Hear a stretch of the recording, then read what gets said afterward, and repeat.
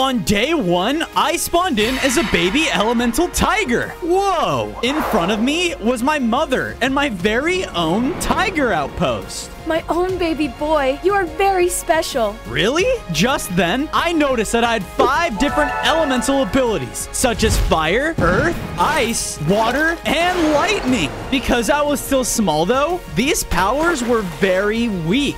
Man, I have a lot to learn. Just then, an explosion took place in our home, caused by a small black cat. Yes, my robots, take this colony down. It is time to rule the felines, to prove that I am more than just a house cat. I watched as the robots rushed in and started to weaken my tiger tribe. And with one button, he sent out a shockwave that turned many of the tigers into tiny, harmless cats. Son, follow me now. I followed my mother, and she led me to a small exit. Mom, what's going on? Shadow, he's found this place. You must go. Master the elements to stop this. Before I could ask any more questions, my mom was shot and transformed into a small cat as well. Mom, no! Knowing that I had to save my people, I left through the exit with the black cat's robots chasing right behind me.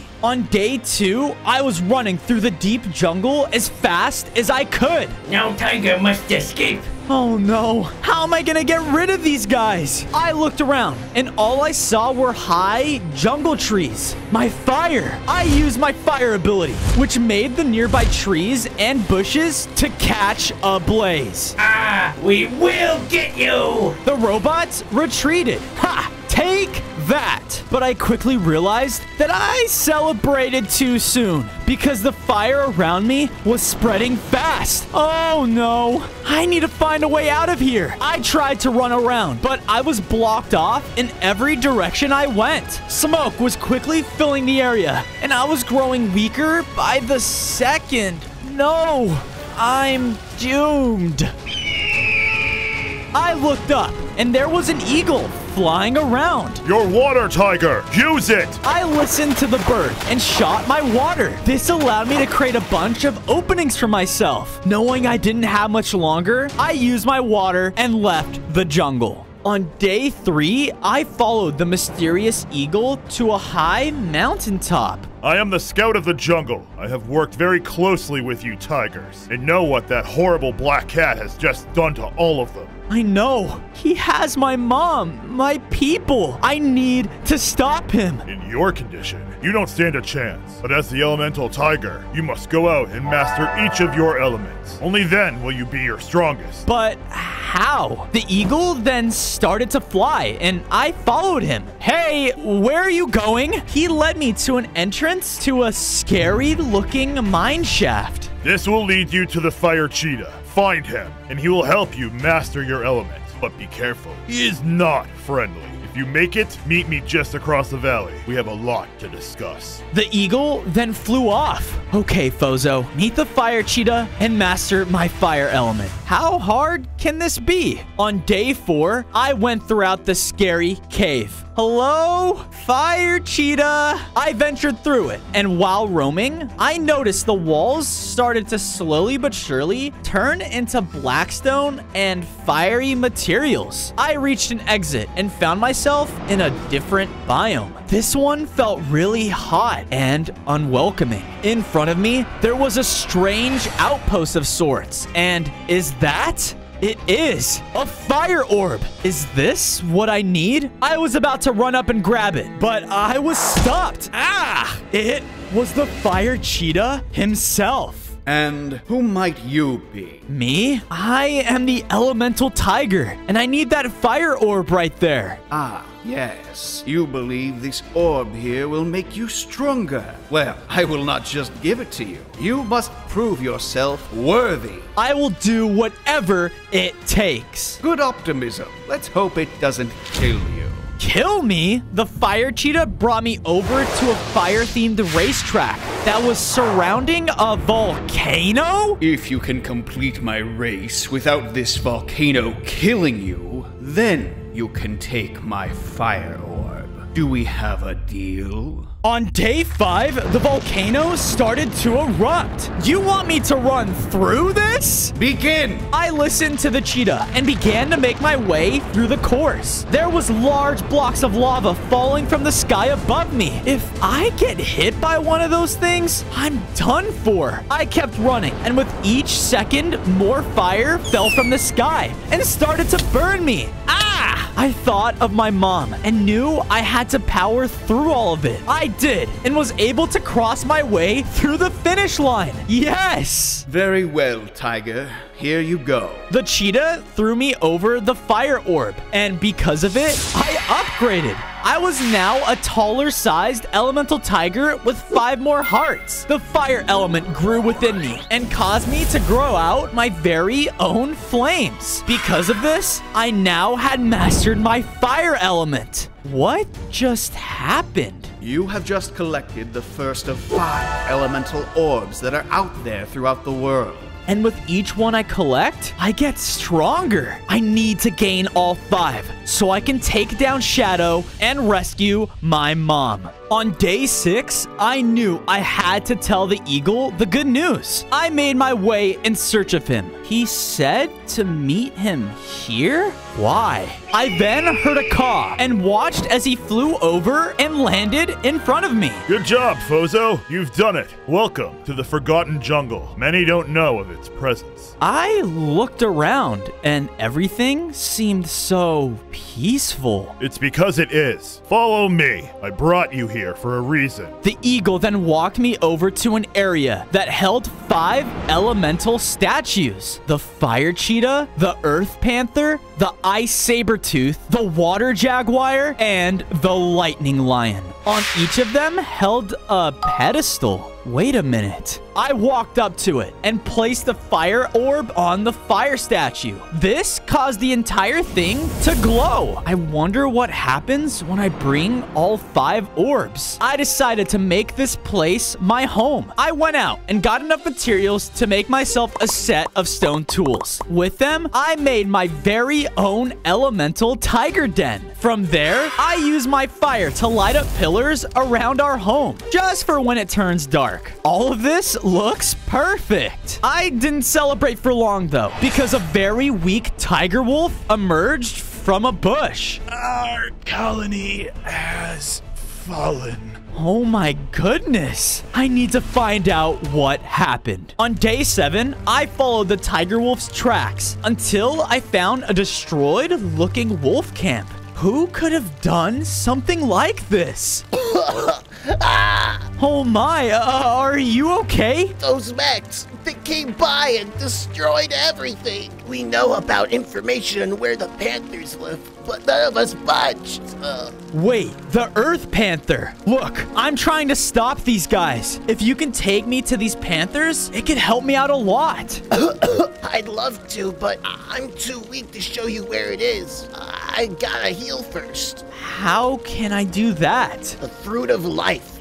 It's a healing fruit. Find the elder tree and bring me one. Then I can show you where they live.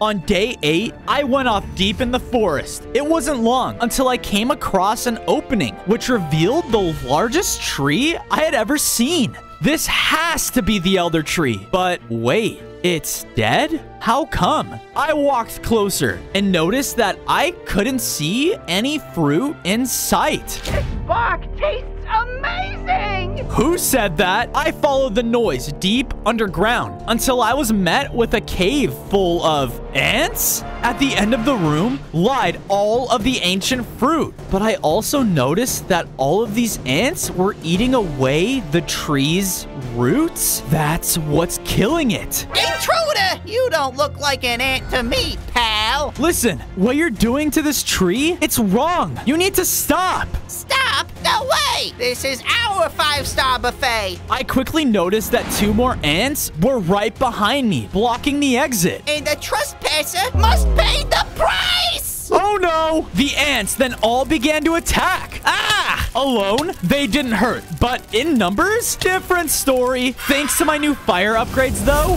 they didn't stand a chance. It wasn't long until I took down most of them, which caused a giant ant to drop down in front of me. You hurt my people, you will pay the price. On days 9 to 10, the large ant king rushed in. Ah! He would shoot out attacks that allowed him to shoot out dirt blocks at me. Ah! Gross! Please, stop! Never! Fine. I used my upgraded fire abilities on the king, which hurt him a lot. He kept shooting and shooting though. But with one more fire blast, he was down for the count. Yeah, fire is a little stronger than dirt. I walked over to the fruits and picked one up. Okay, let's hope this works. I traveled all the way back to the tiger wolf camp, and the wolf was waiting in one of the tents. Okay, here you go. Oh, whoa. I feel so much better. Thank you. Now, let me introduce you to the Panthers.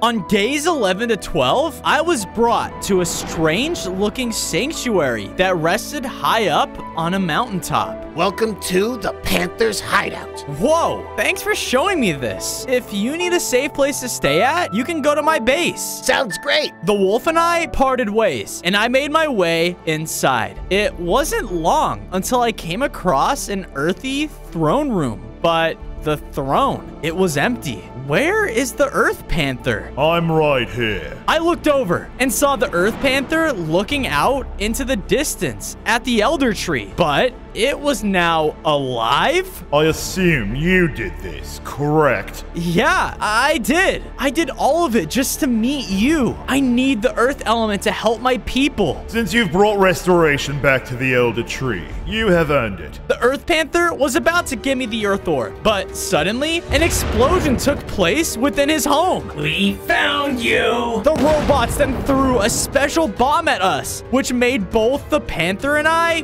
pass out. On days 13 to 14, I awoke inside of a cage. Ah, where am I? I looked around and was in some sort of prison area. After a second glance, I noticed that this was where all of the cats were being held. Oh my goodness. Ah, the boss is gonna be happy when he gets here. Soon enough, you'll be a house cat. Oh no, the mech walked away. I have to find that Earth Panther and get out of here fast. I noticed the cage I was in was made out of a special type of glass. Okay, Fozo, here goes nothing. I used my fire element, shooting out more heat than I ever had. This caused the glass in front of me to melt down. Okay, now to find the Panther. I walked through until I saw an older lady sitting on a chair off in the distance. Oh, Shadow, you're gonna bring me all the house cats in the world.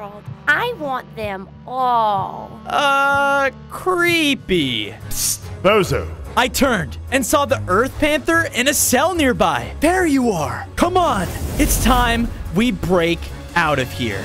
On days 15 to 17, the Earth Panther and I were both escaping the prison. I think we're gonna make it. Oh, you've got to be kidding me. We need to find a way out of here, and fast. Just as he finished his sentence, Shadow dropped down right in front of us. Oh, look what we have here. A panther and an elemental tiger. You both will serve as great new house cats. You took my people from me. Everything from me. Silence! You know nothing of what it feels like to be a pet. To be a small, useless cat, known only for their bad luck. I will show everyone what it feels like to be small and useless so that you can see exactly what I have gone through. Never. Quick, take this. The Earth Panther threw me over the Earth Orb, and I upgraded. I gained 5 more hearts and had now mastered my Earth element, causing me to grow my very own stone claws. Whoa. Follow me. Now! Using my new Earth claws, the Panther and I both drilled down beneath us, allowing us to escape just in time. I'll have you soon enough. In time. In time.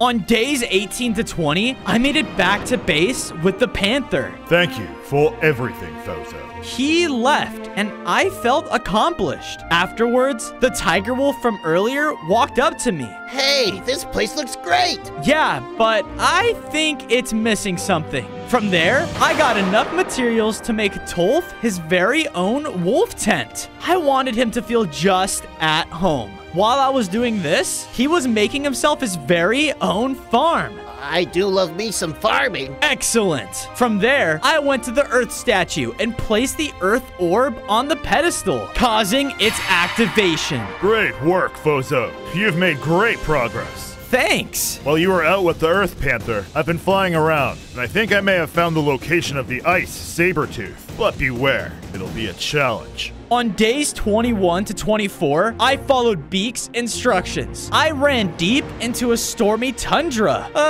This place is freezing. It wasn't long until I reached an entrance to a cavern. Yeah, I think I'm going the right way. The only way to the ice saber-tooth is through the frozen caverns. Use your elements, Fozo. Use them. I walked inside and was immediately met with the sounds of whispers throughout the air. Hello? Only those connected with the ice are allowed here. Leave at once. I can't. Not without saving the saber-tooth first. Have it your way. The ice speck started to attack. It shot out powerful ice attacks and used its flying to its advantage. Thankfully, though, ice is weak to fire. Take this. The ice specks melted away, and from it dropped down some shattered ice. With it gone, I continued through the cavern and was met with a large crevice. On the other side of it lied the entryway to the top of the mountain. Using my earth powers, I was able to summon earth platforms underneath my feet so that I can get across. Aha! Okay, Sabertooth, here I come. On days 25 to 28, I reached the top of the ice mountain, and before me was the ice over Sabertooth. Knowing I had to get him out quick, I ran over and used my fire element. This caused all of the ice to melt away. What happened? Hey, it's okay. The last thing I remember, I was trying to protect, and then I got frozen, and... What were you trying to protect? The Sabertooth was extremely worried and began to run off. Hey, wait! What is going on? He didn't listen, though, and kept going. What I was trying to protect was my ice orb, but it got taken from me because of this. I was frozen in there for years. Well, listen, I need the ice orb for something much bigger. Who took it from you? It was an ice yeti, one stronger than most. It came by, pled that it needed it, and from it led to my eternal prison. Don't worry, I will go and get it. Just point me in the right direction. On days 29 to 32, I made my way over to a large igloo of some sorts. So, an ice yeti lives here? Yep, I did the best I could, making sure not to be heard or spotted. It didn't take long for me to see the ice orb off on a countertop. There it is.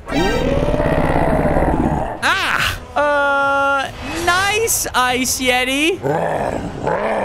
Hey, dude, why are you in my home? Look, I am sorry, but I need that ice orb. What? No, it helps me with my ice cream. Ice cream? That's when I realized the ice orb was placed directly underneath them. Is that keeping them cold? Okay, listen, that orb is very important. I like chocolate. No ice cream, no deal. That's when I realized the shattered ice. I pulled it out. Here you go. This can help with your ice cream. I handed the item over to the Ice Yeti, and he agreed to let me take the ice orb. I took it, and because of it, I gained 5 more hearts. I felt ice spikes growing within me, and now could breathe out ice breath. Awesome.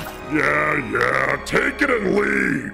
On days 33 to 35, I was walking back to base when I heard some loud hammering in the distance. What is that? I followed the sound and was met with some sort of huge machine. Surrounding it was Shadow's upgraded mech forces. They got stronger. It looked like they were in the process of building this entire place up. Right in the center of everything was Shadow. I want this thing up and running immediately. Those dumb felines have no idea what I have in store. Many believe that cats only have 9 lives. Well, in time, I shall have infinite!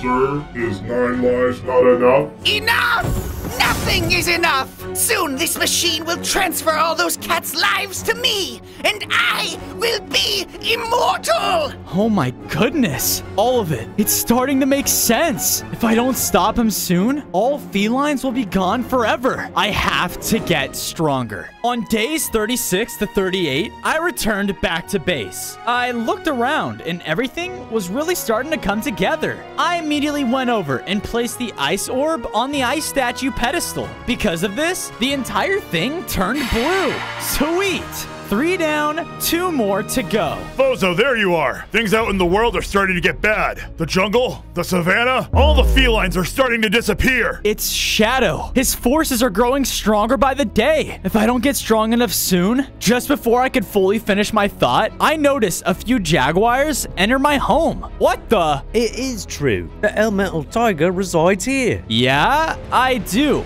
And what can I do for you? Our home, it's dying. For some reason, all of our water drained out. None of us can drink anything. Our people are extremely weak. That's strange. Don't worry, guys. I'm gonna help out. On days 39 to 41, I followed the jaguars to their leader, Jomi, the water jaguar. It wasn't long until we reached their main outpost. And from the looks of things, everything was dying? What happened? No clue. Follow me. I was then brought over to a main throne room, and sitting in the center was the water jaguar himself. Fozo, we've heard all about you. The final defense for us felines. I guess word has been spread, huh? Look around. Our home, our empire, it is dying. And because of it, we're growing weaker and weaker. Jomi brought me over outside and pointed to the river. It was fully drained out. As the water jaguar, without water, I cannot successfully supply my people with the resources they need if something doesn't change soon. I looked out at all the surrounding jaguars, and all of them didn't look so great. I understand. Don't worry. I won't let anything happen to you guys. I know, my dear boy, which is why I shall grant you the water orb if you successfully bring us the water we so much desire. On days 42 to 46, I went off following the drained out river. What could be causing this? What was that? I followed the noise and eventually was led straight to a huge dam. This is it. This is what's blocking the water current. It didn't take long for me to notice inside of it was Shadow's newly upgraded robots. Keep fortifying this area. We need his new machine to be fully operational as soon as we can. And with this water, we will have all the energy we need. So, that's what this dam is for. If I take it down, not only do I get the water element, but I can stop Shadow's plans. I walked closer and realized how many robots were actually there taking guard. I need backup.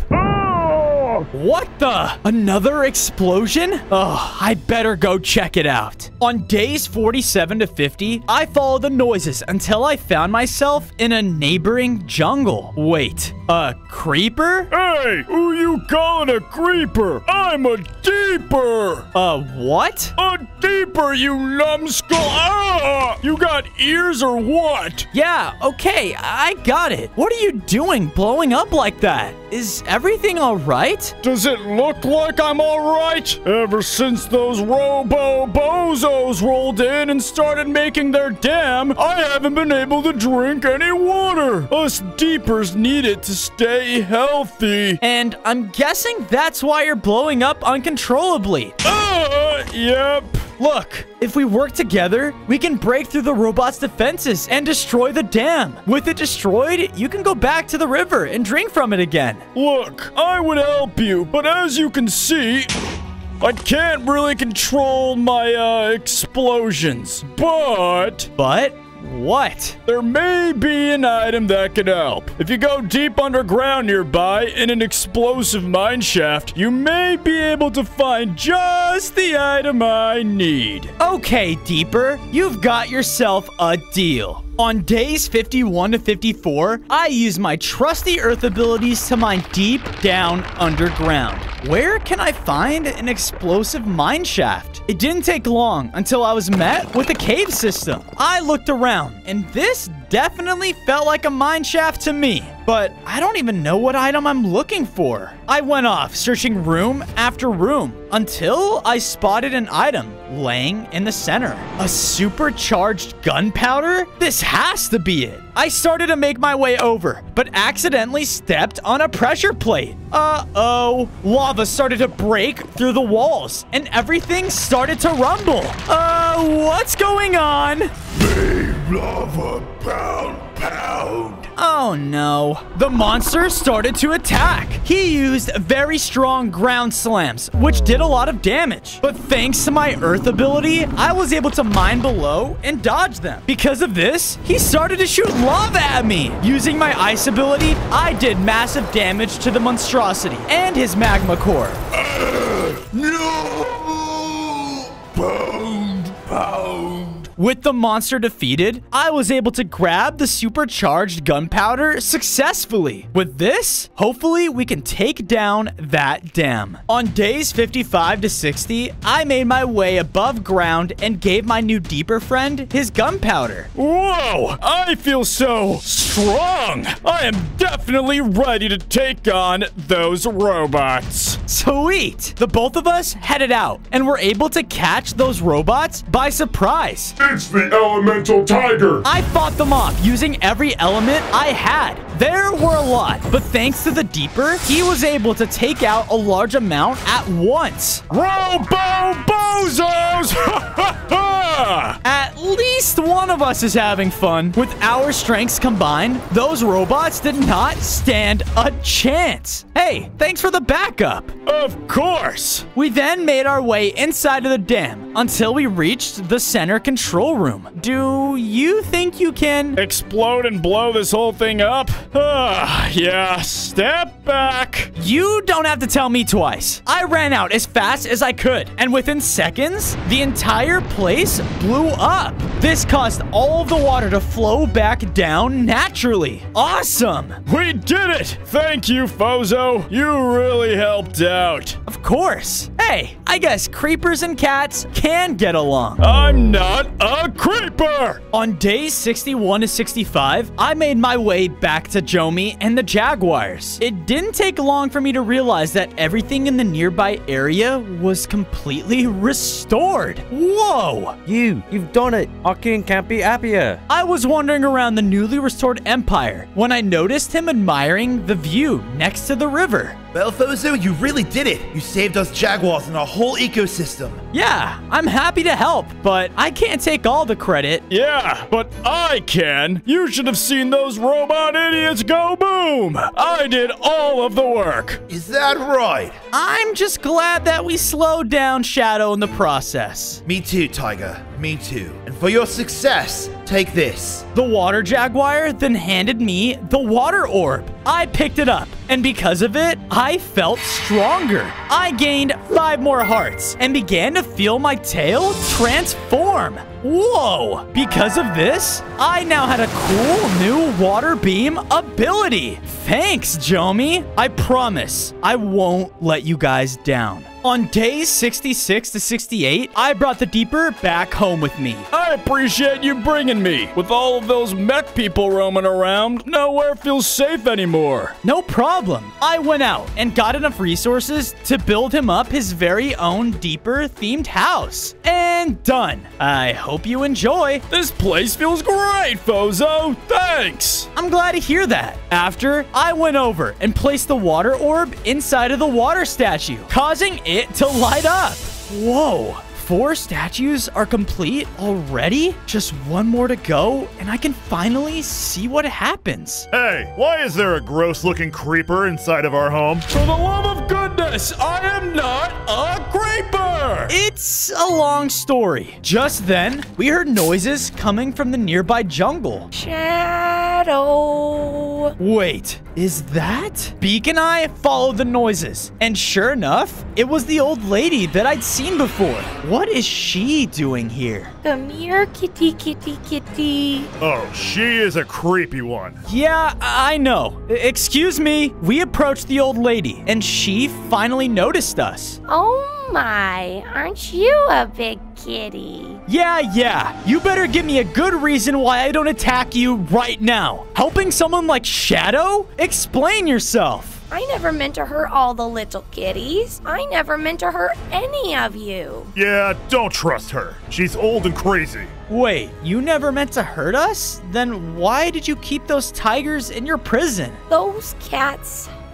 The kitties. I didn't know who they really were. I didn't know what my dear old Shadow was up to. Well, look where that's gotten us. Your Shadow. He is evil and will stop at nothing to take down every single one of us that isn't him. I know. That's why I was looking for him. He came by and took all the cats away. That is when I found out the truth behind his plans, the truth behind his evilness. Do you have any idea where he took them? Sadly, I don't know. But I did find this after he left. I believe he's trying to speed us his little cat mission of his. With the dam destroyed, I have to find a new power source. The Lightning Kingdom should do. The Lightning Kingdom? Oh no. I have to find it now before he does. On days 72 to 76, Beak and I followed the old lady's book deep within a desert valley. So, the Lightning Lion lives here? Not exactly. Not knowing what Beak meant, we continued onward until we made it to a mountaintop of sorts. Is that a shrine? Precisely, Fozo. The Lightning Lion is the most sacred out of the elements. His Cloud Kingdom can only be visited through this specific shrine. I'm sorry, did you say Cloud Kingdom? Correct, and these stones are our passageway.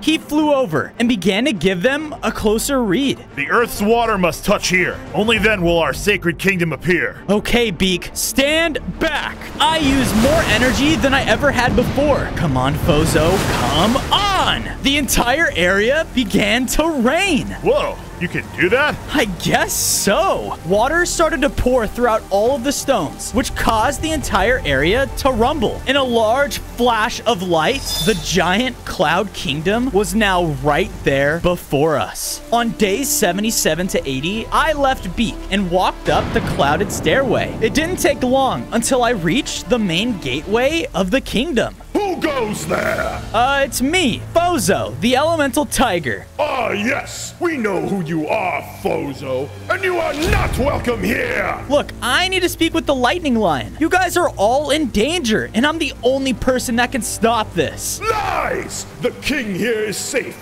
and you are now officially trespassing. For that, you shall be punished! No, wait! The guard didn't listen though, and started to attack. He used an incredibly strong lightning blade. Ah! I have to fight back. I did, using all of my elements I'd mastered. Fire, ice, water, you name it. With all of them combined, I could tell that the guard was starting to look very weak.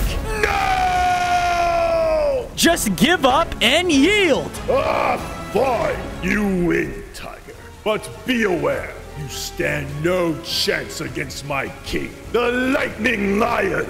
I guess I'll have to take on those odds. I walked past the guard and roamed through the Lion's Sky Empire until I made it inside of the main lightning room. Sitting up high on a throne was the Lightning Lion himself. You!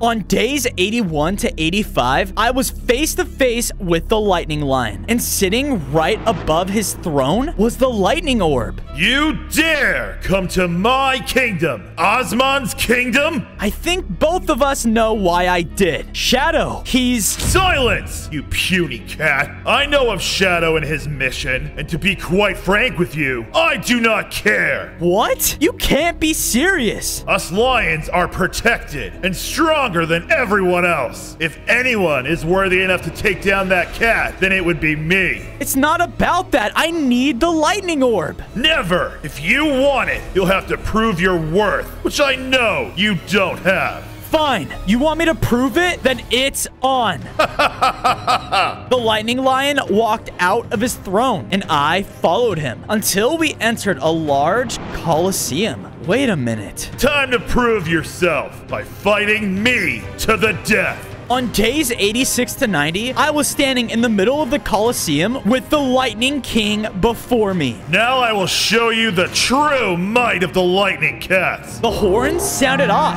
Osman started to hit me with bolts of searing hot lightning energy. Ah! He was really strong, but I knew in order to save my family and all the cats, I needed to win. I began using my new water beam on him. You think a little water can hurt the king of the clouds and the sky? You really thought you could stay up here in this castle and just let all cats suffer while you looked down on us? You're a coward, Osman! Who are you to call a king a coward? I focused all of my elemental energy until I built up enough to send out my most powerful attack yet. Ah! It's over. Just finish it.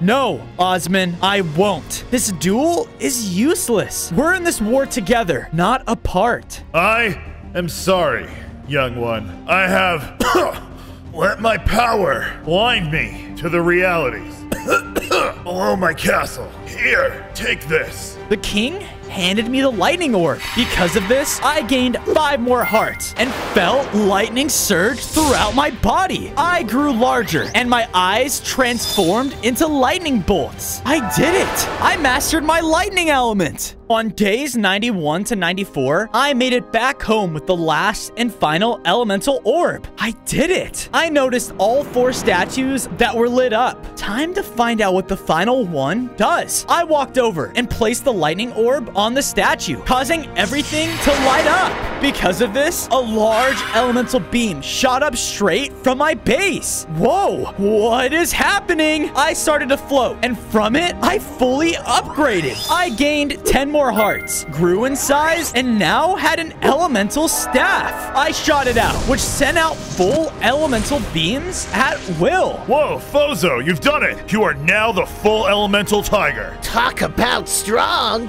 Thank you, guys. I mean, for everything. Without you, I don't think I could have done this. Any of it. Just then, a large rumble began to fill the area, followed by a siren. Oh no, Shadow's machine. Well, it's not over yet. You'll have to stop Shadow. If you don't right now, you will never die, Fozo. I know. Come on, guys. Let's take him down together. On days 95 to 99, I followed the sounds of the machine with my friends until we reached a clearing. Oh no. Shadow's machine? It's fully operational and guarded by countless robots. I looked over and saw all of the cat tigers. I have to save them. I then noticed Shadow up high, watching over everything. Yes, within minutes, these cats' lives will all soon be mine. Hurry, we have to stop him. Let's go. Together, all of us pushed into battle. I used every element that I could, taking out groups of robots at once. Tolf used his wolf-biting attacks to help him out as well. And Beak shot down heavy attacks from above. All together, we were really weakening the forces. Fozo, the cats! You're right. I ran over and broke all of the cats out of their cages. Fozo? Mom! You have to stop that cat. Only then we will be freed. You don't have to tell me twice. I looked up,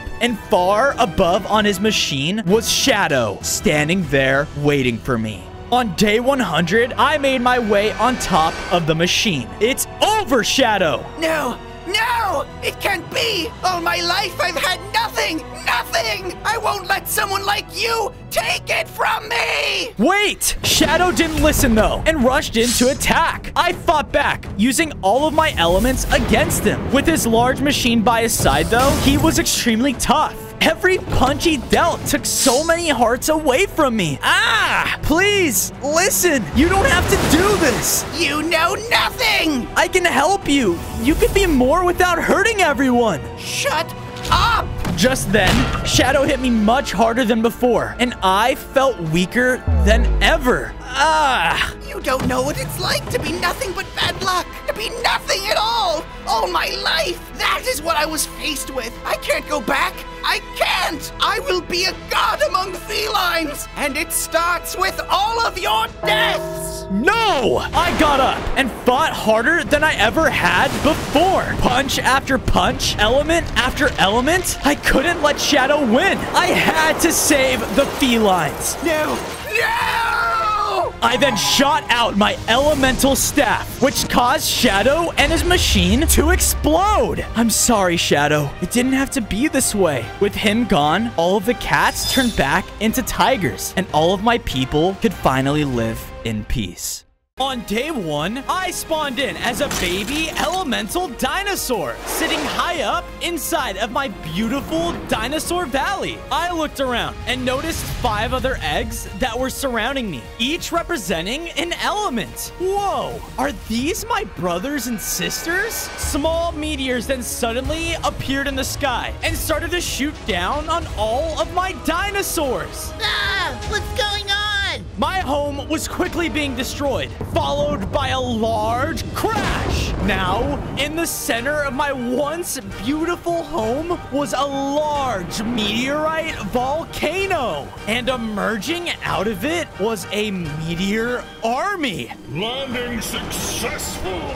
Soon we shall rain down our largest meteor yet from the skies. Once that is done, this entire planet will be nothing but a lifeless rock. No! I watched as the meteor men began to swarm my home, killing all of the innocent creatures inside of it and turning my old valley into a battlefield. One of the small meteors then crashed right onto my nest. All of my siblings' eggs went flying outward into the sky. My family! I fell down to the ground, injured and not sure where to go. But thankfully, my mother dinosaur found me. Fozo, my elemental boy, we must leave now if we want to survive. On day 2, I was running with my mother throughout the neighboring forest, scared out of my life. There were meteors crashing down from above us. Stay right next to me. I watched as other dinosaurs got hit and all were killed by the flying rocks, followed by more magma men spreading throughout the area. Just then, a very large meteor dropped right in front of the 2 of us, with the main magma leader standing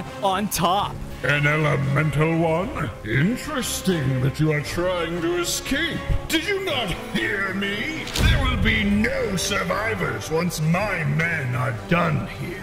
Listen to me now. You must unite with the rest of your elemental siblings. Only they can help you master your abilities. You must stop all of this together. My mom then rushed in to fight against their leader. She did everything she could to hold him off, but I can clearly tell he was an expert with his powers and fighting abilities. He slammed down heavy meteor slams into the ground, and my mom was looking weaker by the second. I knew I had to run, so I tried, but quickly ran into fire. Your water, my boy. Use it. I listened to her and concentrated, allowing me to shoot out little bursts of water. Whoa, I have elemental powers. I was able to create an opening for both of us to leave. But when I turned back, I saw that the leader fully killed my mom.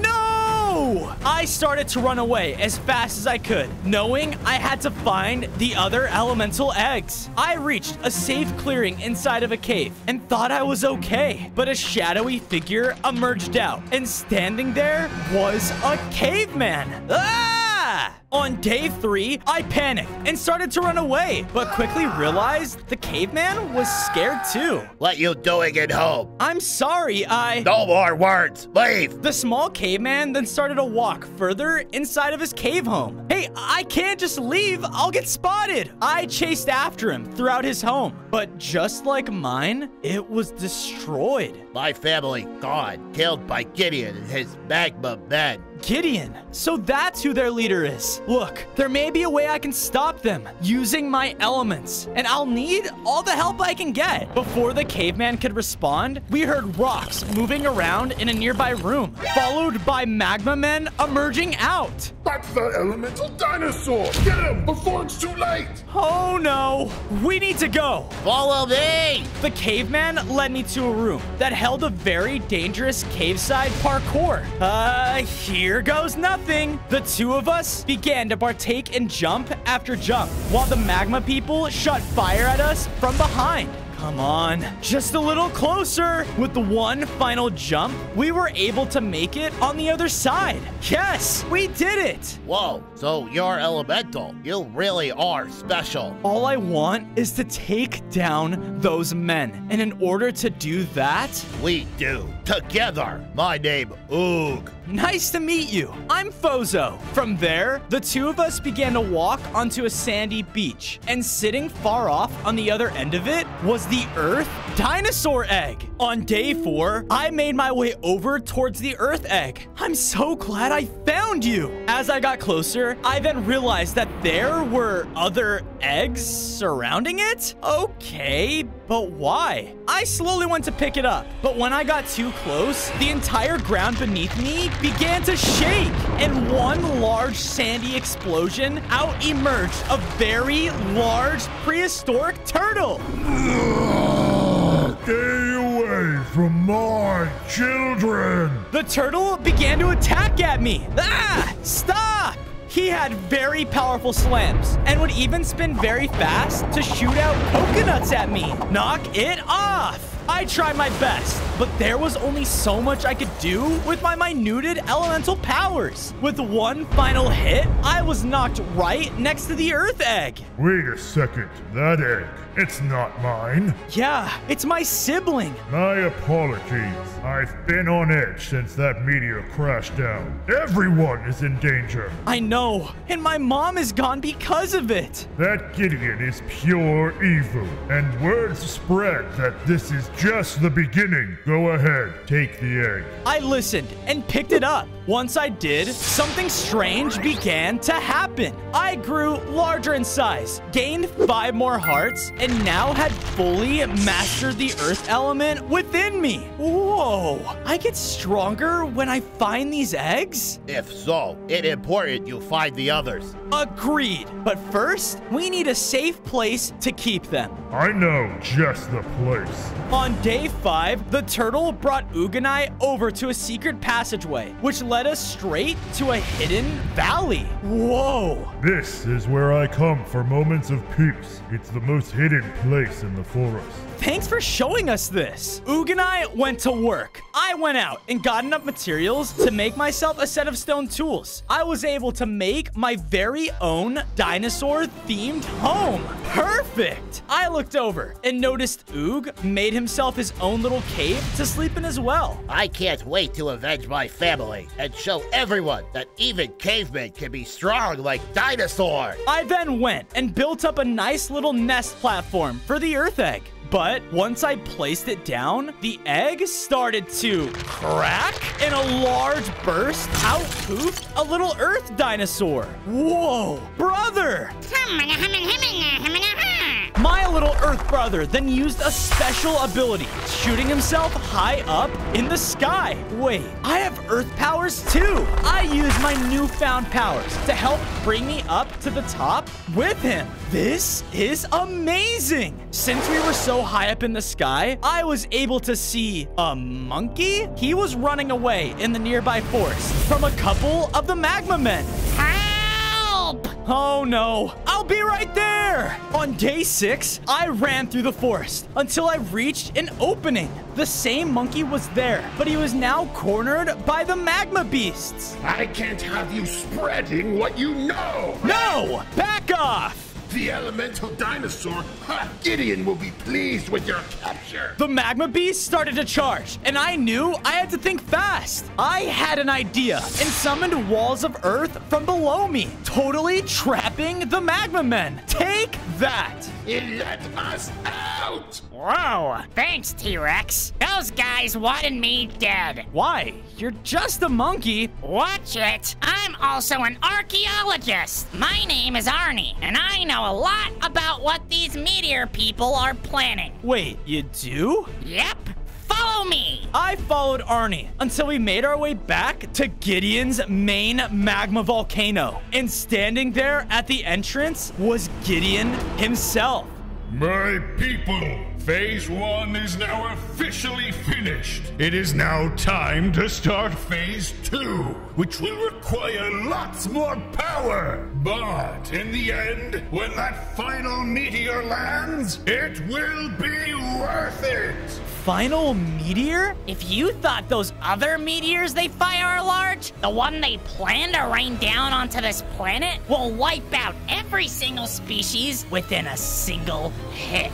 That's not good. There is one dinosaur that I'm worried about. One that yields the elements. Go out and make sure he is brought back to me alive. Oh no, I need to find the next elemental egg. Wait, I think I saw an egg like that recently. Follow me. I followed the monkey until we reached a crash site. Everything looked destroyed. Wait, no. The egg, it was right here. Hold on, let me check. The monkey used a special type of magnifying glass, making a trail suddenly appear before us. Whoa. Bingo.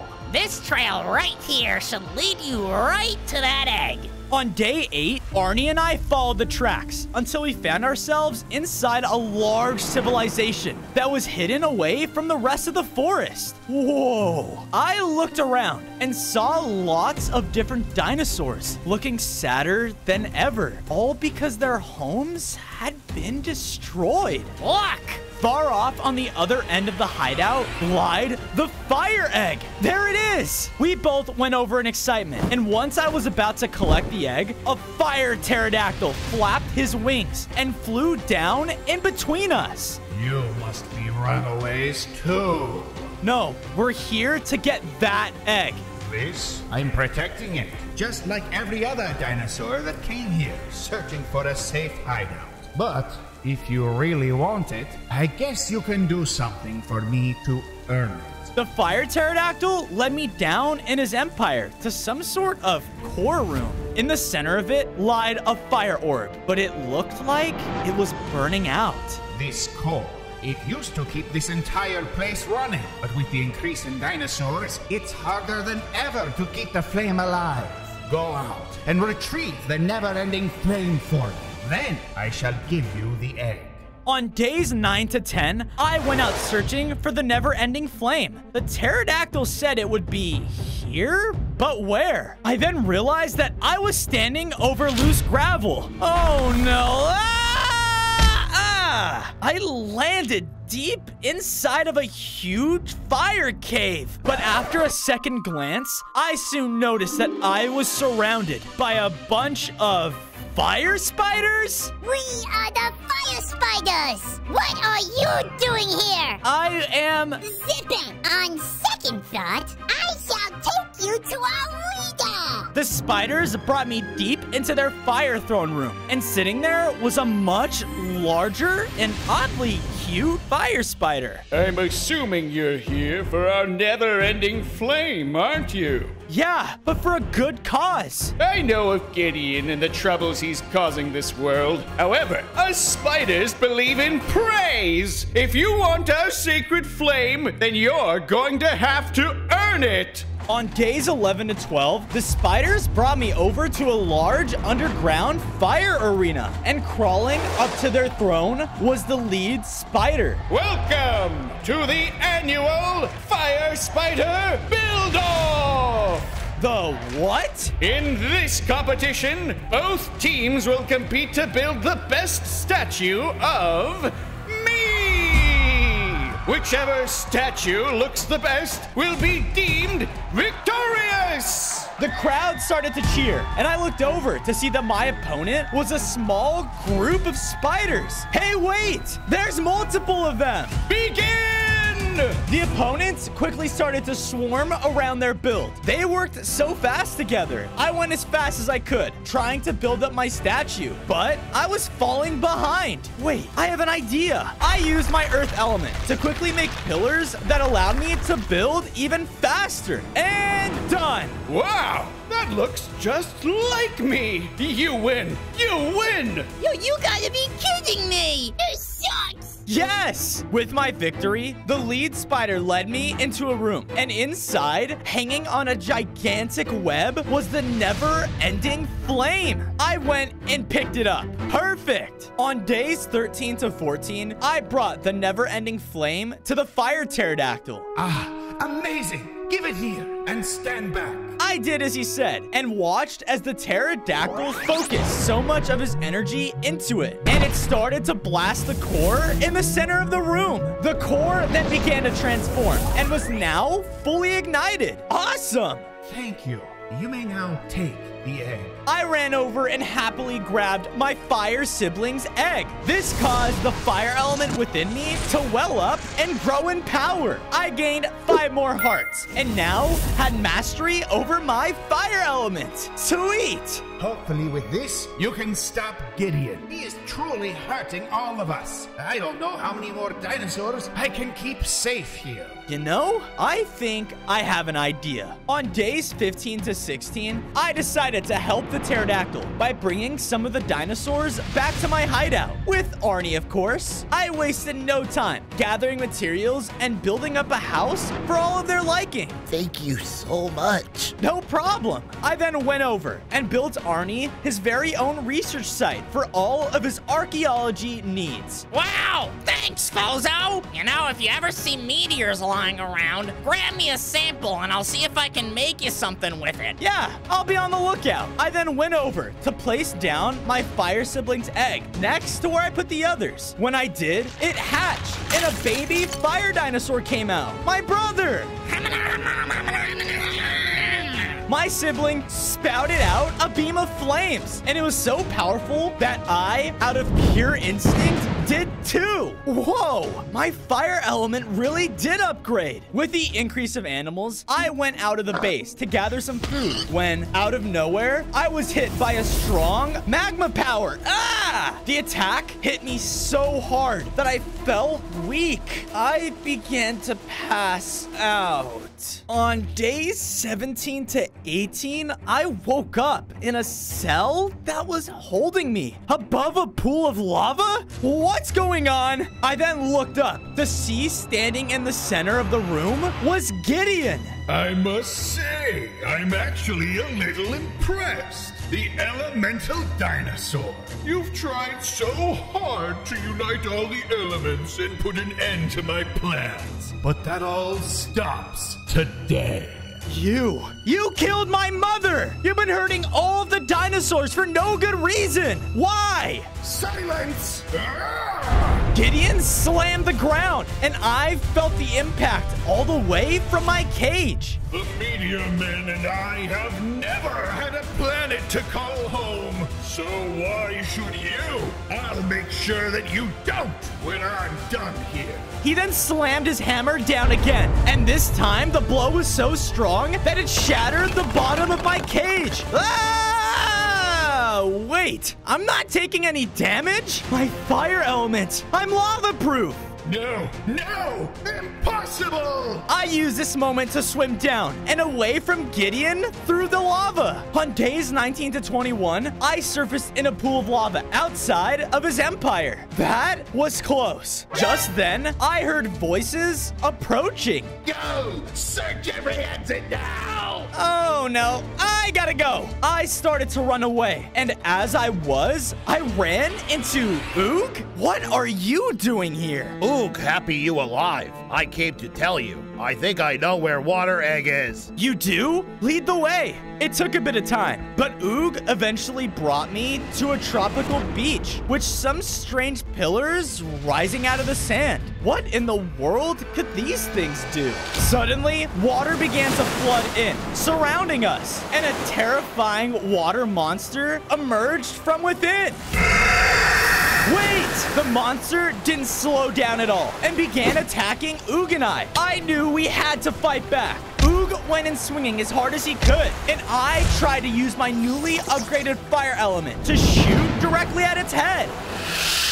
Because of this, the monster began to transform down into a much smaller water person. Wait a second. You're not Magma Man. Apologies, my vision gets a little blurry in my rage state. We are here looking for the water egg. Do you know where it is? Why, yes. I know exactly where it is. You'll just have to come to Atlantis with me. Wait, what? She then walked to the center of our platform and performed a ritual, causing a burst of blue light. The ground began to shake, and in a huge blast, emerged the city of Atlantis. On days 22 to 26, we were roaming through the lost city with fish people swimming all around us. Ugh. Stupid air breathers. Rude. We continued on until we finally reached a grand throne room where a much larger fish king resided. Visitors, for what reason do you disturb the king of Atlantis? We are here searching for a water egg.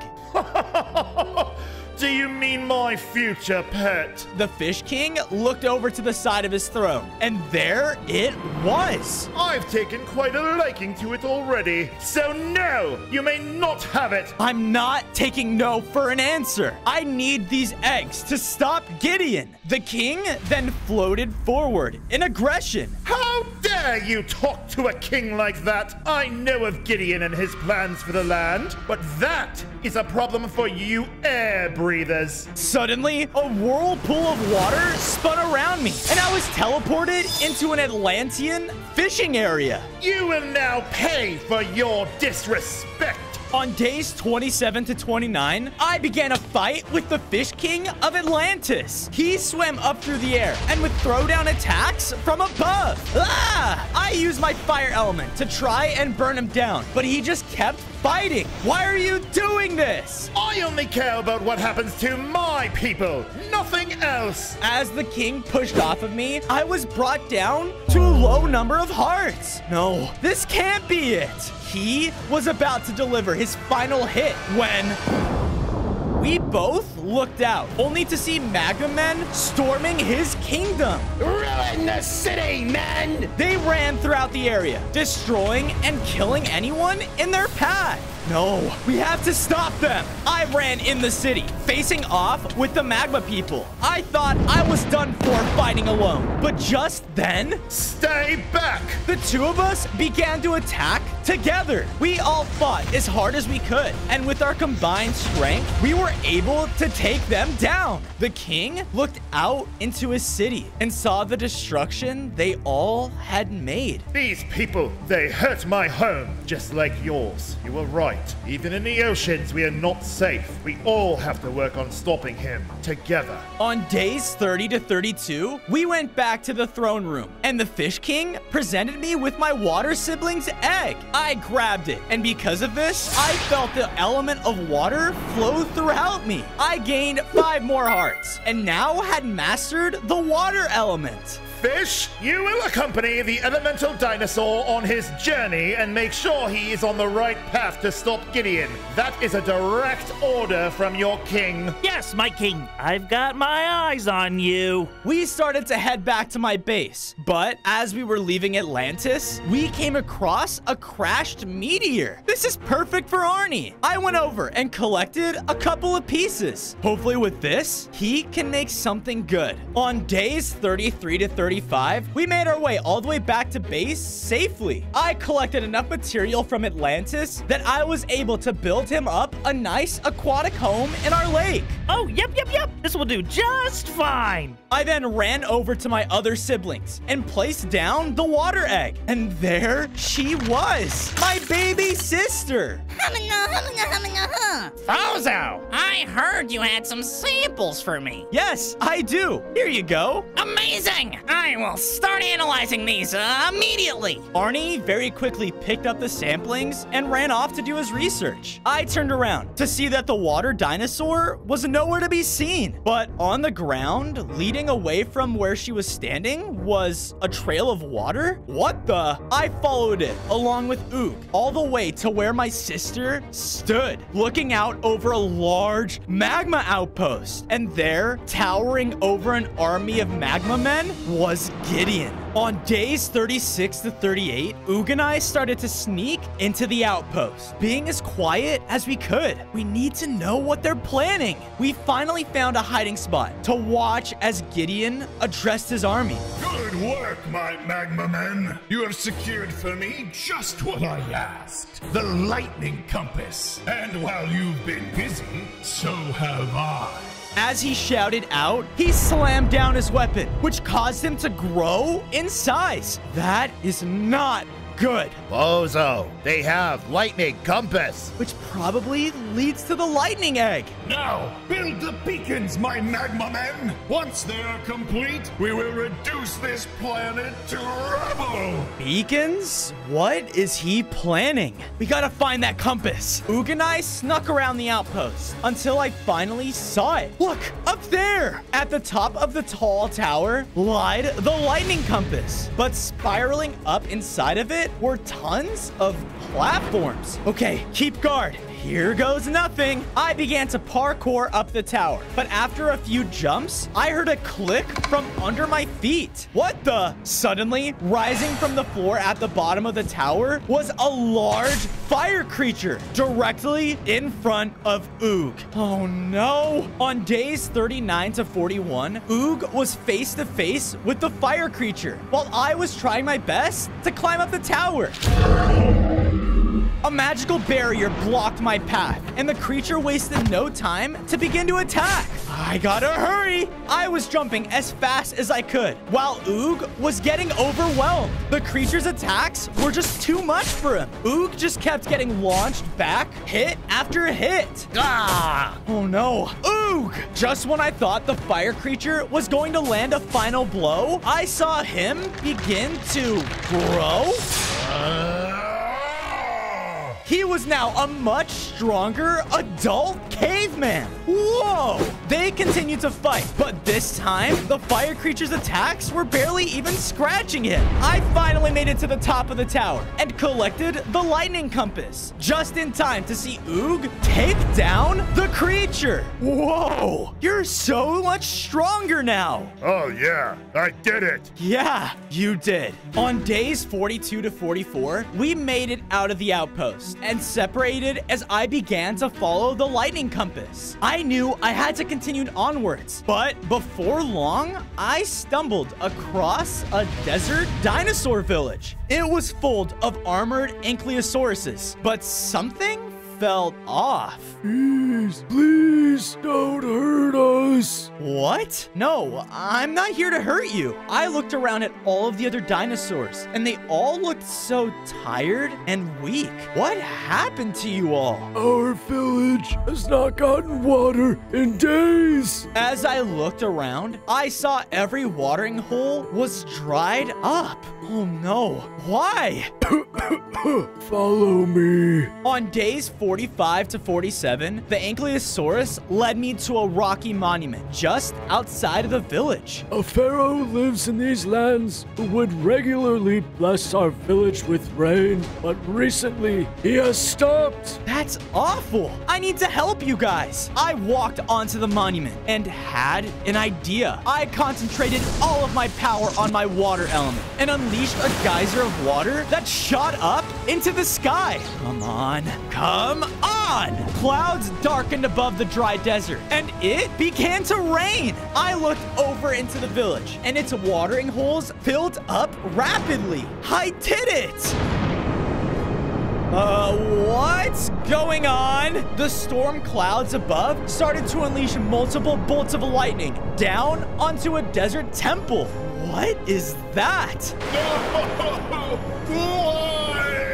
I then looked down at the lightning compass, and its dial was pointing directly towards the temple. Well, I guess I know where to go next. On days 48 to 50, I made my way towards the temple, and as I got closer to the entrance, I heard more cries from someone inside. Where could it be? I continued inside, reaching a chamber where I saw the lightning egg.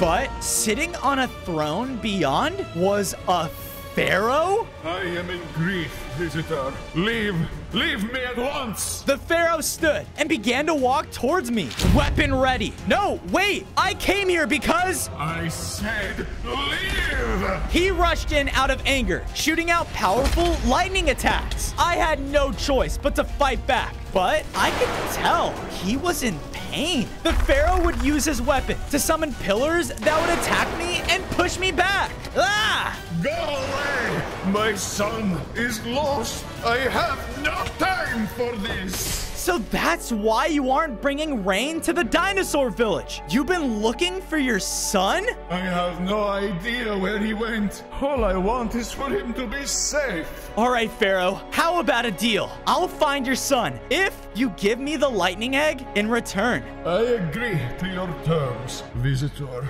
On days 51 to 53, I went out and searched the desert for any sign of the pharaoh's son until I saw a huge magma maze. The lava from it was slowly seeping outwards and towards the desert. Could he be in here? I ran into the maze without a second thought, jumping through obstacles and searching my best. As I continued on, I spotted a powerful looking magma minotaur. Where are you, you little pharaoh? So, he is here. I gotta find him first, but I can't be spotted. I kept going through every part of the maze when I noticed that a part of the wall was cracked.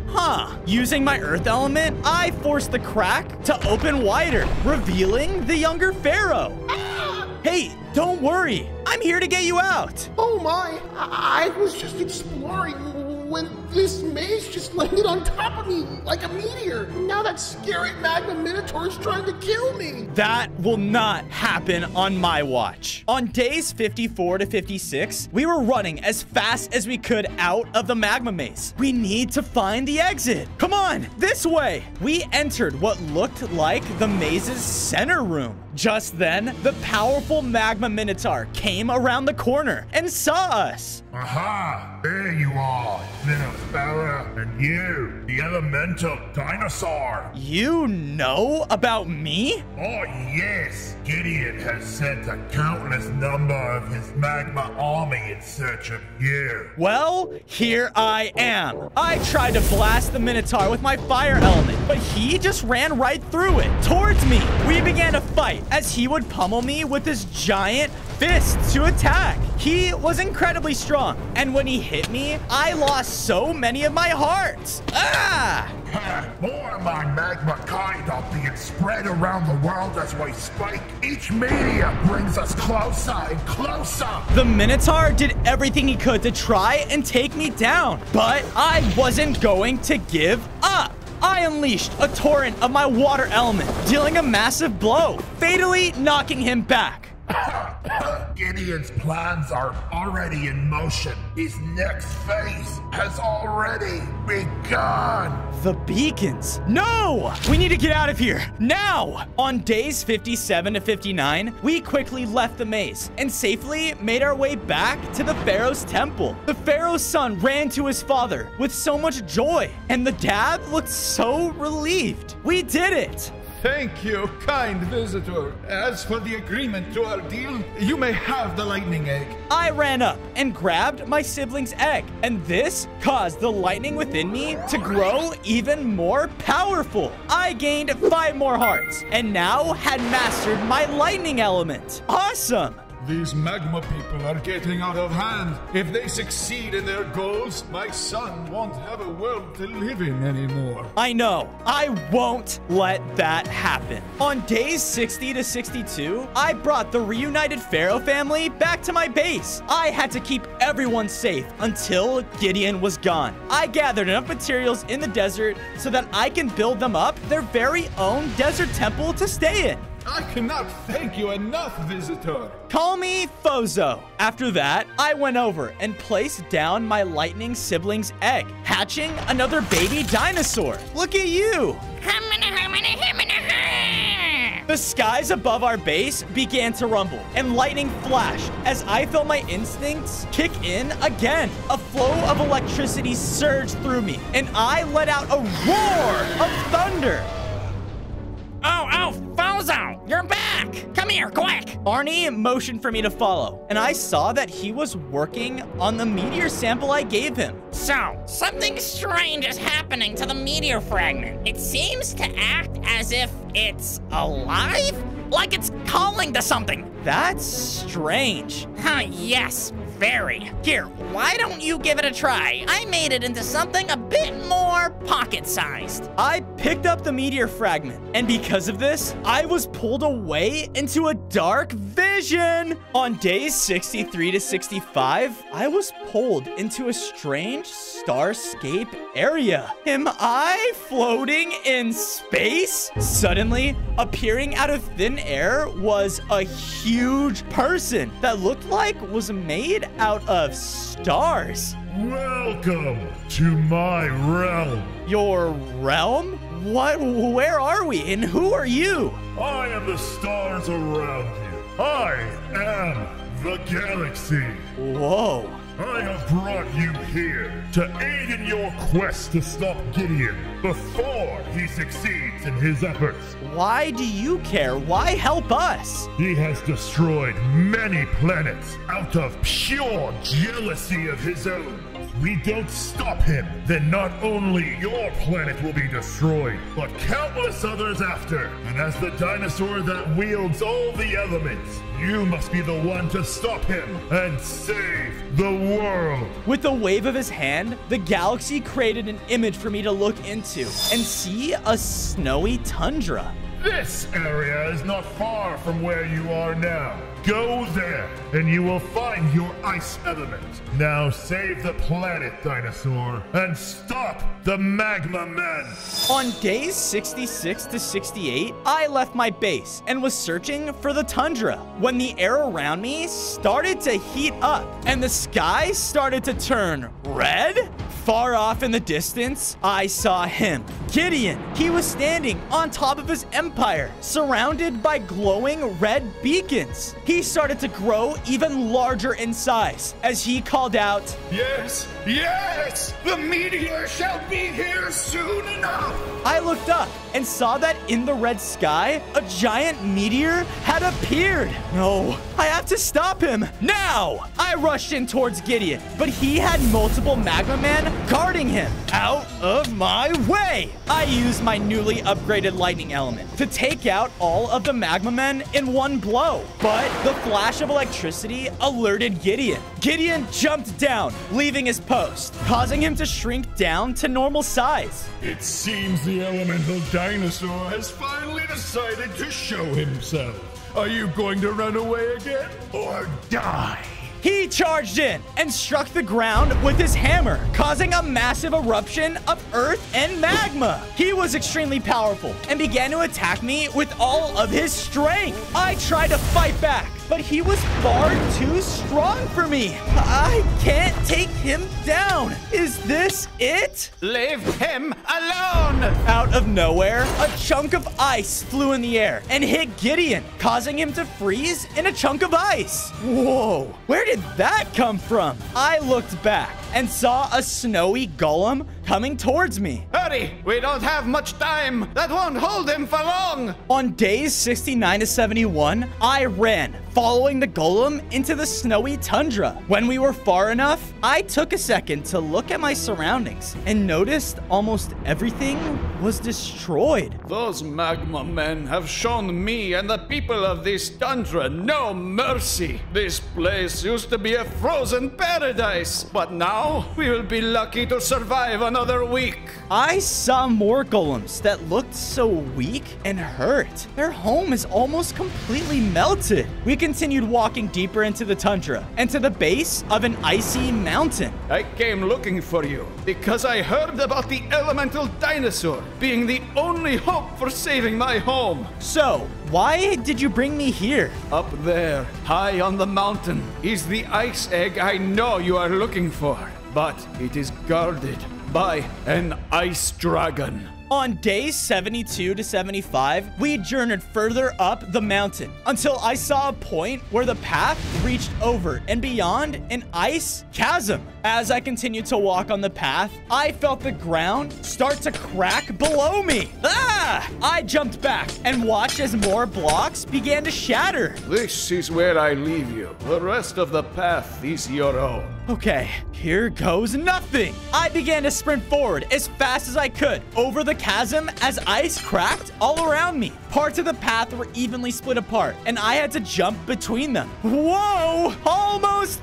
there! With the one final jump, I leapt towards the final part of the snowy path and just barely made it. Yes! In my excitement, I didn't even realize that I ran up right to the entrance of a large den, and seemingly awoken by my presence was the ice dragon right next to the ice egg. On days 76 to 80, I stood face to face with the ice dragon. Have you come here to slay me? No, I came here for that egg. Ah, yes. I am the protector of these lands. I would do anything to keep those golems safe. So, we're in agreement then? Yes. You will need all of the power you can get to stop Gideon. But who's to say that you will even win with the mastery of the ice element? I've come too far to not try. Oh, very well. But first... The dragon leapt forward, landing right in front of me. You must be deemed worthy! On days 81 to 85, the ice dragon took to the skies and began to charge at me. He would shoot his icy breath, damaging my health a lot. Ah! Knock it off! I tried to fight back, shooting back every element I could. Even my fire wasn't hurting him? Come on! Not only did he summon gusts of icy cold snow, but he would also knock me back with his roar. You think you are worthy? I am! My inner rage began to build up. I knew that all of these people were counting on me. I can't let them down. I shot out my lightning straight at the dragon, hurting him a lot. Then, while stunned, I would shoot him with blast after blast of fire. Take that! With one final hit, the dragon admitted defeat. You are worthy! With his permission, I went over and picked up the final ice egg, transforming me into a fully elemental dinosaur. I gained 10 more hearts and felt stronger than ever. I did it. On days 86 to 90, I was making my way home. But as I was, I took quick notice of the terrain all around me. The skies were very red, and the meteor was now about to hit our world. No, I need to stop Gideon, and I need to do it now. On days 91 to 94, I rushed my way back home, only to see all of the animals freaking out. Fozo, the meteor, it's about to hit. None of us will survive that impact. I know, which is why I'm going to go and stop him. I hurried back and placed the egg with the rest of my siblings. Once I placed it inside, it hatched, only to reveal the final elemental dinosaur. I looked around and saw that all of my siblings had now been united. Now that all of you guys are safe, those magma men are done for. I was about to leave, but then noticed that all of them began to form around me, each bursting out a beam of their element. What are you guys doing? In a huge elemental burst, I grew even larger and was now a massive elemental dinosaur. Awesome! Fozo, we must leave now! On days 95 to 99, Oog and I rushed to a clearing, only to see Gideon's main empire had fully taken over my previous home's surroundings. All of the water was lava, and there were now countless magma men around the area. In front of the empire's main volcano was Gideon, addressing his army. The meteor, it's almost here! These creatures are too late! No! The two of us rushed in, catching the magma men's attention. They all began to attack us and shoot fire, but with Oog and I's increase in health, they didn't stand a chance. Time to see what new ice ability I've got. I was now able to summon icy chains to freeze them in their tracks. No! No! Stop them! No! They were trying their best, but with all of my elements combined, most of them were taken down. No matter. You want a real fight? Fine by me! Gideon ran inside of his volcano, and I chased directly after him. On day 100, Gideon and I were face to face in the core of his volcano. Stop this, Gideon! Stop! No! This meteor will land, and your planet will turn into a wasteland! Just then, the floor began to rumble, and smaller meteors began to fall from above. The meteor, it's about to hit! Look, I know you didn't have a planet to live on, but that doesn't mean you could just take others away.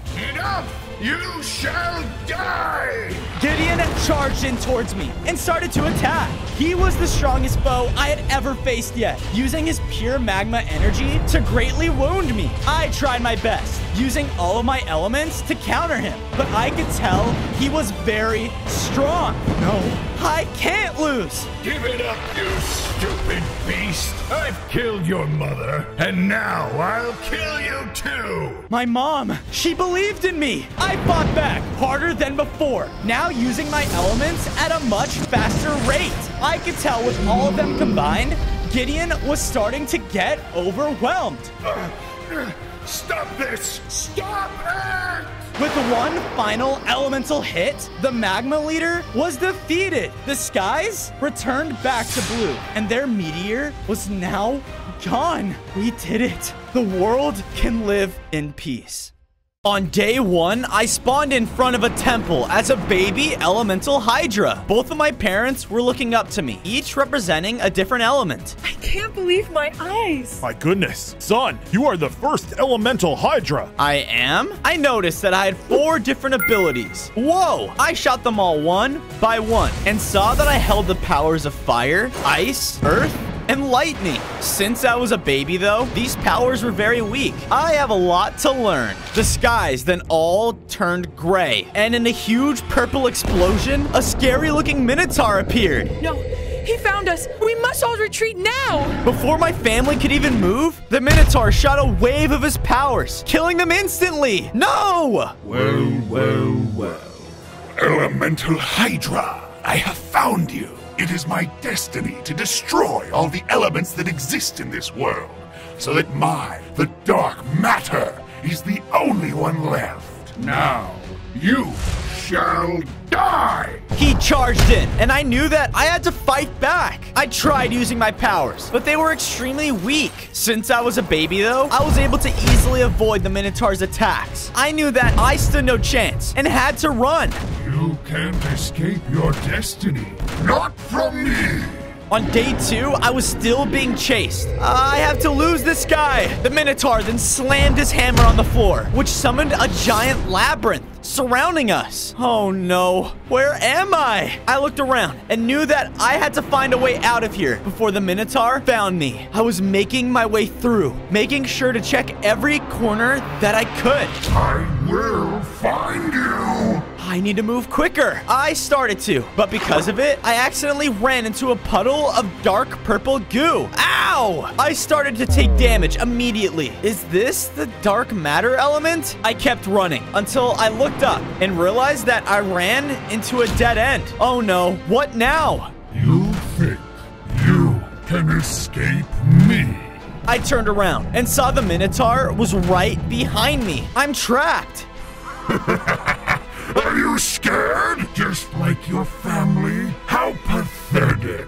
You know, killing them brought me joy, and so will this. I thought I was done for until a fire griffin landed right in front of me. What the? Hurry! Hop on! I did as the griffin said, and we started to fly out of the labyrinth. Run now, but your time will come to an end very soon. On day 3, the griffin and I were flying over the mountains. Hey, so you never told me your name. Why did you save me? Quiet, Hydra! We're almost there! Almost where? All of a sudden, a large mountain appeared in front of us. Whoa, what is this place? Ah! Ouch! Why would you just drop me like that? I thought you were a good guy. Shut up and turn around! I did as the fire griffin said and saw a fire elemental orb floating right in front of me. What is that? The fire griffin hit me into it, which caused me to absorb it. My body then started to change. I gained 5 more hearts and grew into an adult-sized elemental Hydra. Whoa. I also noticed that my fire ability was way stronger. I knew the elemental Hydra would arrive, but I didn't know it would be this soon. What just happened to me? This was the first of the 4 elemental orbs that exist in this world. Each you collect will make you that much stronger. Well then, I want to go out and collect all of them so I can avenge my family and defeat that Minotaur. Excellent! The name's Flu. Nice to meet you, Flu. I'm Fozo. Our introductions got cut short, though, because the volcano that we were standing on sounded like it was about to erupt. We need to leave now. On day 4, Flu and I were running as fast as we could with the volcano erupting behind us. We must find a place to take cover. Agreed. I looked over and noticed a small cave entrance. There! Both Flu and I ran inside of the cave, just in time. Man, that was close. Flu and I both made our way through the cave, knowing we needed to find an alternative exit. We then finally reached a clearing, leading us to an open area. Whoa.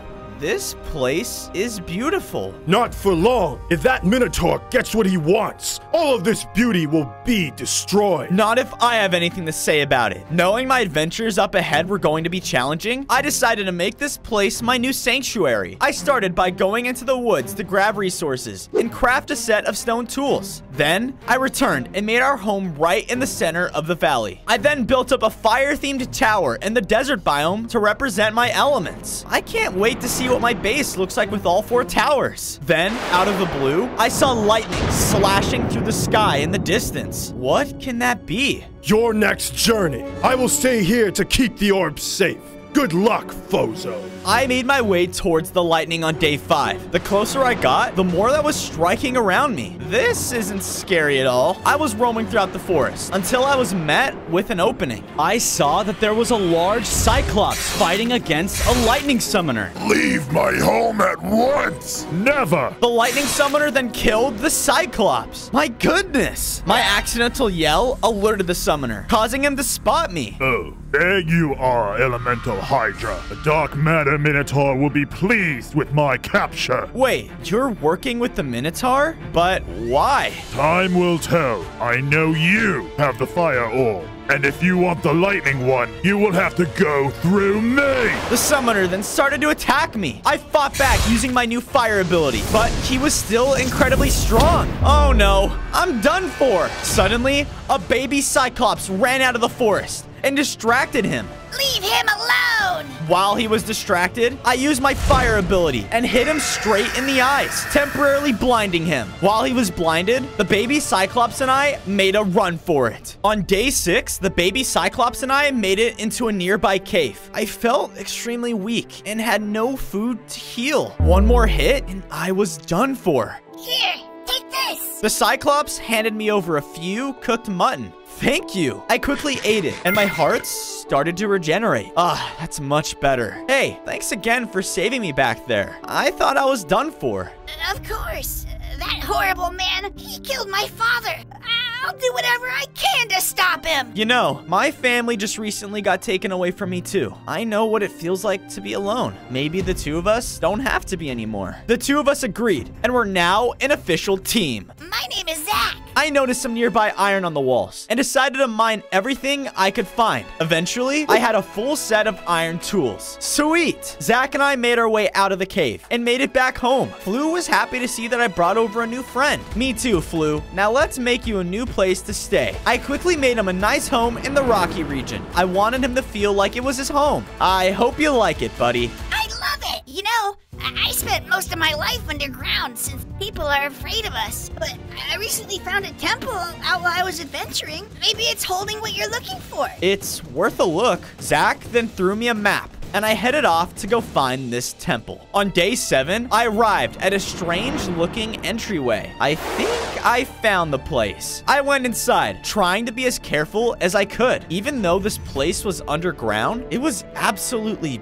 beautiful. While going down, I managed to find an abandoned-looking chest. Inside of it was an iron chest plate. Awesome. I kept going until I was met with an ominous opening inside the cave. I don't have a good feeling about this. At the other end of it was a large door. I went in front of it and tried to open the entryway, but it wouldn't budge. Ah, come on. How am I supposed to get in now? All of a sudden, a giant club got smashed down over me. Ah! Those who enter this domain shall die! No, wait! The troll didn't listen, though, and kept attacking. I knew at this point, it was either gonna be me or him. His attacks were hard, but with my new fire ability, I was putting up a fight. I shot him one last time, defeating him. And from the looks of things, he dropped a key. I picked it up and used it on the door, causing the entryway to open. Time to find out what this troll was protecting. On day 8, I entered a new area inside of the temple. I was inside a room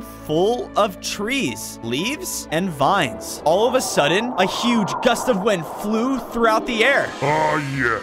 I have been expecting you. I turned around to see a giant tree talking to me. And who might you be? A being that possesses the Earth Elemental Orb, and also someone that needs your help. I then noticed that the tree was sick. All of its roots looked like they were dripping purple. Why is this happening to you? The dark matter has spread throughout this world. It has gotten in my roots, causing my slow death. I can't just let that happen. Listen closely, Hydra. If you want this orb, you will have to prove yourself. Go out and find the sacred bone meal and bring it back to me. If you do, then I shall grant you the orb. And if I don't? Then I will end you, Hydra. Leave at once and do not fail. On days 9 to 10, I went out in search of the sacred bone meal. The tree told me that it should be at a nearby camp. But where? I kept roaming around the area until I saw campfire smoke coming from over the trees. I walked over until I saw a hideout. It was full of dark matter skeletons, and they did not look friendly. But maybe I was wrong? Nope, not wrong. The skeletons all began to shoot at me. Come on, guys. Can't we just all talk this out? They weren't amused, though. Fine, take this. I shot my fire ability, which caused the entire camp to go up in flames. He's got fire! Retreat! The skeletons that weren't defeated all fled the scene. If only you guys talked it out. I explored the burning camp and saw a chest in one of the tents. Inside was the sacred bone meal. I know one grumpy tree that's gonna love this. I made my way back to the Elder Tree on days 11 to 12. I looked around and noticed that the conditions of the room had gotten much worse. Have you brought me my prize? Yes, I did. Here you go. No, my condition is much worse than I originally thought. I want you to keep it. And listen closely. This Minotaur is strong, much stronger than any one of us have thought. He has killed gods, Fozo. The only way to stop him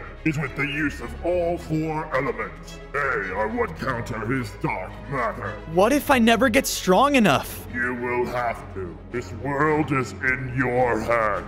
Please, save my Earth. The Elder Tree died right in front of me. I promise, I will. Suddenly, the Earth Orb appeared. I picked it up, which caused me to grow another head. I also had 5 more hearts, and noticed that I now could pick up Earth blocks and throw them on command. I knew that so many people were counting on me to stop all of this. I just hope that I have what it takes. On days 13 to 14, I made it back home. From there, I started to build up my next elemental tower. I decided to make this one in the jungle biome and themed it accordingly. There we go. 2 down, 2 more to go.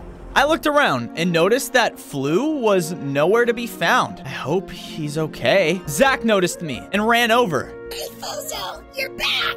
I forgot to tell you, us Cyclopses know a lot about forgery. I mean, he even made Zeus's lightning bolt. I have an item I want to make you, but I'll need a special type of anvil to make it. Special type of anvil, huh? Where can I find something like that? On days 15 to 16, I was out searching for a castle. According to Zach, that's where the special anvil would be. But how am I supposed to find it? It could be anywhere. While searching, I found a village, but this one seemed different. What's going on here? Everything was purple, and the villagers looked like they were stuck in place? Hello? No one was even responding to me. I then heard a noise coming from one of the houses. I went to go check it out and found a normal villager hiding scared. My goodness! I thought you were that Minotaur again! Minotaur? Is he the one that did this? Why, yes. That stupid idiot possessed my entire village. He kidnapped all my friends' souls using his dark matter magic. He even took Henry's. I am so sorry. Look, why don't you come stay at my base? I'd go with you, but I'm searching for a castle right now. Castle, did you say? I know of an abandoned one right on top of this nearby mountain. But be careful though, weirdly multiple-headed snake. I've heard there is a dangerous creature that lives within it. I thanked the villager, and we both split up.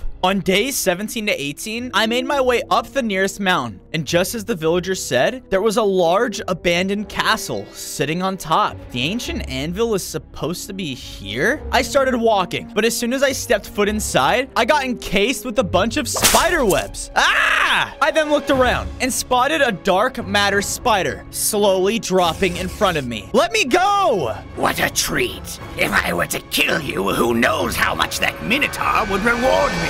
The dark matter spider then attacked, but I broke free and started using my earth powers, picking up the ground below me. You're grounded!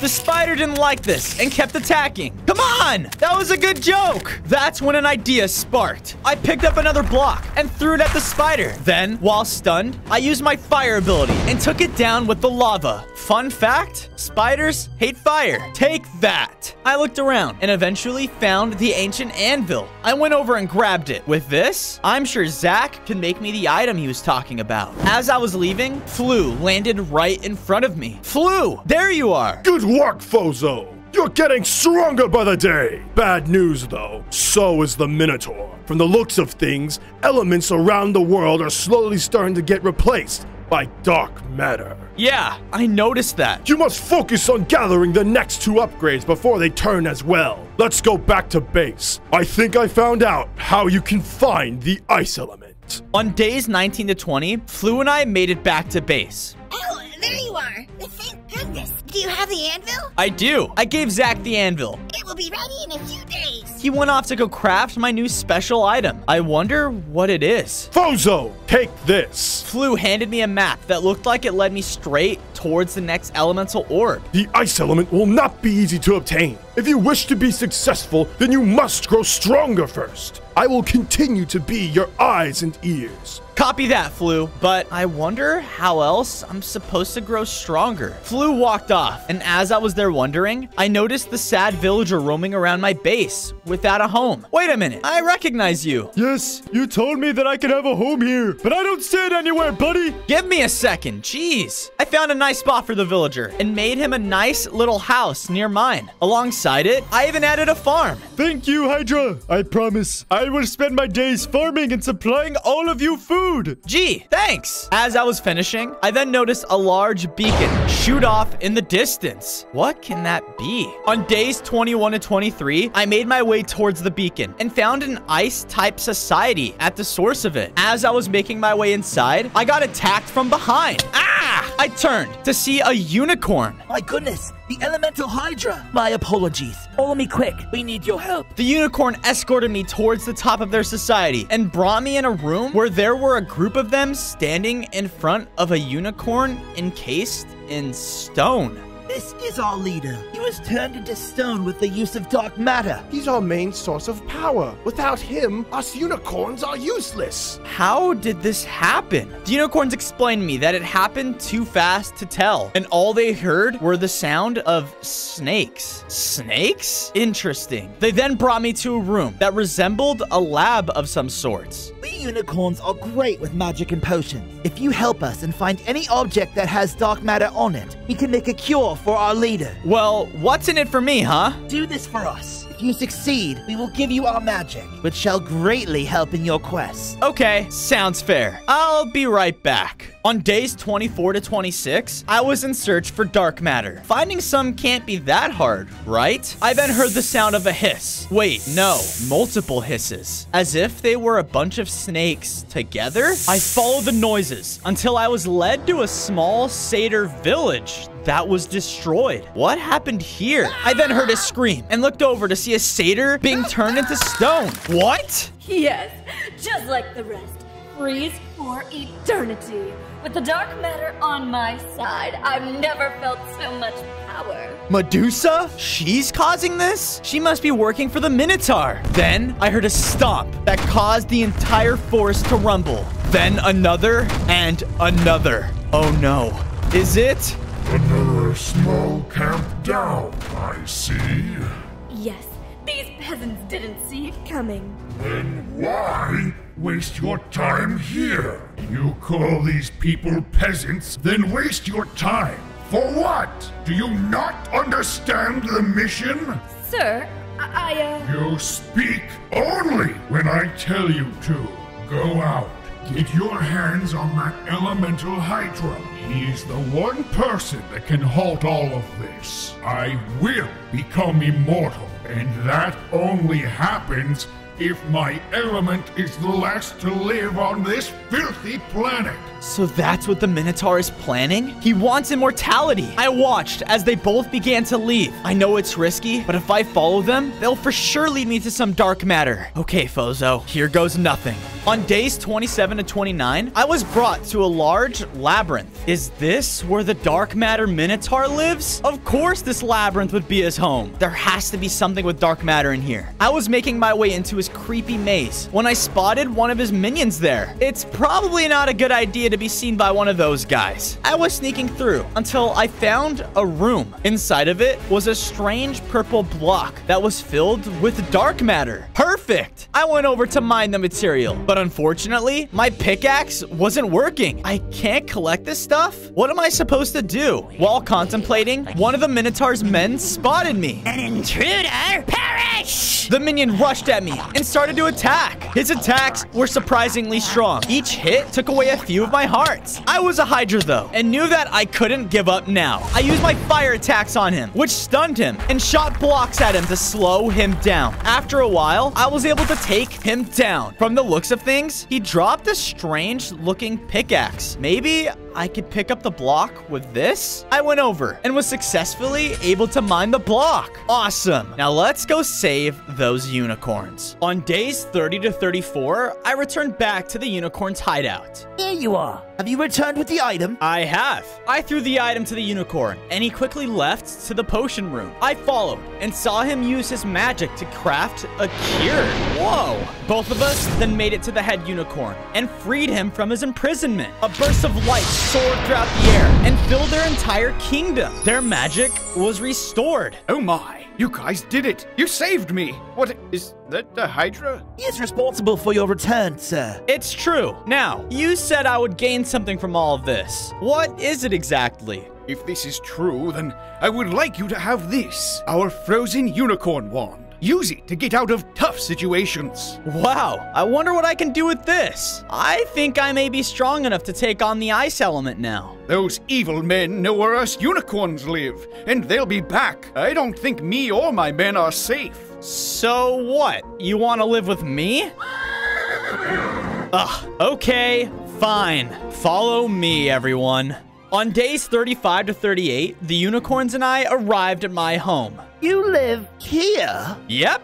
Welcome to your new lovely home. Using the materials from the unicorn's previous base, I quickly made them a home in the ice region. I hope you guys enjoy your stay. Fozo! Fozo! I did it! I made you your item! Well, what is it? We walked until I saw a special shield sitting on the table. Your very own Hydra shield. With this, you can block any dark matter attacks. Wow, thanks. This means a lot. I then noticed he put on some armor of his own. I also made myself a little something so I can go out and help you on your quest. I heard this ice element won't be an easy task. Yeah, you're right. But I think it's time we complete it. On days 39 to 43, we both made our way through the icy tundra. Deep through the fog, we can spot off a mountain in the distance. Do you think the ice element is being held there? Out of nowhere, lightning struck right in front of us. Oh no. Does this mean? Take this! A lightning bolt blasted in between Zach and I. The lightning summoner then appeared. Why? Why are you doing this? That evil Minotaur is too powerful for any of us. If we can't beat them, then we might as well join them. That's not true. We can work together and stop him. The summoner didn't listen though and kept trying to attack us. I fought back using my new upgrades. I would pick up blocks and hit him. To my surprise, it barely did any damage. He then sliced his sword through me and picked me up through the air. Ah! I was down only a couple of hearts. I can kill you right now, but why waste the victory? Continue to grow stronger, Hydra. Amuse me. I can't wait for our final battle. No, he got away! Ah! Whoa, Zach, it's okay. I could tell, though, that he was frustrated. All he wanted was to avenge his father, and I get that. I just don't understand how I'm supposed to defeat him, let alone the Minotaur. Zach and I got up and continued making our way to the ice element. We were walking on an ice lake when suddenly the ice around us began to crack. Oh no, run! Zach and I started to run as fast as we could, but unfortunately, the ice broke right underneath him. Oh no! Help! Hang on! On days 44 to 47, I swam in after Zach. Oh, come on. Where could he be? I kept searching and couldn't find any sign of him. Oh no. Is he gone? Right as I lost faith, I saw a hippocampus swim right through me. Whoa, who was that? I looked closer and saw that he was holding Zach. Hey, get back here! I began to chase after the hippocampus. You can't just kidnap my friend and get away with it. I was about to attack him when he emerged out of the water and set Zach down. Rest now, little one. Did you save him? Barely. The name's Charlie. I was just swimming away from some dark matter creatures in these cold waters when I saw this little guy drowning. After seeing my family die, I knew I had to save him. I'm so sorry. The dark matter is really getting out of hand. Look, I have a base that can keep you better protected. If you bring my friend Zach back with you, I'm sure we can find a spot for you to stay as well. The hippocampus was filled with excitement and agreed. I guess I have to get this upgrade on my own. On days 48 to 50, I made my way up to the highest mountain. The further I went, the colder it got. It was freezing. I made my way up and found a weird looking structure. It almost looked like a den. Yikes. Those are a lot of bones. I noticed a chest that was propped up in the middle. Could it be that easy? I went over to open the chest, filled with excitement, only to be met with a bunch of rotten flesh? Ugh, what? What kind of beast would own one of these? Nice doggy? The giant wolf rushed at me and started to attack. Ah! What do I do? I then had an idea. I used the unicorn wand to levitate the wolf. I shot my lava stick at him. A few shots later, and the wolf was down for the count. Piece of cake. Thank goodness I had this wand. I noticed that the wolf dropped the ice elemental orb. I went over and picked it up. I gained 5 more hearts and grew another head. With the increase of heads, I felt so strong. I also noticed that my ice ability was upgraded. I can't wait to test this baby out. On days 51 to 53, I safely made my way out of the tundra. This warm weather feels a lot better. I then heard a familiar hissing noise. Medusa? Is she here? Of course I am, Fozo. I have come to take you to the Minotaur, dead or alive. It's your head or my own. I don't think so. I ran in and used my new ice scythe on Medusa, which caused her to freeze in place. Sweet. She fought back with a powerful dark matter ability, and this made the fight extremely difficult. But because of my new upgrades, I was not backing down. Don't you see? This new version of the world is the only way. No! I continued to fight Medusa valiantly and can tell that she was growing weaker. No! I'm supposed to be stronger. After one more hit, I took her down. I looked down and noticed that she dropped her head. Ew, gross. I picked it up and made my way back home. On days 54 to 56, I made it back to base with the 3rd element. I knew before I did anything that I had to make my 3rd tower. I obviously made this one in the tundra biome and now needed the last one to fully complete my base. I walked over to check on Zach and saw that he was resting with the hippocampus by his side. I'm just glad he has company. Fozo, there you are! Flu, it's good to see you. Listen, things aren't looking so great out there. Great job on finding the 3 elements, but you need to hurry on getting the last one. Look, I don't know if I can beat the lightning summoner. He's still far too powerful, even for me.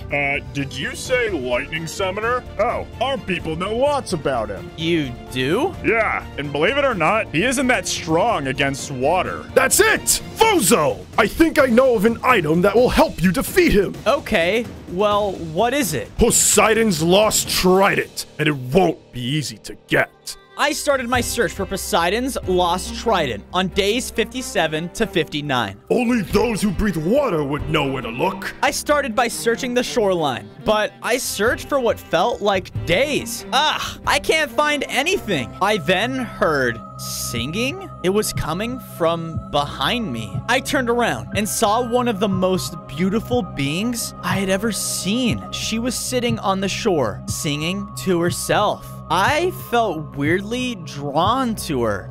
Fozo, come here. Fozo. You are beautiful. Attack! Ah! The siren then attacked me so hard that my vision started to become blurry. On days 60 to 62, I slowly woke up only to find myself underwater.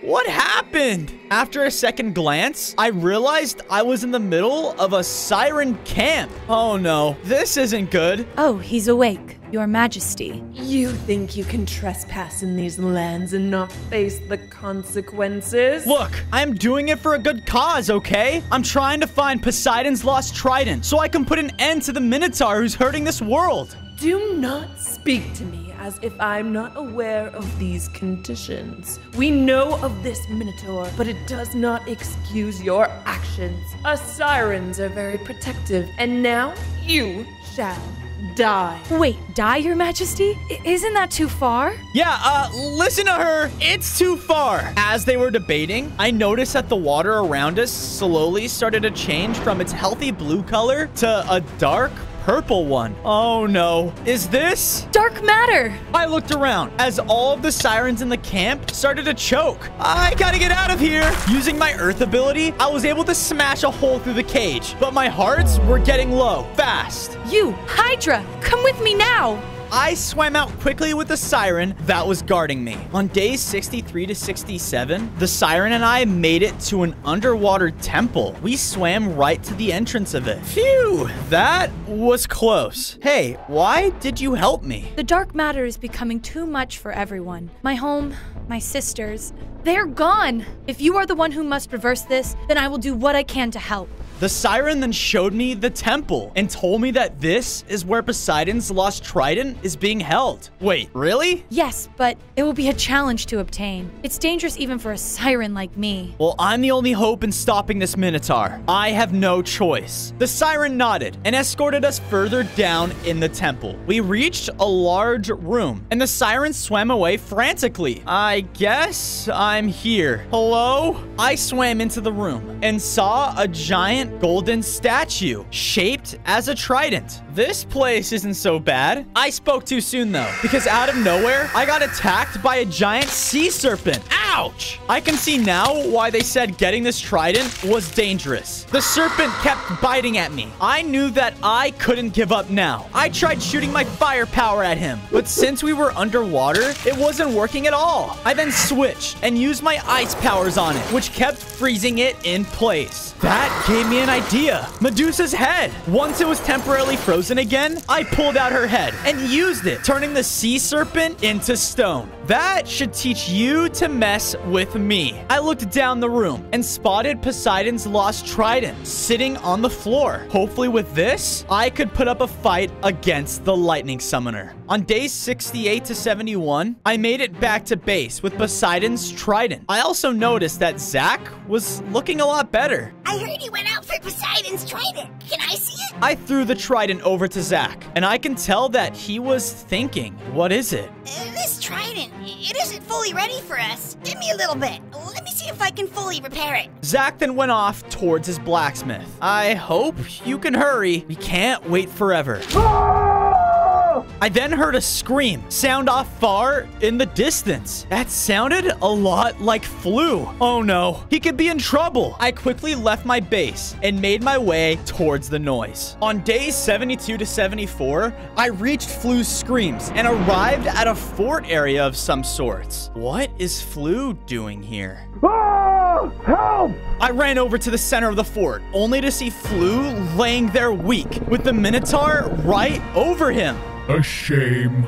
It really is. To come this far, only to reach a dead end. Sound familiar? Please, don't hurt my friend. Silence! This Griffin has been your spy. He has done anything he could to stop me. And for that, he will suffer! Wait, no! But before I could react, the Dark Minotaur slammed his foot on the ground, killing Flu. No! And to think, this happened because you couldn't see my vision. Your vision? You want to become immortal. And for what? Nothing! You must think I am selfish, naive. But in reality, it is something much different. My family, my civilization, all gone, all killed. The world wanted to forget about our existence, to move on like we were never there. But no, I am the last Minotaur, the last of my kind. I shall live on forever for my people to ensure our survival. You are crazy. I won't let you get what you want. I noticed that Flu dropped something, and I quickly ran over to pick it up. Knowing I stood no chance now, I stunned the Minotaur and ran away as fast as I could. Predictable. Run while you can. My mission is almost complete, and you do not have much longer. On days 75 to 77, I arrived back home sad. The person that helped me from the beginning was gone. I told Zach the bad news, and he too knew how big of a loss this was. Together, we found a perfect spot to make Flu a memorial. You not only helped me, but you fought for this world. I promise we will do whatever it takes to avenge your death. I then held the item that Flu dropped and realized that it led straight to the Lightning Summoner's temple. Flu died trying to help me. I truly believe in you, Fozo. Oh, also, here you go. Your new weapon is ready. Zach then threw me over Poseidon's trident. This here weapon should be enough to take down that Lightning Summoner guy. Well, if that's the case, then I will defeat him and finally gain my last element tomorrow. On days 78 to 80, I reached the Lightning Temple. It was floating in the air and had lightning shooting all around it. This place isn't scary at all. How am I supposed to get up there? Wait a minute. I think I just came up with an idea. Using my Earth ability, I summoned chunks of the world below me, causing them to shoot out. I used this and was able to slowly but surely make my way up to the skies. As I reached the cloud, I saw the Lightning Summoner standing at the entrance waiting for me. Oh, I have been waiting for this, Hydra. Yeah? Well, you're going down. The summoner and I started fighting. With his giant sword and shield, he was extremely tough. I tried my best to fight back with my elements, but at the end of the day, he was far too strong. His lightning beamed down from the sky, which also dealt a lot of damage to me. I need to finish this now. I pulled out Poseidon's trident and aimed it right at the summoner. I threw it, but to my surprise, the summoner blocked it with his shield and knocked me down. No! Like I said, you stand no chance. I was going to kill you, but maybe I will bring you to the Minotaur so he can do it himself. On days 84 to 89, I was being escorted to the labyrinth with the Lightning Summoner. Why? Why would you do this? Won't your element be gone? If there's any chance of my survival, I will pursue it. If that means turning you over to the Minotaur, then so be it. The summoner pushed me to keep walking, but I felt so weak. Suddenly, I heard rustling from the nearby bushes. What is that? That's it. I'm over this. Instead of bringing you to him, I'll just bring him your head. The summoner was about to kill me when out of nowhere, Poseidon's trident flew from the forest and hit him directly, causing him to be defeated. What the? Where did Zach? I told you I would avenge my father. I looked down at the ground and saw the last elemental core, the lightning core. I picked it up and felt a power surge within me. I immediately grew another head and now had 10 more hearts. I have a lightning ability that summons lightning wherever I please. But Zach, where did you get another trident? While I was fixing yours up, I reverse engineered a double for myself. Thank you. Because of you, I think I'm ready to take on that Minotaur. On days 90 to 94, Zach and I made it back to base. I looked around at everyone and knew what I was fighting for. I went over to the mountain portion of my home and built up the last elemental tower. Once I finished, a huge elemental burst was summoned around my entire home. Whoa. You've done it! Not yet, but soon I will. On days 95 to 99, I arrived at the Minotaur's labyrinth. Sounds like he's expecting me. As soon as I entered his home, a horde of his minions crept out of the corners and started to attack. Now with all of my elements, they stood no chance. I used my fire to burn them and used my new lightning ability to finish them off. I've never felt so strong before in my life. That's when I heard his laugh again, but this time it was closer. I turned the next corner and was met with the middle of the labyrinth with the Minotaur standing on his throne, waiting for me. On day 100, I was face to face with the Dark Matter Minotaur. Your strength has increased, I see. This will make your death that much more fun. Yeah? Well, you can kiss your immortality goodbye, because I'm not leaving until you're defeated. Enough talk! I've waited long enough! The Minotaur rushed at me and slammed his axe into my back. Ouch! I fought back with each of my elements, which I can tell were greatly hurting him. It did not slow him down though, because he kept swinging. One of his hits sent me flying in the air. I landed, and my hearts were getting extremely low. That's when I heard a voice, and everything slowed down. Mom? Dad? Oh, Fozo, how much you have grown. Yes, son. We have been with you all along. You can do this. Don't just do it for us, but do it for yourself as well. My parents vanished, causing everything to speed back up again. The Minotaur rushed in for another attack, but I dodged it immediately. Then, while he was confused, I froze him with ice and rained down lightning on top of his head, followed by fire, then followed by my earth ability. No! This can't be! The dark matter could never stand a chance against all four of these elements. I'm sorry, but this ends now. I shot my last lightning bolt, which defeated the dark matter Minotaur. Now, with him gone, all elements can exist in peace.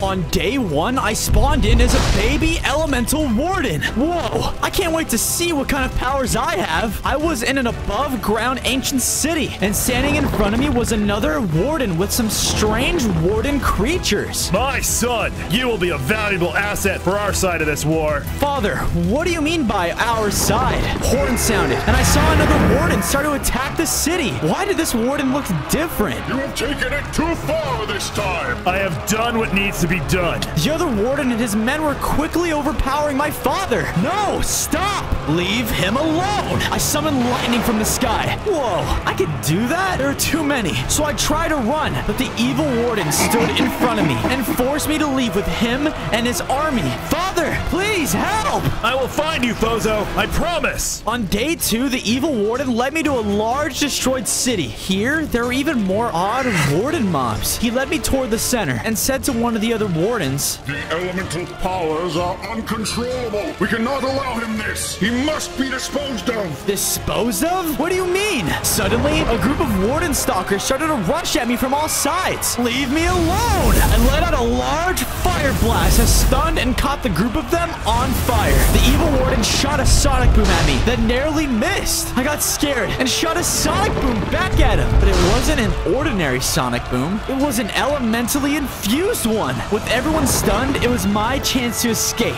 After him, you fools! On day 3, I ran through the world knowing those monsters would be chasing after me. I needed to get away from my pursuers. I saw buildings in the distance and I rushed towards them. Maybe I can hide somewhere in here. As I got closer, I realized it was a village, but there was so much destruction. I walked through the village and saw an injured villager. Are you okay? What happened to this place? Is that an elemental warden? Stay away from me! Whoa, just take it easy, man. I'm trying to help you. He told me the war between the wardens has brought nothing but misery to this world. They used to live in peace. There were talks about an elemental warden that would be made to end it all. Our conversation was interrupted by the evil warden's men arriving at the city. Hey, over here! There he is! Get him! I started to run away from the village, but I knew the monsters would be close behind me. Oh man, how am I gonna get out of this one? Baby warden, come here, quick! I saw a bat asking me to come with him. I just hope I can trust this guy. I started to follow the bat. On day 4, the bat and I arrived at a large, lush cave that was filled with small houses. What is going on with this place? We're trying to hide out from the war on the surface. Everyone kept referring to this war between the wardens. It seemed to be affecting all creatures, big and small. The bat introduced himself as Echo and told me that the war had resulted in a lot of collateral damage. Because the wardens were blind, they were unable to distinguish between the noises made from their enemy and innocent creatures. That is awful. I asked him how I could help, and Echo told me that I must stay safe. In time, I will be a valuable asset once I'm stronger. You're the only way to put an end to it. The bat said I seemed different from the other wardens. There was something very special about me, and he offered me a place at the base. I was about to accept his offer, but I remembered my father. I have to find him. I felt like he was in grave danger. I began to leave the cave and head out for our ancient city.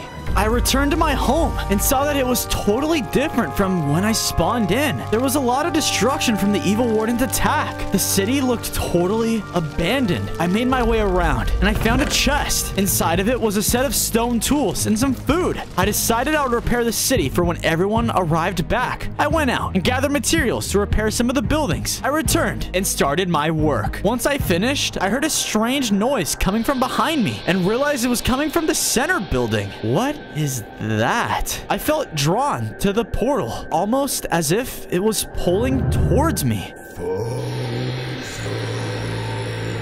I then began to walk towards it. Fozo, is that you? Huh? What? I turned and saw one of the warden creatures from day one. I looked back at the portal, but it was no longer ignited. Did you see that? The portal, it was lit. What are you talking about? Your father went looking for you. He's somewhere on the battlefield. The battlefield? Oh no. I need to go save him. I rushed off as fast as I could. On day 6, I arrived at the battlefield. Everywhere I looked, there was nothing but destruction and chaos. I heard shouting nearby, and I headed toward it. I saw my father, and he was surrounded by a group of crazy-looking skeletons. I was afraid, but I had to help him. Get back! To my surprise, I let out a big gust of wind energy and knocked the monsters away from my father. Good work, son. Before I could reply, they were back fighting with us again. I tried to use my elemental powers, but I didn't seem to be able to control them. Oh no. Oh no, please work. I used my elemental sonic boom and was able to take them all down. And before I knew it, I grew into an adult-sized warden with 30 hearts. I'm just as big as you, Dad. I am so proud of you, son. Now come on, we have to get out of here. On day 7, we escaped from the battlefield and made it to a clearing. My father was leading me somewhere, but I wasn't sure where. Dad, can we stop? I need to catch my breath. No time. The fight has already begun. I told my father that I was glad to see him alive and safe.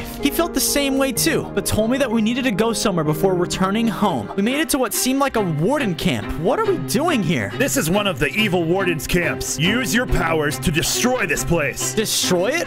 Why? Wouldn't we be destroying the warden's homes? My father told me that this would be the best way to end this war. I hesitated for a moment, but obeyed my father and destroyed the evil warden's camp. You've made the right choice, son. Now let us return home. As my father left, I looked at the burning camp for a moment, wondering if I made the right choice. We made it back to our ancient city base. I was still caught up on what had happened. My father continued further into the city while I stopped. Why were we fighting this? What could his motives be? He hasn't told you? Tell me what? Come with me. As I followed him toward my father, he told me the story. He said that there were once 3 friends, my father, my mother, and the evil warden named Dalo. The wardens lived happily thanks to them, and there was a long time of peace and prosperity in the warden community. The evil warden wasn't happy and grew jealous of my father and mother. He spread lies to his followers that father and mother were going to start a war and ruin their peace. One night, he snuck into the ancient city and killed my mom. Nothing in this world has been the same since. I knew my father didn't want this war, but after my mother's death, he must have felt like he had no choice. I looked at my father and told him I was ready to keep fighting for our people. This needs to end now. Good.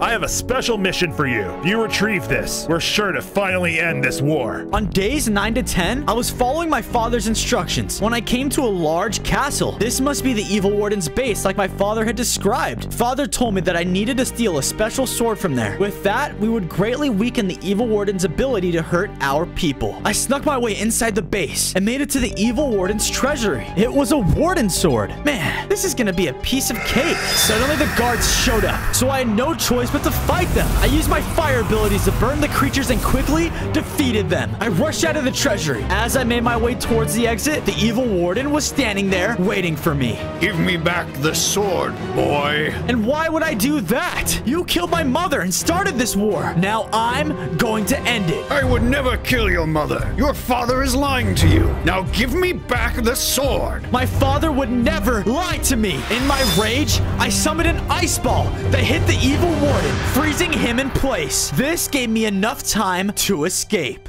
As I made my way back to my father's camp, Echo surprised me. Fozo, I need your help. Whoa, a little heads up would have been nice. You know I'm blind. He told me that the refugees at his camp were starving and needed help finding food. I told them that I needed to go back to my father quickly, but Echo urged me to help. We returned to the refugee camp and I saw everyone was starving. I went into the world and collected seeds. While I was out, I found a group of chickens. I led them back to the camp and built them a nice pen to stay in. Once I finished, I got to work making a farm. Hopefully this will keep everyone fed for now. And before I could leave, Echo stopped me. The offer still stands if you want to stay. Echo, I can't stay here. I have to help my father end this war. I left the camp and ran into a strange warden I had never seen before. So you're the elemental warden, huh? Who are you? The warden called himself Abel and said that he knew more about the war than my father let on. It wasn't Dalo who started this war. It was your father. You should be more careful around him. My father started this war? No. There's no way. I need to go back home. I left Abel and headed off. Excellent. All according to plan. On days 13 to 14, I continued my travels toward my house. What did Abel even mean? My father started the war? No, I didn't want to believe him, but I felt this overwhelming feeling that something wasn't right. I arrived at camp. Suddenly, I looked up at the structure in the center. Why did this seem to be constantly calling my name? Fozo, it's good to see you. Father, I was able to get the sword. Now that evil warden will be much weaker. My father told me to keep it. You'll need it. Come with me. Wait, I have to ask you something. I asked my dad about the start of the war and if he had attacked the evil warden first. But one thing's for certain, I did not want to tell him about Abel. Who knows if that guy was crazy or not? My father just shook his head. He killed your mother, and that is why we were fighting this war. He then told me that he had no time to discuss any of this anymore. Our men were apparently under attack and needed my help. My help? All right, I trust you. And plus, there was no reason he would lie to me. He is my dad after all. I had to help our people. I rushed off toward the attack. I made it to the castle, and the wardens were all being attacked by him and his soldiers. The evil warden overpowered the men and entered the city. Stop! You don't need to do this! His men heard me, and they turned all their attention toward me. They began to rush, and I did my best to avoid their attacks. I used my elemental sonic boom to take most of them down and finish the rest off with my lightning ability. Oh man, I had to get in there and stop him. Now, I rushed after him. I arrived inside the castle as the evil warden took down one of the commanders of our army. No! You're a monster! You'll pay for what you've done! I am not the monster who started this. You can thank your father for that. Lies! We started a fight, and I can feel my emotions surging. In my anger, I started to use all my elemental powers in quick succession. It seemed as though all of them were dealing more and more damage. Exactly why we've never brought elements into this war. You shouldn't exist. Take this! I hit him with my sonic boom. He stood before me, defeated. But then I heard Abel's voice in my head. It was your father. You should be more careful around him. What? I stood there, looking at the evil warden, when he said, Do it. Finish what my best friend started. His best friend? My father? No! What is actually going on? I ran away from him as fast as I could. I need to talk to my father now. As I made my way back to confront my father, I ran into Abel again. Fozo, you seem to be down. What's wrong? I told Abel how I could have ended Dalo, but chose not to do it. It just didn't feel right. I could have ended the war. Man. And plus, he kept telling me what you told me. I confided my feelings to Abel about all of this. For some weird reason, I felt like I could trust him. It's okay, Fozo. You made the right decision, but you still need to end this war. Abel told me that if we don't end this war, then everyone's going to lose. So many creatures will be harmed if the war continues. He handed me an orb and told me only to use it if it was absolutely necessary. What is this, Abel? If things go south with your father, this will briefly stun everyone around you, giving you enough time to escape. Thanks. I really appreciate your help. Now, I'm going to end this war once and for all. Good luck, Fozo. You foolish warden. On days 21 to 23, I returned to our ancient city home. I confronted my dad. So, when were you going to admit it? Admit what? Stop the act. You attacked Dalo first. I know all about how you started this war, and you refuse to admit it. My father once again denied what I was saying. You don't know what was taken from me. You'll be punished until you learn your place. All my father's men started to rush at me and attack. They were trying to throw me in prison. I begged them to stop, but none of them would listen to me. I didn't want to cause any more harm to anyone in this world, so I pulled out the orb Abel had given me, and I activated it. There was a strange ringing noise, and then a massive flash of light. Ugh, I don't feel so good. Ugh. On days 24 to 26, I woke up. Everyone in the ancient city was gone. Why do I feel so weak? Suddenly, Abel arrived and walked up to me. What have you done?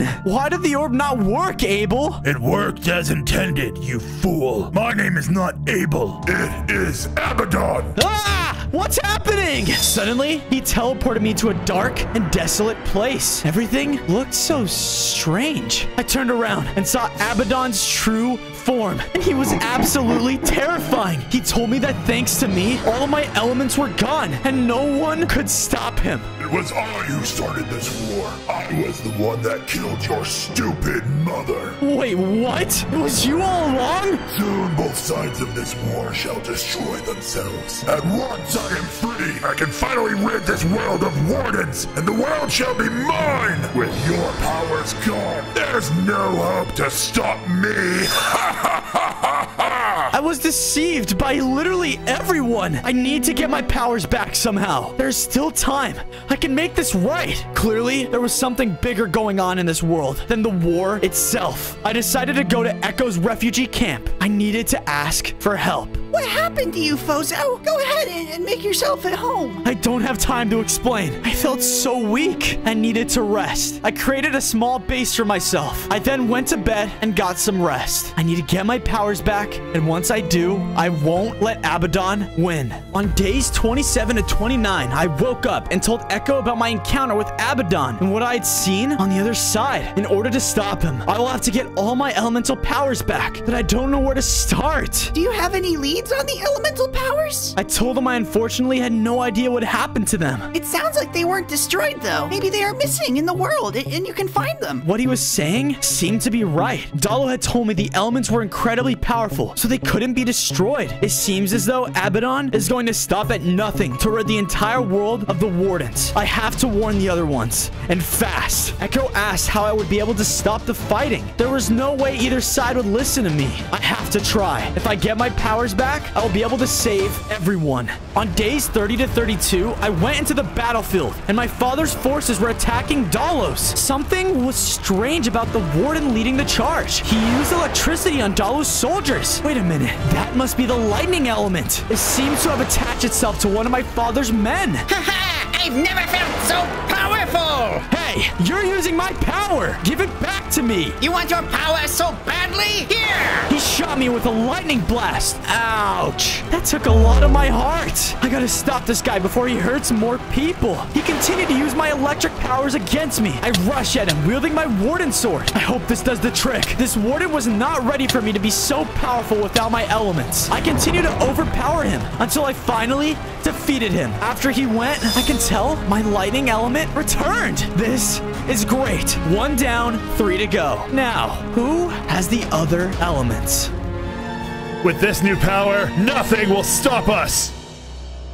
There has to be something I could do to make this right. Maybe I can talk to Dalo? I made it to the Evil Warden's base and entered. The guards were confused by my arrival, but I told them that I needed to speak with their leader. Listen, Dalo, we need to put aside our differences, okay? You must listen to me. And why is that? You seem to have lost something. Is that why you are here? I told them there was something far more dangerous going on in this world. I was tricked by someone named Abaddon. Did you say Abaddon? Yeah, do you know him? Dalo began to tell me the story of Abaddon. He had been a warden that lived in their community. His ambition and quest for power led him to create a portal in the center of the ancient city, but the powers from the other side pulled him in, leaving him stuck. Through time, he finally found a way to come back, but was no longer a warden. He was something far more terrifying. It seemed as though the other side of the portal changed him. All he wanted was help from the other wardens, but they didn't listen. My father and Dalo fought against him and forced him back inside the portal. We fled and created the new city above ground. It was a regretful action. Maybe there was something you could have done to help him. He told me that if I wanted to learn more, I would have to travel to the first ancient city and see for myself. On days 36 to 38, I arrived at the first ancient city and found it completely covered in some strange blocks. This looks like what Abaddon had shown me. How was it here, though? I kept looking for any clues when suddenly I got surprised by a group of skeletons. The group rushed at me, and I tried to use my electric powers, but I was unable to. My lightning was blocked by the cave above. Thankfully, I was extremely strong and took them all out. I reached the portal and noticed that it started flickering. I heard the ominous drone I had heard before. All of a sudden, I was back in Abaddon's lair, and he was standing before me. Listen, Abaddon, I've come to reason with you. Dalo wanted me to apologize for not trying to help you back then, and we can still save you. What makes you think I want to be saved? This is everything I've ever wanted. You're better than this. You don't? Some people don't want to be saved, Fozo.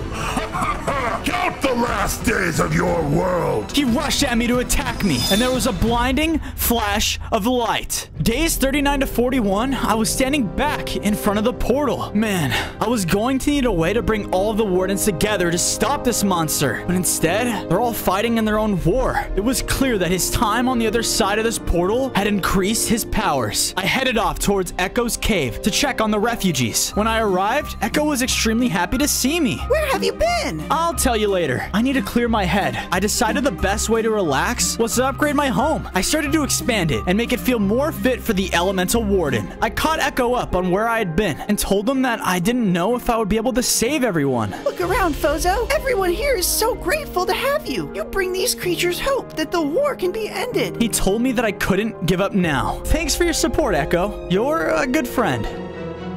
You will go there and end this war. Do what my son could not. As you wish. I made my way towards Dalo's base. As I approached, I could see smoke. Oh no, this can't be good. I rushed inside and saw parts were frozen over. This must have been the work of whoever has my ice elements. I went to Dalo's quarters and there was a warden. He was trying to trap Dalo in ice.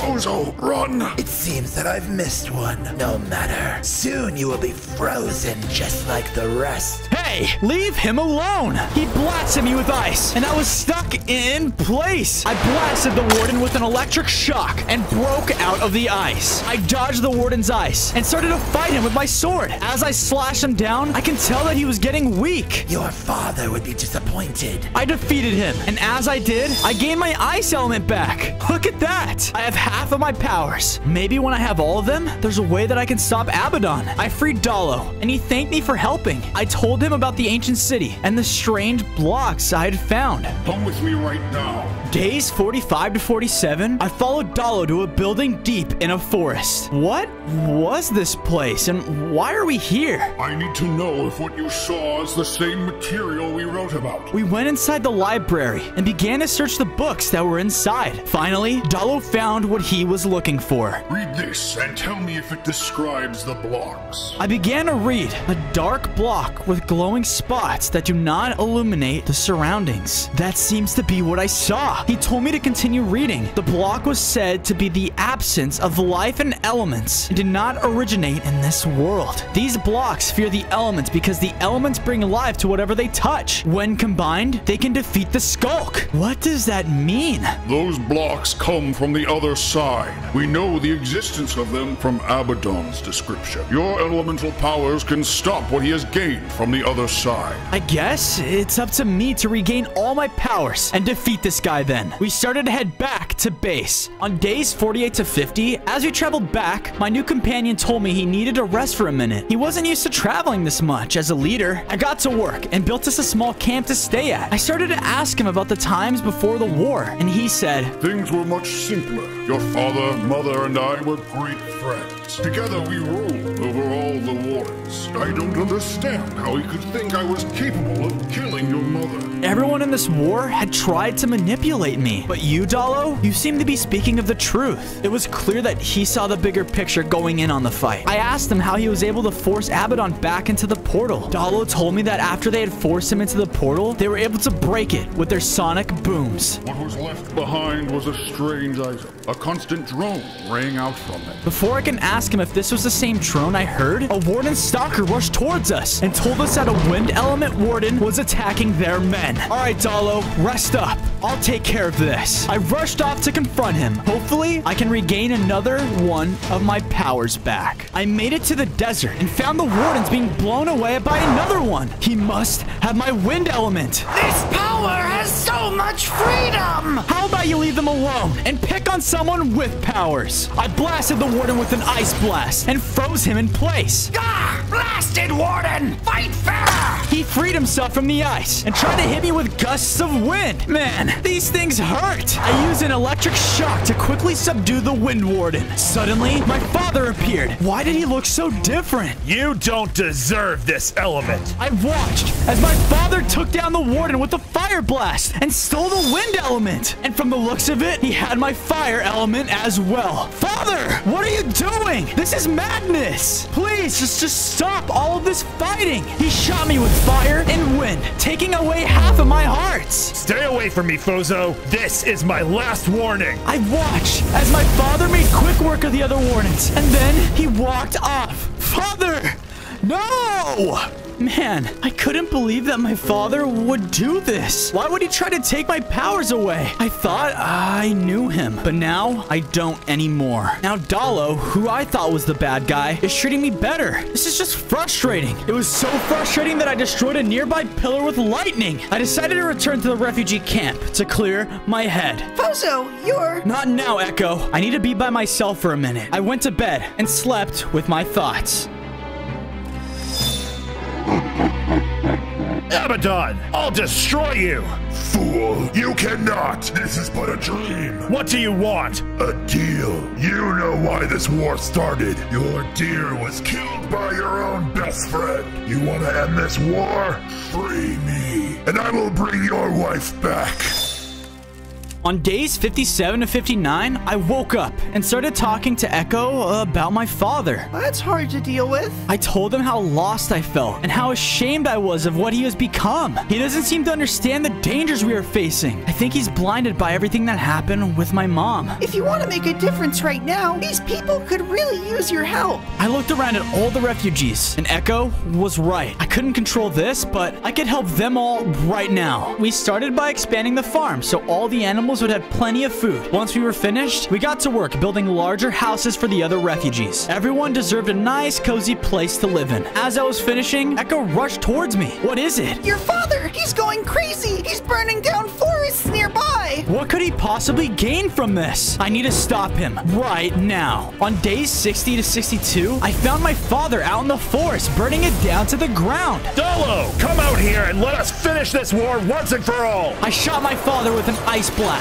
and stuck him to the ground. Father, you need to stop. You're hurting the innocent. My father broke out of the ice and turned to face me. This was the only way to bring back your mother. Abaddon promised me. I told my dad that mother is gone and Abaddon would never bring her back. Dalo did not kill her, but he didn't seem to listen. Father, if you let Abaddon out, the world is doomed. I don't care. I can't trust what you're saying. You sided with Dalo too. He hit me with a fireball and greatly weakened me. No, why? I used my electricity to stun him, and it worked. I then used that opportunity to escape him while I could. I arrived at Dalo's base. It looked like they were hard at work repairing the damage that was done. I quickly rushed to him. He asked me what the deal was, and I told him it was my father. He's going to free Abaddon. Why would he do that? What could he possibly gain? I told him that he believed he would bring my mother back if he did it for him. I have to go and stop him. No, you have something much more important that you need to learn. Follow this. He dropped me a map and told me I need to travel here. He then said, I will confront your father. No son should have to face his father in battle. I don't know, Dalo. This doesn't seem right. fight, but Dalo insisted. I said goodbye and began to follow the map.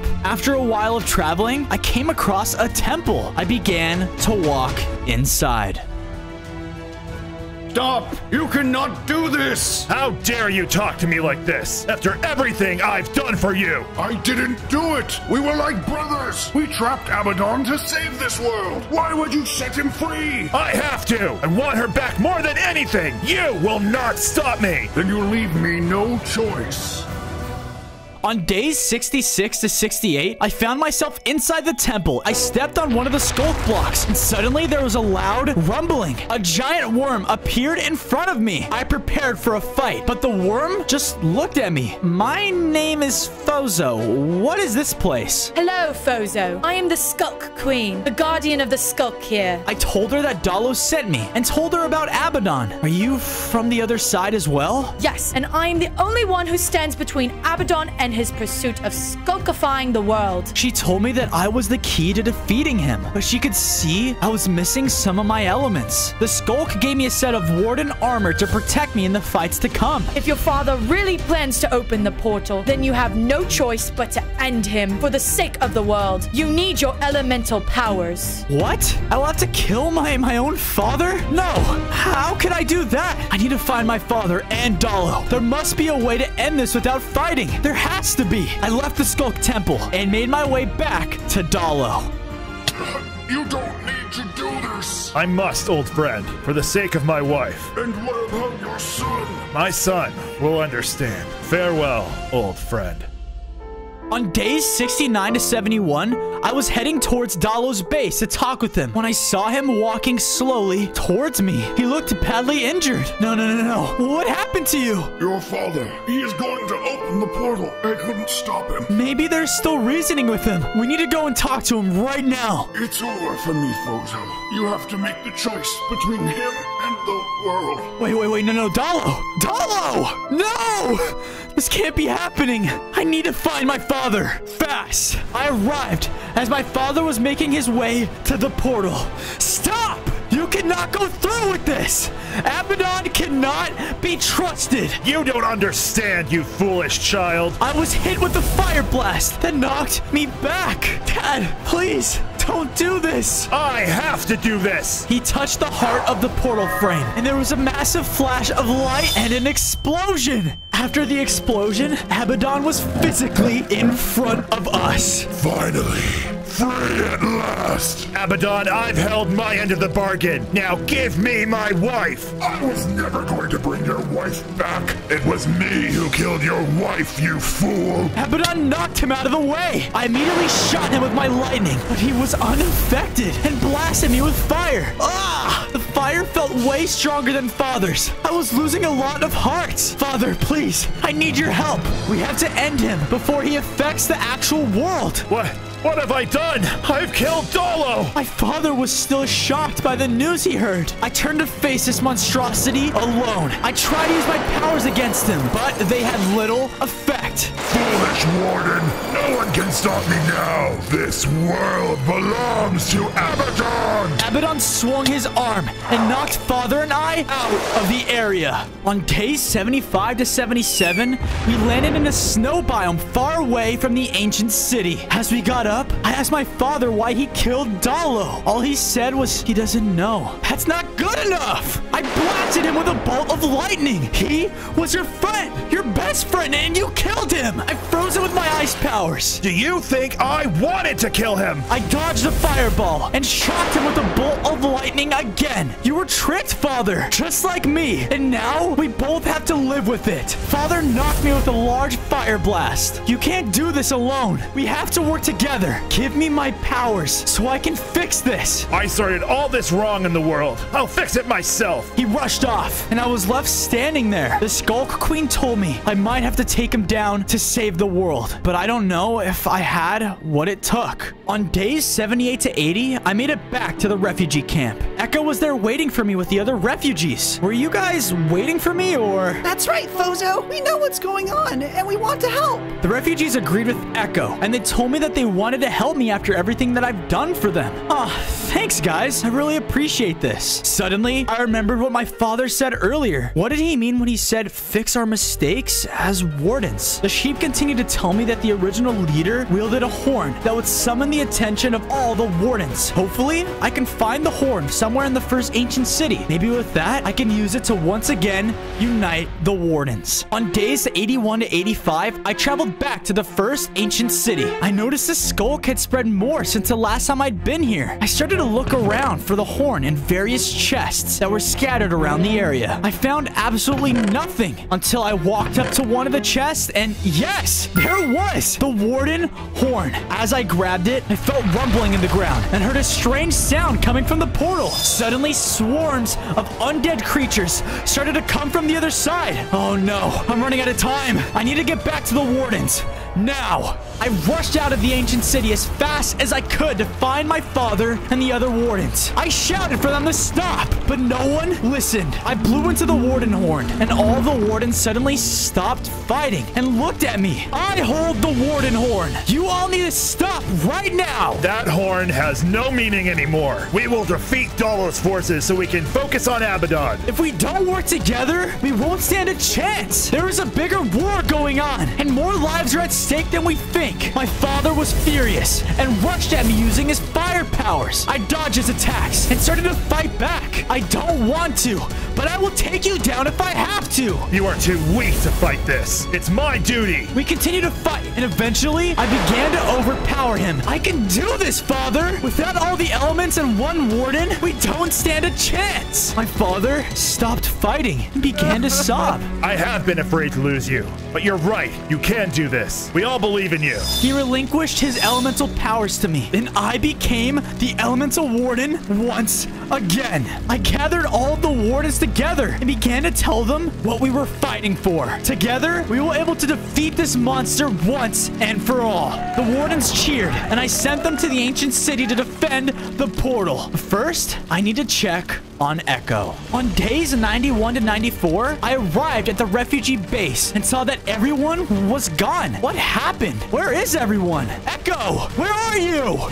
Fozo, we were attacked. I can see that. Who attacked you? He told me that an army of the dead had come through and defeated all of the refugees. No.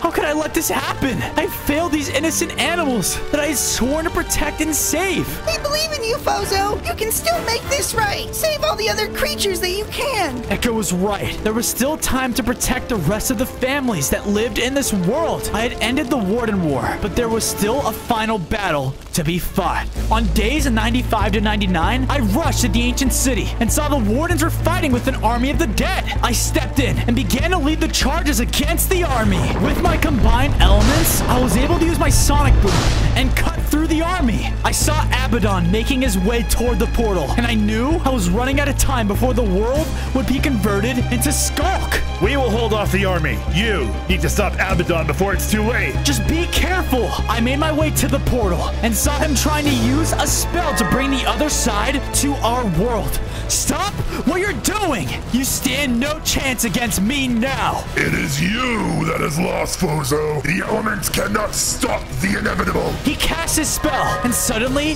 the ancient city began to be covered in Skulk. No! I began to use my elemental powers to fight against him, but he was resilient, and his attacks still hurt quite a bit. My father rushed to my side and began to fight him with me. Together, we can stop him. I prepared to hit him with my elemental sonic boom, but he jumped into the portal. Oh man, I have to go after him, father. I just have to. I need to end this once and for all. On day 100, I followed Abaddon, and we were inside of his lair. Abaddon, surrender! We don't have to fight anymore. I told Abaddon that I wanted to make amends for the mistakes that the wardens made against him. We can still save you. Save me? You still think I can be saved? I want nothing but to destroy all of you. He rushed at me and started to use his fire abilities. I will stop you to save the world. He was strong, and I was taking a lot of damage, but I had to fight him off. I knew everyone was counting on me to stop stop him. I froze him with my ice blast and then used my fire on him. Finally, I pushed him back with an air blast and stunned him with my electricity. How is this possible? Now was my chance. I used my elemental shout, and when it connected, Abaddon was defeated. No! The world was saved from war, and all of the corruption converted back to the other side of the portal. I started day 1 as an elemental dragon. Yep, I'm definitely not like any normal dragon. I was in some kind of tower. Where am I? I have done it! I have created the elemental dragon! Get him! Kill the wizard! Kill the wizard! And whoever beast he spawn now! Elves! Elemental dragon, run! I did as I was told and began to run away. I was only a baby dragon with 5 hearts. As I ran away, a group of them came running at me, and I was so scared that I wasn't going to be able to escape. Suddenly, I shot ice breath and froze one of the elves. I can't move! I guess I might be stronger than I look. I continued to run away from the tower and try to flee into the nearby forest, but the group of elves were still chasing after me. And finally, after a while, they caught up to me. Oh, elemental dragon, you're coming with us, you little monster! I started to feel weak, and I knew that I was done for. Break out! Break out! Break out! Ah! I woke up, and where am I at? In a cage? Who's that talking to me? Down here, you fool! I looked down, and I saw a red aura in front of me. You want to get out of here, right? Let me take care of it for you. The red aura just suddenly disappeared, and I felt so much anger growing inside of me. I couldn't hold this in any longer, and fire came out of my mouth, burning the cage. I'm free now, but I can't control it. I burned down everything in my way. Someone, please help me. Dragon! No! I saw the elf and stopped the fire. Listen, I'm so sorry. I don't know what happened. I couldn't hold it in. Yeah, well, you're a monster, buddy. Just like that wizard. Guys, the dragon's loose. Seize him! Oh, man. Suddenly, a mob of elves came running towards me. I need to get out of here right now. I ran out of the forest, but the elves were catching up to me. This won't do. I need to lose them. Suddenly, I started to go higher and higher, and next thing I knew, I was flying. Awesome. Now, I need to leave this place, and fast. On day 3, I continued flying until I realized I was starting to feel weak. I noticed that I was starving, and I was gonna have to find food quickly. I spotted a group of sheep in a field and landed near them. I didn't have any tools, so I tried to use my fire element, but it failed. Of course. Now this guy doesn't want to burn anything down. I had no other option, so I started to attack them with my claws. Since I was a dragon, it was actually more effective than I thought. I took down the sheep and collected their mutton, as well as wool. I started to eat it, and I started to feel my strength returning. I heard what sounded like thunder and blasts in the distance. It sounded close by. I had to investigate what it was. I just hope it's the wizard. I flew off towards the sounds, and eventually I came across him. There he was, and he was extremely happy to see me. Oh, thank goodness you survived. I was worried sick something happened to you. I never formally introduced myself. My name is Irion. Well, it's nice to meet you. I'm still getting used to everything around here. I don't even know why I'm here to begin with. I was captured by those elves, but I was able to summon fire and break free from them. You'll be able to do much more than that. Now come along with me. I can't have anything happen to my special dragon. I still had questions about my origin, so I decided to follow the wizard to see maybe he can tell me more. On day 4, we arrived back at his tower. There, he began talking about the world that I was spawned into. More and more people in the world have started to throw off the balance, and it's my job to keep it. Balance? What do you mean balance? In time, you will understand. I have started to realize I am getting older and will not be around forever. So that's why I'm here. I'm here to keep the balance in the world in his absence. The wizard then uses magic and whoa, I have stone tools in my inventory now. I thanked the wizard and flew off to explore the world. Eventually, I came across a nice area that looked like it would be a good spot to build a base. The area seemed different. There was a patch of dirt in the middle of the grass field, as well as trees stripped of their leaves. I didn't have much time to think about it because it was late and I wanted to build a base before sunrise. I began to collect wood. Once I had enough, I made myself a small shelter. I created a crafting table and used it to craft a bed from the wool I got from the sheep. So I decided it was best if I went to sleep to get some rest. I woke up and found myself in the middle of the fields? Wait, what? I could have sworn I was in my base. How did I get here?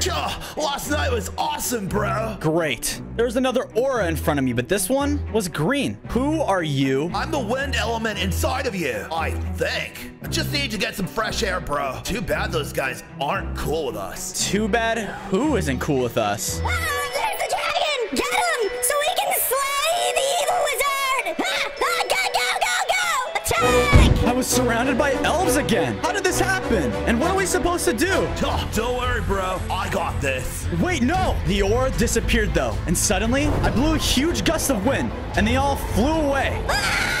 After defeating the elves, I started growing into a full-size dragon, and I've got 15 hearts. Awesome. I was glad that green aura helped me, or whatever. Why do I keep hearing those voices? And what did that elf mean when he said evil wizard? On day 6, I was traveling back to my base. I couldn't get the evil wizard thing out of my head. He's been nothing but compassionate to me. I arrived home and noticed that more of the grass around it had been changed to dirt. Okay, seriously, how is that even possible? I thought grass was supposed to spread, not recede. I looked around and saw that even more of the trees in the area had also lost their leaves. It was like something was slowly affecting the area. Wait, and who's that? It was a villager, and it looked like he was moving a group of cows toward the dirt. Once the cows stepped on the dirt, they were killed. Wait, what? I rushed to the villager. Hey, what happened to these cows?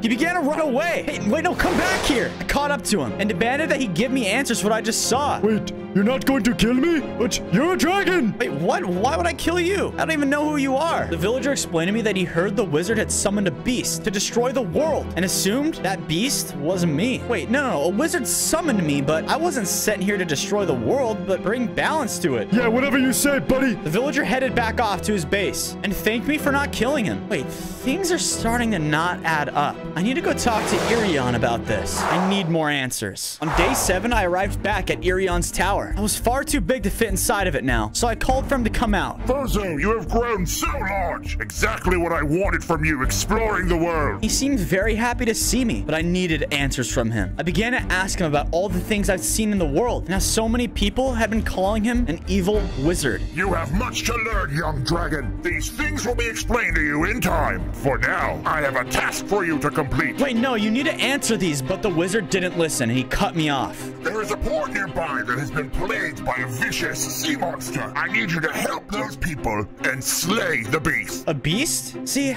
I knew he wasn't evil. All right, sounds good. I'll go get that under control. I prepared to fly off, but Irion stopped me before I could. There is one more thing before you go. I need you to collect the monster's heart and bring it back to me. I need it for a potion I'm working on. Save the people, bring back the heart. Got it. I set off in the direction of the port. I arrived, and the sea monster was attacking the villagers. Help! Oh man, I gotta do something to save these guys.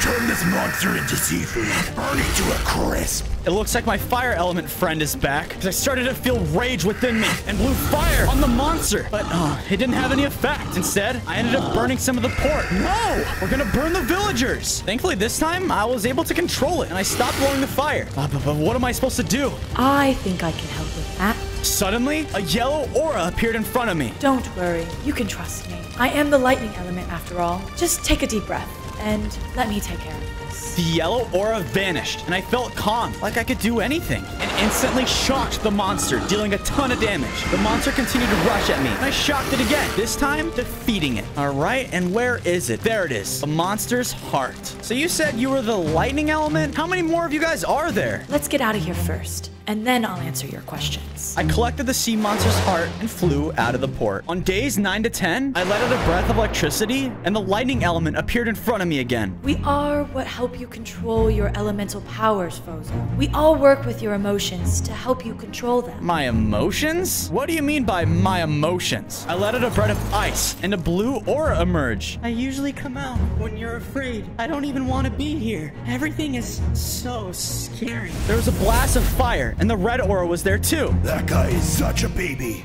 He makes me so mad. All right. Calm down there, hothead. So I take it you're the angry one. I'm not angry. Fire began to shoot from the aura. Oh man, calm down, dude. I flapped my wings, creating a massive gust of wind, and the green aura emerged. Just go with the flow, bro. Free spirit. Let it guide you. Don't listen to them. You need to understand yourself more before you can understand us. You know what? The lightning aura was right. I needed to talk to Irion. I looked down, and all the auras were gone. I think there's a lot of getting used to I'm gonna have to go through. I continued on toward his tower. On days 11 to 12, I arrived at Irion's tower. He was incredibly excited to see me, especially after I gave him the heart. What is it, Fozo? You look troubled. Listen, I know there's something going on. There's 4 different elements that are inside me, and each day I've been seeing more and more of them. You have nothing to fear, young dragon. You are the most perfect entity I have ever created so far. Yeah, but it just feels like something else is going on. Either something's wrong with me, or something's wrong with the world, or... Enough of your nonsense. I have another task for you. There is a village that has been rebelling. I need you to go there and destroy it for me. I thought that goes against what we stood for. He didn't listen, and he told me that the village was heavily defended, and I would most likely need some armor upgrades to take it out. He gave me an iron pickaxe and wished me luck on my adventure. Okay, I trust you. I set off from the tower to find a mine. I arrived at a nearby cave and began to look for iron to make myself some armor. After a bit, I was able to mine the materials. I found enough iron to make myself an iron chestplate, as well as a helmet. I started to leave, but I heard some noises coming from the entrance of the cave. The noises sounded way too familiar, and I had a feeling that I knew exactly what it was. I exited the cave and was ambushed by a group of elves. They started shooting arrows at me. It's the wizard's base! We finally got it! There's so many of them, and I was trying my best to fight back, but I was overwhelmed.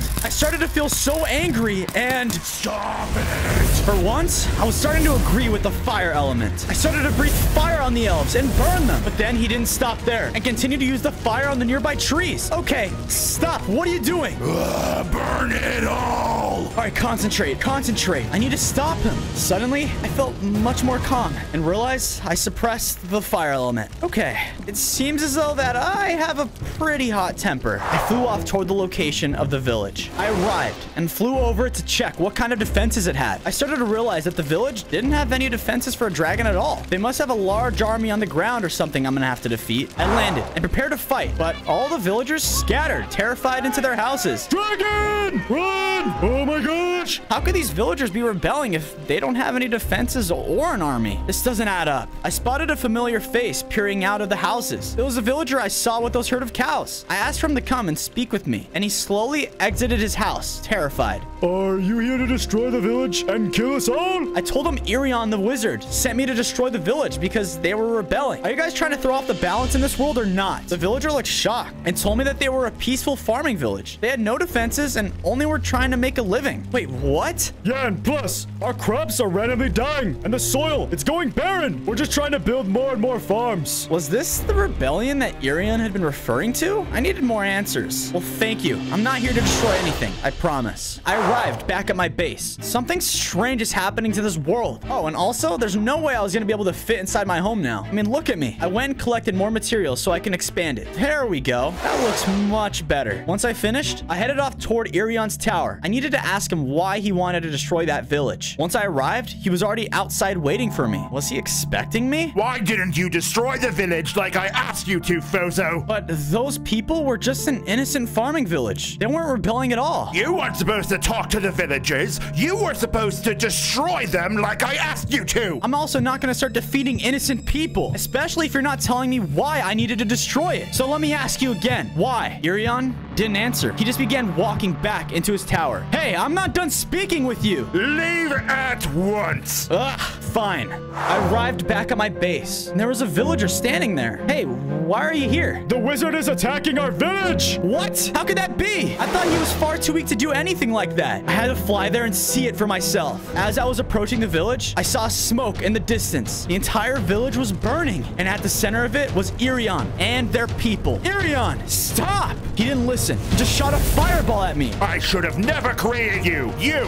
are worthless. Irion continued to attack the villagers with the fireballs. I have to do something to stop him. I started to attack him with my sword. You don't understand the power I possess. He shot another fireball, and I was down on the ground. He then began to use some kind of spell. Come on, I really need the element's help here. Any help, guys? You don't deserve your elements. There was a massive flash of light, and I heard the voice of the auras flying off into the distance. I noticed that my colors had faded from my body. Irion flew over me and hit me again. I was low on hearts, and I started to black out. On days 21 to 23, I woke up still in the village. I looked around at the destruction that Irion caused. Man, why didn't he take me out when he had the chance? I could have sworn I was done for. But one thing's for certain, he truly was the evil wizard everyone warned me about. So was he just lying to me this entire time? Why did he create me then? I felt so deprived. I had none of my elemental abilities. Dragon, do you see now? All the faces on the villagers said exactly what I was thinking. How could I be so blinded by the evil Irion? I'm so sorry, guys. I didn't know. The villagers didn't accept my apology. Their entire home was destroyed. I offered them that they can at least come stay with me at my base. Despite their reluctance, they agreed, having nowhere else to live. We began to travel back. Once we arrived, I began to go out into the world and gather material for their homes. Once I had enough,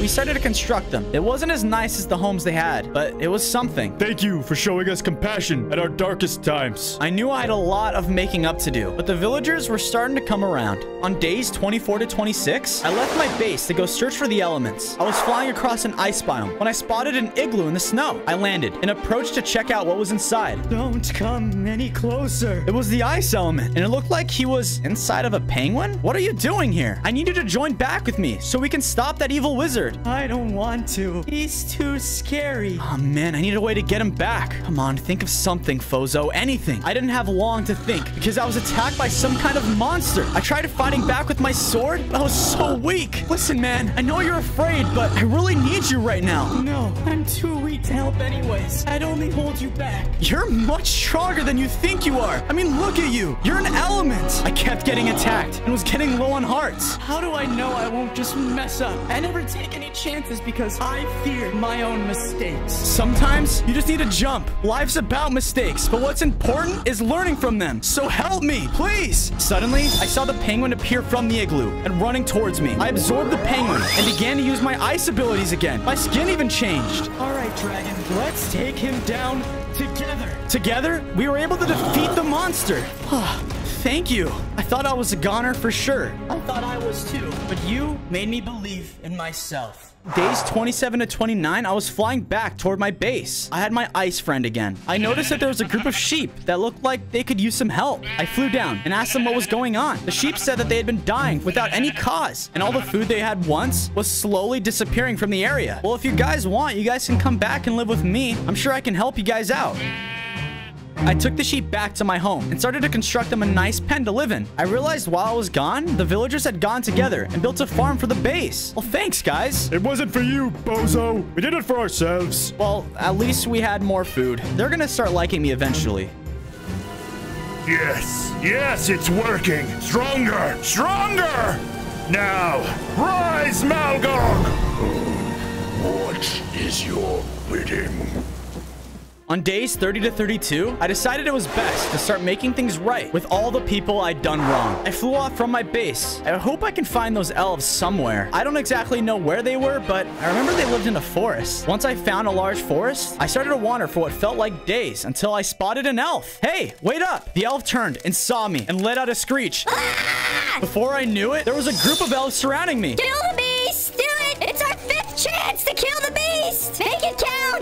Wait, guys, listen. I'm here to apologize. I didn't know the wizard was evil, and I want to make things right. The elves didn't seem to believe me, except one who came forward and stood up for me. It was the elf I saved from the fire on day 2. He's not that bad of a guy. They agreed to take me to the Elf King. We traveled to him, and once we arrived, I apologized. I want to make everything right in this world, guys. Young dragon, you are forgiven. How could you have known your creator was malicious? The Elf King told me that they had been researching ways they would be able to defeat him. Maybe, just maybe, you are the key in all of this. He sucks the life from Earth and eventually wants to absorb all of it so that he may live forever. Forever? How old is Irion then? This has to be why he spawned me in. Don't worry, young dragon. In time, we will have our answers. The Elf King told me that he would find me if they found a way to defeat him. On days 33 to 35, I decided to get some upgrades for my armor. I headed to a nearby cave to mine. After some mining, I was able to find enough iron to complete my armor set. There was a faint noise coming from deeper in the cave, though. What was that? I need to find out. I began to walk deeper into it. Oh, a diamond. I continued to follow the noises until I entered a massive room. There was a hammer at the center of it, and wait a second, it began speaking to me? Fozo, I have been waiting for this day. Wait, me? How do you know who I am, and what are you? He introduced himself as the Elemental Hammer and told me he never thought he would see the day when all the elements were free once again. Free? What is that even supposed to mean? All the elements work together to hold the balance of the world until the evil wizard came and destroyed them all.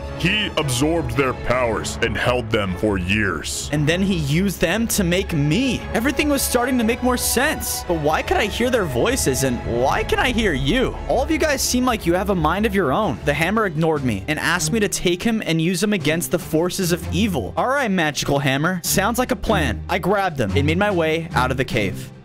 I need to do something to help these people. This'll have to do. Leave these people alone. Our king has died. Will you please govern our people? Yes, I will guide you to prosperity. A knight arrived at my base. He began to say that the new queen of the kingdom had summoned me to her presence. Wait, what? Hold on, a new queen? I don't know any queens or kingdoms. She claims to be an old friend of yours. The knight urged me to follow him to the kingdom. All right, I'll do as you ask. Maybe this queen will be able to help me find the other elements. Days 39 to 41, I arrived with the knight. The kingdom looked as though it was flourishing. It was a lot for me to take in. I followed him into the throne room, and to my surprise, a yellow deer was sitting at the throne. Are you the... Hello, Fozo. Do you like what I have done with the place?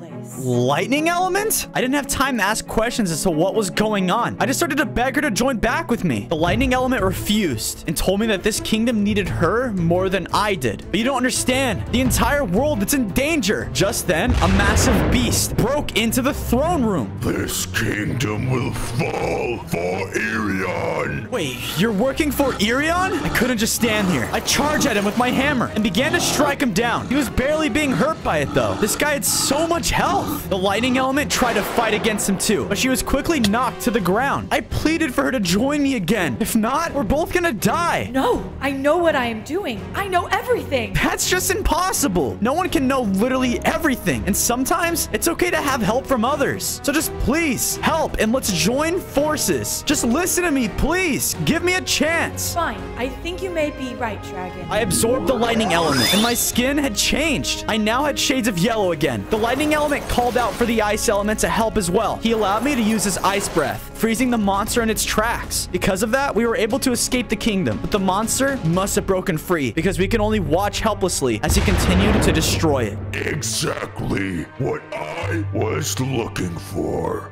On days 42 to 44, I reached my base and noticed that the king elf was there waiting for me. Oh, young dragon, we have found something that may be able to counteract the wizard. He then told me that they discovered an item known as the Heart of the Earth. He said combined with my elemental abilities, it could possibly reverse any damage the wizard has done to the world. Unfortunately, young dragon, the location of the item is unknown, but you may be able to find its location in the Lost Library. Ooh, mystery. Okay. I thanked him for the information and prepared to leave. But right before I did, the king elf said in order for the effects to reach all of the world, a massive pyramid would have to be constructed. The pyramid would help amplify the spell. He dropped me a ton of sandstone and told me to start working on it. All right, sounds good. Wait, aren't you gonna help? No. He left my base and I got to work. Wow, thanks. I started to construct the base for the pyramid and quickly ran out of materials. Okay, I'm gonna need a lot more sandstone to finish this thing. That's for sure. I decided to stop the work there and headed off to the Lost Library. On days 45 to 46, I arrived. Okay, look at the size of that. How could anyone possibly lose this thing? It was massive. I made my way inside and realized the place was filled with spiders. They started to attack, but thankfully, I'm a dragon and I took them down. I started to search the library. I wasn't exactly sure what I was looking for, but the king elf believed something had the location here. Over there. The lightning element began to guide me to a section in the library. She wasn't sure how she knew where to go, but I listened to her gut. I came across writings, and they were written by her? Wait, she must have written these before Irion defeated her. I began reading through them till I found something interesting. Irion grows stronger every day. We fear that soon he will defeat us and will take the heart of the earth for himself. I brought the other elements together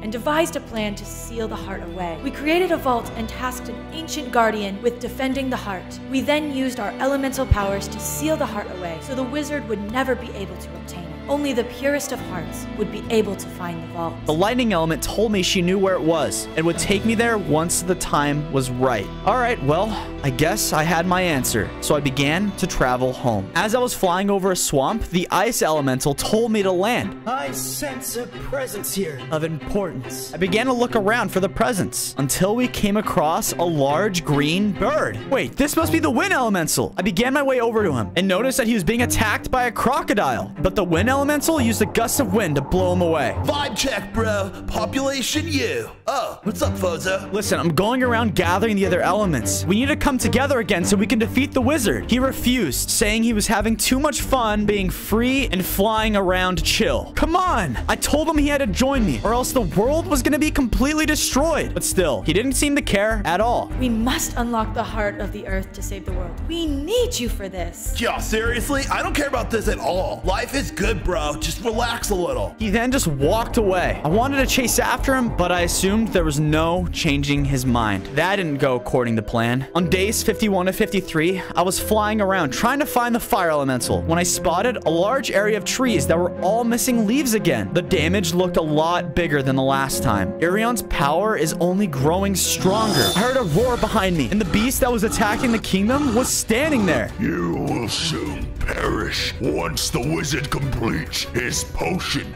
and... Yeah, absorbs all life on Earth so he can live forever. I think we all understand what's happening. I definitely made him mad because he rushed at me and started to attack. Oh no. I tried to evade his attacks, but he was too fast. I had to try and fight back using my elemental powers, but they didn't seem very effective on him. There's no way I was gonna be able to take him down without the other elements. I had to flee. I flew off while he laughed at me. Only one more ingredient and the potion will be ready.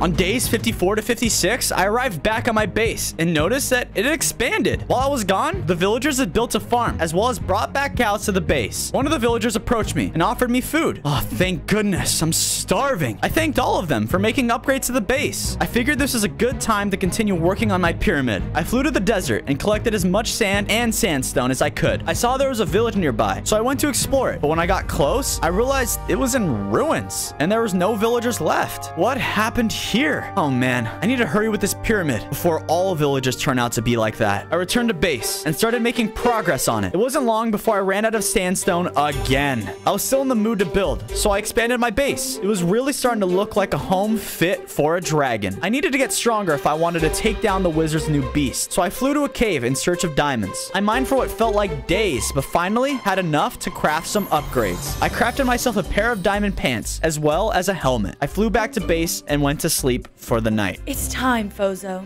I was woken up by the lightning element. She told me that I was ready to test if my heart was pure. I'm guessing we're going to the vault then. I flew off following her directions. My mind was still a little busy. I didn't know where fire was, and wind definitely didn't want to join me. I need to find them and regain all of my power again. I landed at the front of the vault. I noticed that there were 4 pillars in front of the massive door. These must be the elemental locks I read about. I used my lightning breath on one of the pillars, and suddenly it was ignited with a yellow flame. I did the same with my ice breath, and it lit up with a blue one. Now, I just need to find the other 2 elements, and I can enter the vault. Get out. I looked around. What was that? I was unable to see anything. Hello? Anyone there? Get out! Yep, someone was definitely there. It sounded like it was coming from the other side of the door. It must be the guardian I read about too. Okay, I definitely do not want to upset him. So, I flew off. On days 60 to 62, I was collecting wheat from the farm when a farmer ran up to me. He was on fire. Help me! I quickly used my ice breath and extinguished the flame. Hey, what happened? Fire bull! Fire bull? He told me that a bull arrived at the base and was lighting everything on fire. Wait a second. The fire element. I flew off toward the farm. When I arrived, the villager wasn't kidding. Everything was on fire. And there he was, the fire element.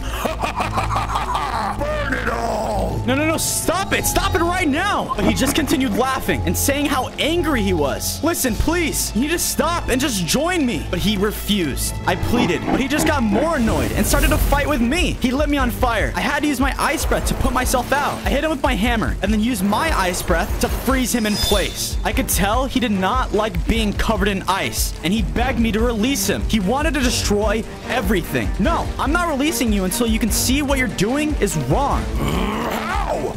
These people make me so angry. But why? Why are you always angry? Because anger is all I know. That's as far back as I can remember. That is what fuels me. Well, that stops today. Just calm down and join me again. Let me teach you how to better control it. I promise you, there's things in life to be happy about too.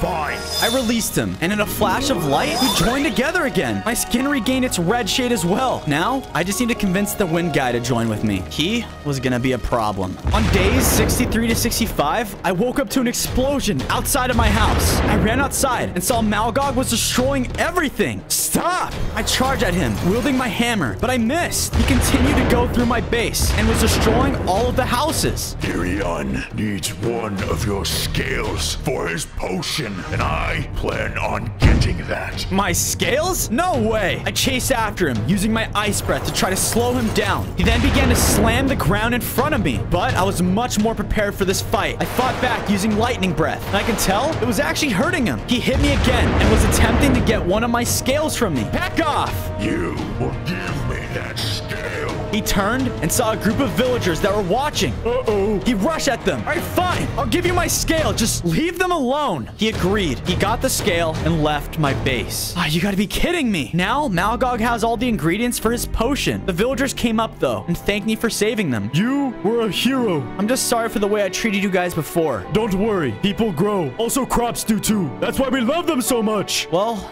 at least I felt much better about this decision. On days 66 to 68, my base was still in ruins. I went out and began to collect materials to rebuild it. I collected wood and started to rebuild the villagers' houses as well with them. After I collected a ton of stone, I decided to build a wall around my home. I hope with this, we would have better defenses. As I was finishing, the wind element was suddenly there. Whoa, dude, your base is totally messed up, man. Yes, man. We could have used your help. Don't you see all the destruction that's going on? Yeah, man, but like, you guys should just chill a little. No, not every answer is just chill. It's okay to have things you care about, but for some odd reason, it seems like you're afraid of caring about anything. Afraid? Yeah, right.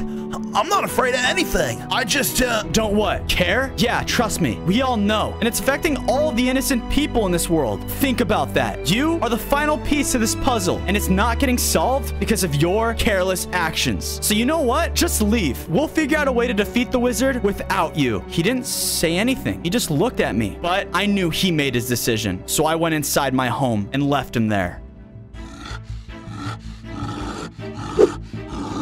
Good! Now I have everything I need for my potion! Ha ha ha!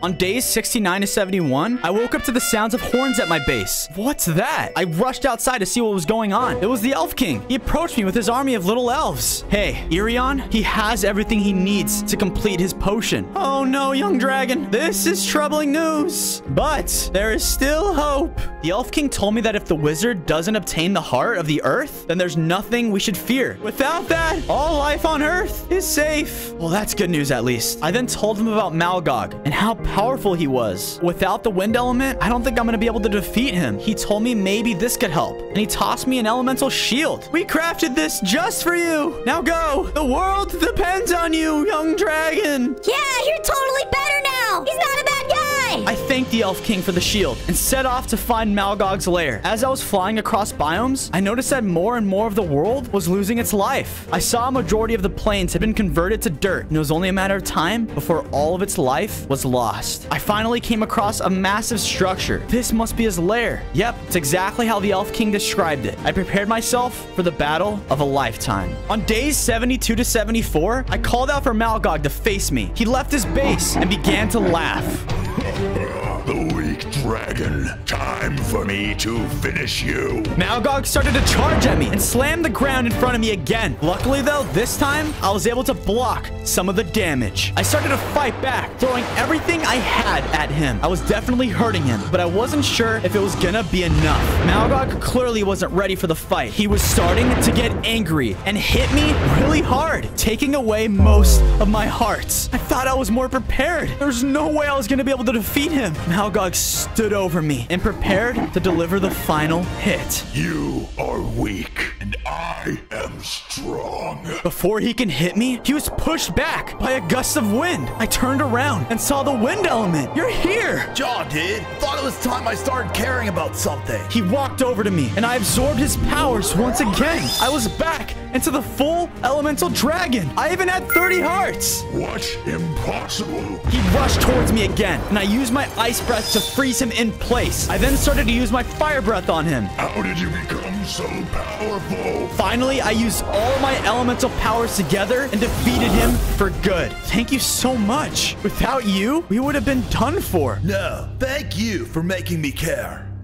On days 75 to 77, I was flying back to my base over a desert and decided to land to collect sand and sandstone. Since Malgog was defeated and I once again had all my elements, I figured it was a good time to complete the pyramid. I gathered as much sand and sandstone as I could and returned home. I then started to work on it and was able to complete it. Wow, look at that. I placed the pedestal inside the pyramid for the heart of the earth, just like the Elf King had told me. As I was finishing, he actually approached me. Yes, young dragon! Congrats! You defeated Malgog! I hated that guy! Now all that is left is to prove your purity to the Guardian of the Heart of the Earth! Oh, I completely forgot about the Guardian. They didn't want me anywhere near that place last time. Do you know anything about him? Unfortunately, no one knew anything about what guarded the Heart of the Earth. No one has even seen him. I thanked him for all of his help. I guess it's time someone finally does. I arrived at the entrance to the vault. I quickly used my fire breath to light one of the pedestals, and then my wind breath. There was a large rumbling, and the vault door opened in front of me. I heard the same voice asking me to leave, but I knew I couldn't. I entered the vault and saw the heart of the earth in the center of the room. Before I could grab it, I heard the voice speak again. You think you are worthy to possess this heart? I turned around and saw a large, shadowy figure towering over me. Why, yes. Yes, I do, because I want to use it to restore the balance of the earth. Lies. The Guardian screeched at me and stepped forward to attack. Before it could reach me, though, the lightning element exited my body and told the Guardian to stand down. The Guardian faded away. Whoa, thank you. I grabbed the heart and made my way to the exit. Yes, the potion worked. I am young again. I feel so powerful. Ha ha ha ha ha ha! On days 81 to 85, I exited the vault and saw a strange-looking person standing in front of me. They looked familiar, but I couldn't tell who it was. Hello, Fozo. Wait, Irion? But you look so much younger. How? He began to launch fireballs at me. I did my best to evade them, but I was trapped. Ow, they hurt so much more. His potion had reversed his age and given him so much more power than before. Luckily, though, I was stronger than I once was, so I was able to take a few hits from him. Give me the heart, or die! I would never give this to you. You're a monster! I continued to fight back, but it was a losing effort. He struck me with another spell, and I dropped the heart. I felt so weak. Irion approached me. Join me, dragon, as you once were supposed to. Assist me and watch the world burn to a crisp. It is your destiny! No, you're wrong. It isn't. He hit me with another fireball, launching me back into the vault. He then used his fireballs to collapse the entrance inside. Fine, have it your way. Now, I think I'll pay the elves a visit. I was trapped inside the vault and looked to see if there was any other way out. Nope, the only way out was through the entrance. Okay, come on, Fozo. Come on. I summoned my strength to try to open it, but it didn't work. I can't do this. I'm a failure. All the elements then came out of my body and landed right in front of me. You are no failure. You are the reason we are this far right now. You helped me gain my courage. You helped me gain my happiness. You helped me gain a reason worth fighting for. You are the strongest part about all of us, Fozo. If anyone can get out of here and defeat the wizard, it's you. We believe in you. I absorbed all of the elements. They were right. I can get us out of here. I can do this. I used all of my elemental power and blasted through the debris. I did it. I actually did it. But I realized it wasn't going to be long before the wizard unleashed his power. I had to go back and talk to the Elf King. Thanks, guys. Thanks for believing in me, too. As I arrived, I saw that the elf's base was in total ruins. Oh, no. Did Irion come here first? I landed and began to ask the elves where the king was. One of the elves told me where I can find him, and I rushed off. When I arrived, the Elf King lied there on the ground. What happened? He told me that Irion came here and attacked their home, killing many of them in the process. He tried to fight back, but was far too weak to take him on. I'm afraid all might be lost, young dragon. Is there anything that can be done to stop him? Please, there has to be a way. I am not sure, but I'm afraid this is for you to figure out yourself now. I can see the light. It's coming close. Wait, no, that's just the sun. Oh, there we go. The Elf King died in front of me. No, the wizard, he's gonna pay for this. Wait, what's that? On days 91 to 94, the light dissipated. I looked around and realized all the trees had lost their leaves and the grass was completely converted to dirt. I started to wander through the base and noticed all the elves were gone. The wizard must have used his spell successfully. I flew off toward my home to see if there were any survivors. As I flew, I crossed many biomes that had been turned completely to dirt. I arrived home and saw that all the villagers were gone too. I failed to save everyone in the world. We couldn't make it. But why, guys? Why am I still here? You possess the power of all the elements. I believe we are keeping you alive. Great. Now I get to live in a world with just me and that greedy wizard. What am I supposed to do now? We began to think and realized if the heart of the earth was able to take away life, it might be able to be used to restore it. You know what, guys? I think it's worth a shot. Let's go restore the world. On days 95 to 99, I arrived at the wizard's tower and took him by surprise. He was stunned at first, but began to fight back with his spells. I charged him, wielding my hammer and shield, and hit him back. This might be my chance to get the heart. He's stunned. I used my ice breath on him and froze him in place. I grabbed the heart and flew as fast as I could back home. No! I got back to my base and placed the heart of the earth at the center of the pyramid. I then charged all of my elemental powers and used them on the heart. I saw a massive beam of light shoot out of the top of the pyramid. I walked outside and saw all the villagers had been revived. The villagers approached me and asked me what happened. Wait, did we just die or something? No, it doesn't matter because you guys are back. Young dragon, you did it! You really did it! I turned around, and to my surprise, the Elf King was alive too. I was so thankful to have him back. Together, we will get rid of this wizard for good. No, impossible! I need to return to my tower. It was day 100, and I arrived at the wizard's tower with the army of elves. Yeah, let's get this guy for good! We rushed to get the wizard, but he was prepared. He began to shoot fireballs from the tower, taking out a lot of the elves. Young dragon, you must stop him! We are far too weak and puny. I told the elves to retreat. Don't worry, guys. I'm gonna take care of this wizard. I flew into the air and started to use my elemental abilities on his tower. I wanted to destroy it and force him to fight me on the ground. As I flew around the tower, he shot fireballs at me. I was able to dodge all of them and delivered an elemental blast, taking out the tower. I landed in front of Irion and told him to surrender. You lost, and you're far too weak to defeat me now. I will never give up. I'm still more powerful than you. We began to battle, and I can tell even though he was weakened, he was still not going to go down easily. I bashed him with my hammer and used my shield to block his fireballs. I continued to use my elemental abilities, slowly weakening him. He refused to quit though. He kept fighting. Finally, I hit him with a fire blast and he went down. I charged all of my elemental abilities and used them on him. No! Taking him out for good. And just like that, the world can finally live balanced.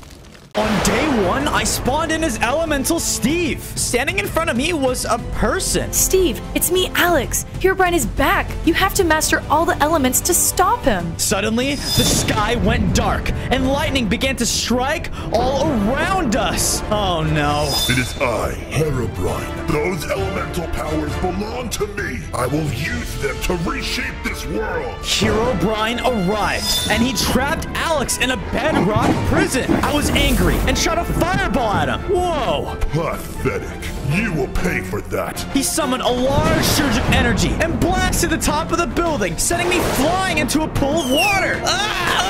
There was no way I was going to be able to take him on. A person named Makina ran up to me and told me I had to run. Herobrine flew down and used another strike, killing her. I had no choice but to run away as fast as I could. On day 2, I finally lost sight of Herobrine, but noticed that the world was changed. As I was running, I noticed that the ground around me had a weird color to it. What in the world is going on? I stopped running and found myself in front of an old temple. I don't know how, but I felt connected to it and needed to go inside. Suddenly, I heard footsteps and a person approached me. Hi, who are you? They said their name was Kai, an ancient builder. An ancient builder? What's that? Enough talk! Herobrine needs those elemental powers! Wait, what? Suddenly, Kai attacked me and I dodged it. Hey, what was that for? You will find out soon enough. Kai attacked me again and they took 4 of my hearts away. I guess they work for Herobrine.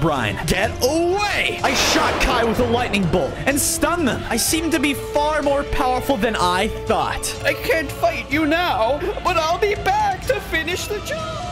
Phew, that was close. I turned my attention to the temple and walked inside. I began to explore the temple to try to find any information. The first floor didn't seem to have anything of use, so I made my way inside deeper, into what seemed to be a basement of the temple. I spotted some chests and began to search them. In one of the chests, I found some stone tools, as well as building materials. I then kept opening more and found a book. It was written by someone named Surge, the leader of the Lightning Clan? What is that? I started to read. The elements held the balance of this world against Herobrine and his forces of evil. It was clear Herobrine was attempting to use the elements again to create something. We are running out of time. This place is no longer safe. The book ended, stating that the other clans had also been dispersed as well. I still have so many questions. Why couldn't I remember any of this either? I knew I'd fought Herobrine in the past, but what was he trying to create now? I left the temple and started to search the world. On day 4, I spotted a village in the distance. I rushed inside and began to ask the villagers what was going on. The villagers looked shocked to see me. Why are you all looking at me like this? The great Steve has finally returned! Returned? What are you talking about? The villager explained that Herobrine has been terrorizing the world for a long time. He's made this world horrible to live in. But now that I'm back, the people are saved. Back? So I was alive before. Why don't I have any of my memories? The villager went on to explain that ancient builders were the original players in Minecraft. They possess power like no other being, and now most of them are on my bad side. I asked the villagers if they had any food to share with me. The villager gave me some cooked chicken and offered me a place to stay there. I thanked the villagers for their help and decided this was a good place to set a home up. I used the material I acquired from the Lightning Temple, and as I finished building, one of the villagers approached me, and I asked him what he knew of the Lightning Clan. Rumors are the clan fled to an underground hiding place to remain safe. Remain safe. It was too late to travel right now, so I decided to go rest for the night and head there tomorrow. On day 5, I headed to the cave system the villager told me about. The cave seemed to be almost a labyrinth. I must be in the right place, though. Clearly, whoever is here doesn't want me to be found. I continued deeper into the cave, and then I heard growling noises behind me, and I saw a massive skeleton monster standing there. Herobrine wants those elements! Surely it was one of the monsters of Herobrine's undead army. The monster was able to summon undead creatures that charged me. He was extremely powerful, and I was afraid I might not make it. Luckily, I was able to conjure my elemental powers and use air blasts to defeat them. The monster roared again, and I continued to fight him, trying to summon more elemental powers, but I was unable to. I need to figure out my powers quickly. He then used that ability, and I got shot in the air. Oh, what's going on? I used my stone sword, and I took the monster down. Man, I need to be better prepared for another fight like that. Time to make an upgrade. I found some iron and used it to craft myself iron tools, as well as an iron pair of boots. I then eventually came to a large door. This must be the place, but how do I get inside? Okay, come on, Steve. You can do this. I summoned lightning powers and was able to strike lightning down on 2 of the pillars, opening the door. I then walked inside. How is Steve back? And how does he have my elements? Don't speak with me. I will never help you. You will, whether you like it or not. On day 6, I was inside the door and looked around for any sign of the Lightning Clan. Oh, look at that. I saw a man standing there with a lightning bolt on his robe. Hey, can you help me? Steve, you've returned. You possess the power of the elements as well? He told me that his name was Surge, and he was the leader of the Lightning Clan. Another person saying that I returned. Anyway, so you'll teach me how to use lightning? Not to use it, but control it. He told me that controlling lightning involves peace of mind and absence of emotion. Surge then said I should find the elemental chest plate to help me control the lightning better, but it would be dangerous. You will find the item at the highest point of the mountain. Be careful and good luck. I asked him about the rest of the Lightning Clan and how I could help them. Unfortunately, he told me that he was all that was left. There's little time. Herobrine grows stronger every day. You must hurry. I took that as my signal and headed off to the mountain. On day 7, I found the mountain, and as I looked up, I saw lightning that was striking all around it. That can't be a good sign, right? I was told that only the most worthy of the Lightning Clan would be able to reach the peak and collect the item. I began my ascent and was terrified of being struck by lightning that was hitting the ground all around me. I had to be strong for everyone in this world, though. As I was continuing up, I was struck. Ah! Wait, to my surprise, it didn't hurt, but rather I felt weirdly recharged. I made it to the peak, and I saw the piece of armor before me. I rushed over to it and picked it up. The elemental chest plate. With this, I would be able to control my lightning. I equipped it and gained 5 hearts. I felt something starting to take over me, though. What's going on? Ah! Steve, we have to stop Herobrine now! Alex, has he located it already? Yes, there is no time to wait! I'm right by your side, always. What was that? Was I starting to regain some of my memories? And Alex, she seemed like she was my closest friend. This is all starting to make sense. Herobrine was after something before as well. But what? I made my way down the mountain and felt confident after finding the chest plate. I made my way through an area when I suddenly ran back into Kai. I knew I would find you eventually. Now, it's time to die. Kai used their sword to try to slash me, but I dodged it. They then summoned a second copy of themselves, and they rushed at me. Clearly, Herobrine had shared some of his powers with Kai. Why are you working with him? Kai told me that Herobrine apparently had offered them a way to become more powerful. With my iron sword, I was able to defeat the illusion they created, but Kai continued to fight with me. I used my lightning item and struck Kai with a lightning bolt. They were stunned and slightly weakened by the strike. I shot another bolt, and this time, it dealt significant damage to them. I have to warn Herobrine. They rushed off, and I was unable to stop them. I had a feeling that they would come back, so I returned to the Lightning Clan to tell Surge what just happened. Sir, I found Steve. He's with the Lightning Clan. I will take care of him myself. On days 9 to 10, I made it back to Surge's hideout and saw that Herobrine was fighting with him. I jumped in to help, but was quickly pushed aside by Herobrine's telekinetic abilities. You may defeat me, but Steve will become more powerful than you. Herobrine blasted a fireball, taking Surge down. No! Herobrine laughed and then began to do something. He absorbed a lightning element. This world has progressed too far. Players no longer remember the old way of life. The world has changed for the better. What could you possibly plan to do? When I acquire all the elements, I will find the command block and destroy you. He told me that he was going to rid this world of all the ancient builders who refused to join him and restore it to its former glory with him as the ruler. I will never let you get away with this. I tried to attack him, but they were ineffective. I had no choice but to run off. I fled from Herobrine while he watched me and laughed. I have bigger plans for you, Steve.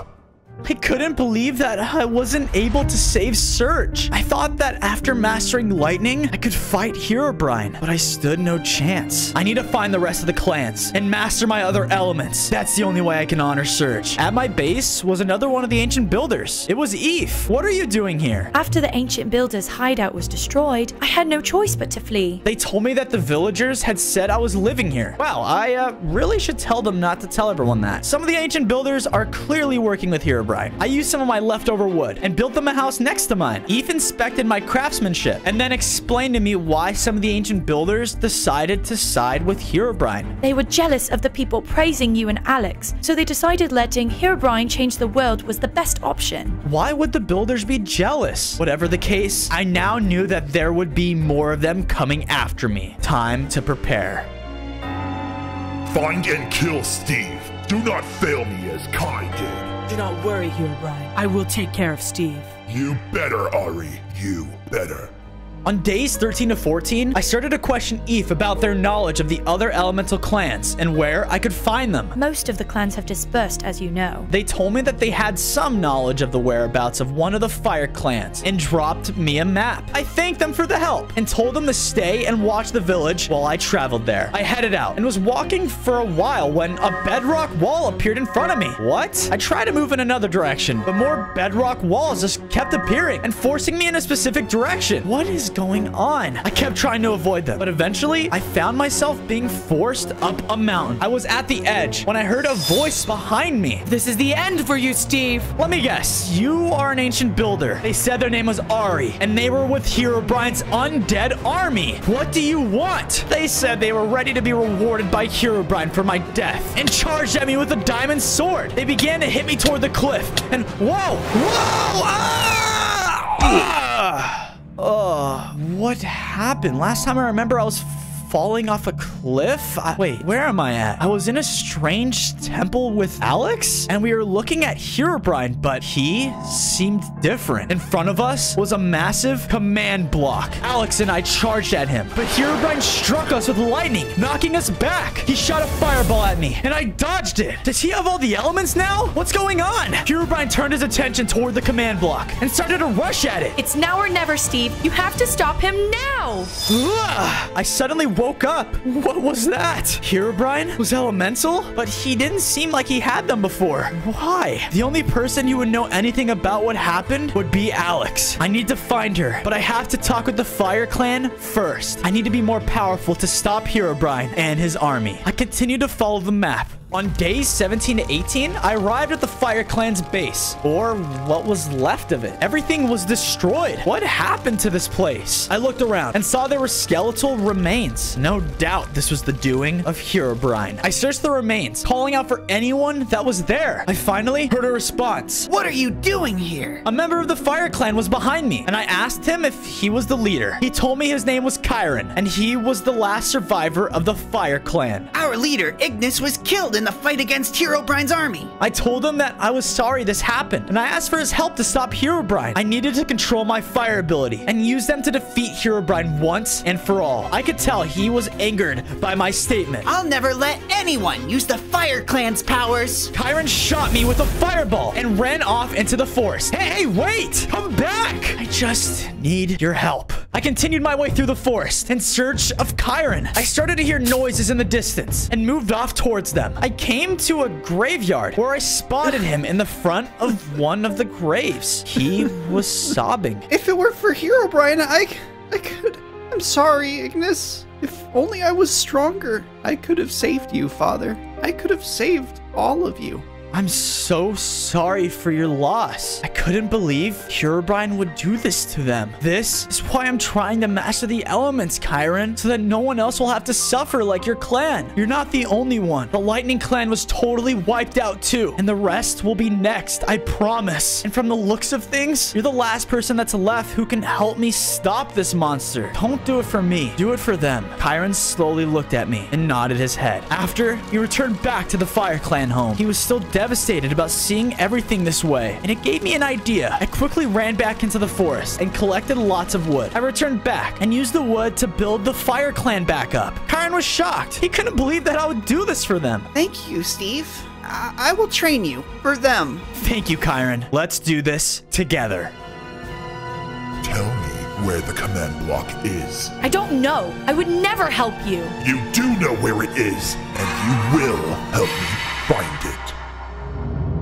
On days 21 to 23, we began our training. Chiron told me that controlling fire came from within, and I would have to overcome my fear and anger. What does that exactly mean? Chiron then launched a fireball directly at me. Hey, what was that for? This is your training. I dodged his attacks the best I could, but some still hit me. I was starting to feel enraged. This isn't fair. I thought back to how angry I was about Herobrine and what he did to Alex. I hit him directly in the chest with a fireball. Then again and again. Finally, Chiron submitted and told me to follow him. He led me to a partially destroyed temple that had the same fire elements as before. I am not allowed to enter. go forward and see what is revealed to you. I entered and found a lectern in front of me. I began to read the pages, and they detailed the command block. The writings told me that the command block would be able to be activated by someone with all of the elements. So, Herobrine had all the elements when I first fought him. I would have to master them in order to stop him. There's no way I could let him fulfill his plan and destroy the world. I thank Chiron for taking me here and headed back to base. On days 24 to 26, I returned to base and talked with Eve. Eve was proud that I mastered my fire element, but reminded me that there's still work to be done. Once you've mastered wind and ice, you'll be able to take on Herobrine. They're right. If I don't master the rest of my powers, I won't be able to stop Herobrine. I decided to use the rest of my wood to build a small farm. I collected seeds from the world and returned home to finish the farm. This should keep us fed, as well as the villagers for now. After I finished, I realized I was gonna need some upgrades too. I went into a nearby mine and collected more iron. With all the iron I'd used, it completed my armor set. While collecting the iron, I couldn't help but think about my memories I've been having. Alex was the only one who could help me remember everything, but Herobrine has her. If I need to stop Herobrine, I need to find her first. I asked Eve if she knew where Herobrine's base was, and she told me about the rumors the ancient builders had discussed. You can't go there, Steve. You're not ready to face Herobrine. I have to go. I need to save Alex and find out more about my past. Eve shook their head, but I knew I was doing the right thing. I set off toward the rumored location. On days 27 to 29, I was traveling when I spotted more of the strange purple grass I had seen before. Herobrine's presence was spreading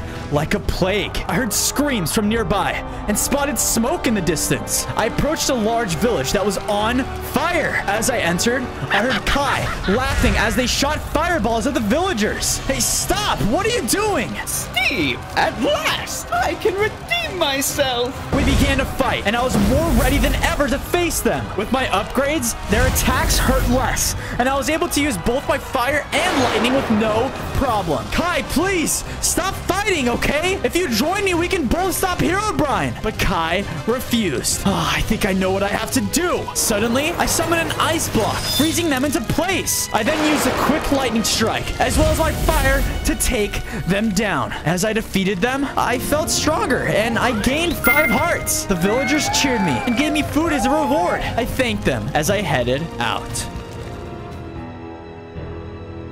This should suffice.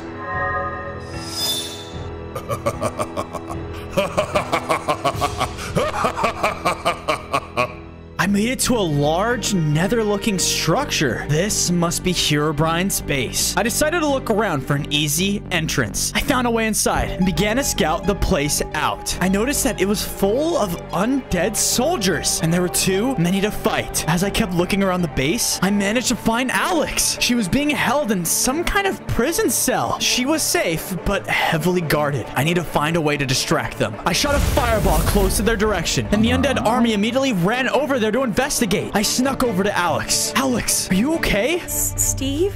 Is that you? She looked so weak. It looked like she was barely holding on. I broke her out of the cell using my elemental ice ability, bursting one of the bedrock blocks. I then gave her some food. Here, Alex, eat this. The two of us quietly made our way out of the castle. I think the coast is clear. Are you okay? I'm starting to feel better. Let's get out of here. I'm glad Alex was safe. I was afraid Herobrine wasn't gonna let you live. We headed back toward my base.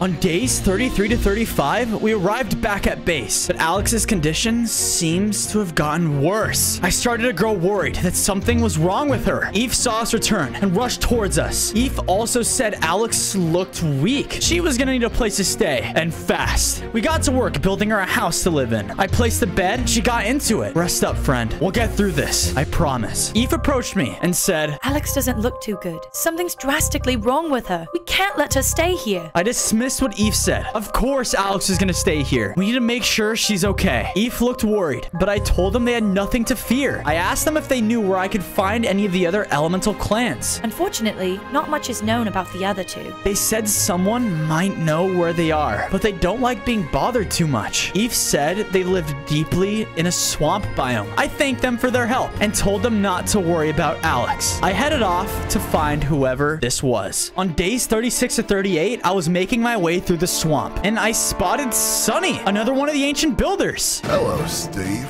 Herobrine's looking for you. Great. Another ancient builder is serving Herobrine. What do you want with me? Is Alex doing well? I just wanted to know. Clearly, Herobrine had done something to harm her. You will pay for that. I shot a fireball at him, and he quickly dodged it. He sliced me with his diamond sword, and I fought back using mine. I was starting to lose hearts. Quick. We kept fighting, and again, I conjured an ice block that stunned him for a second. I wasn't strong enough to take him down now. I summoned a gust of wind and blew Sunny out of the area. Man, that was too close. I need to find the structure Eve told me about and master the other elements.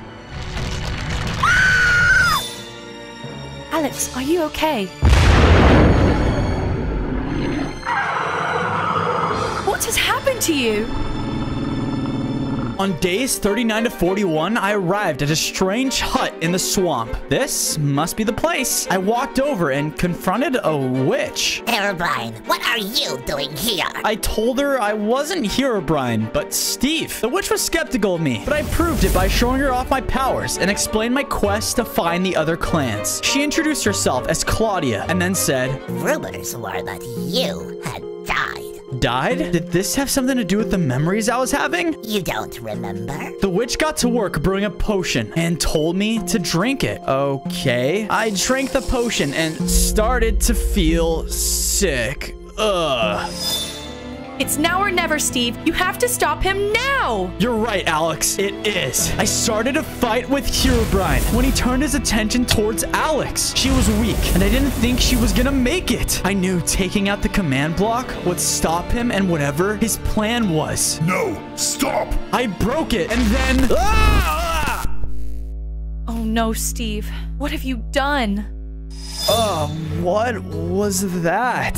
The past. The potion showed you what was missing from your memories. So, I was able to destroy the command block and save the world. Why is Herobrine back? She told me that the command block wasn't destroyed, but moved. I asked Claudia if she knew where the command block is now. She said she didn't. The command block required the elements to be revealed. When you broke the command block, the elemental powers were transferred from him to you. You need to master your other elements. That's the only way to stop Herobrine and save this world. She gave me a map and told me this would lead me to where the Ice Clan was hiding out. I thanked Claudia for everything and made my way out of the swamp. You are not welcome here. Go away. Sorry, you have something that belongs to me. On days 45 to 47, I followed the map and crossed into a large ice biome. As I traveled, I spotted a group of strays that quickly started to approach me. The strays yelled for Herobrine, then began to attack. I was able to make quick work of the group, but it was clear that more mobs were starting to side with him. I continued to move through the ice and eventually found a large temple. This must be the palace Claudia spoke of. I made my way inside. Hello? Anyone here? I guess this place is abandoned. There were chests inside, so I decided to search through them. Most of them seemed looted, but I found a helmet in one. It was the elemental helmet. I quickly equipped it and felt slightly more in tune with my ice powers. I was getting ready to leave when I heard noises coming from a sheet of ice. I broke the ice and a man popped out. Steve, you've returned. My name is Aspen. He introduced himself as the leader of the Ice Clan and told me to follow him to an urgent matter. Destroy all! On days 48 to 50, Aspen led me to an open area, and Ari was there. He was shooting fireballs at the ice spikes. Aspen wanted me to stop Ari before they melted the entire area. He told me he was far too weak to fight in his current state. I still can't control my ice powers. Are you sure about this? I'm sure, Steve. You can do this. Fine, I'll do it. I approached Ari and called out to them. It is time for you to burn. Ari shot a fireball at me, but I quickly dodged it. I tried to freeze them in place, but they easily melted themselves free. That weak ice won't work on me. Ari shot another fireball at me. I won't let you win. I mustered up all my strength and used my other elemental powers on them, weakening them. It's over, Ari. You've lost. I hit them with an ice blast, and they looked so weak. You fool. I've already done my job. Long live Herobrine. They were defeated. But what did they mean? Their job was done? Aspen came down and thanked us for stopping them. He handed me the Arkenstone and told me to combine it with my helmet. He told me it would help me control my ice powers better. Now, go and stop Herobrine's madness. We then parted ways. On days 51 and 53, I approached my base, but I saw smoke in the distance. Something is wrong. I arrived and saw it was totally destroyed. F was standing there with another one of the ancient builders. I told you something was wrong. I asked them what happened, and they explained Alex had turned into a monster and destroyed the base. No, I didn't want to believe it. It's true. I saw her heading towards the city. The other builder introduced himself as Zuri and told me they had seen it for themselves. We have to stop her. I couldn't let the base stay in this condition. So Zuri and I got to work rebuilding the damage. And then I made a house for them as well. I told F to come with us to fight Giant Alex. But they said they were far too weak in their current state. Zuri and I left the base and headed to confront Alex. You will never win! Huh, I already have.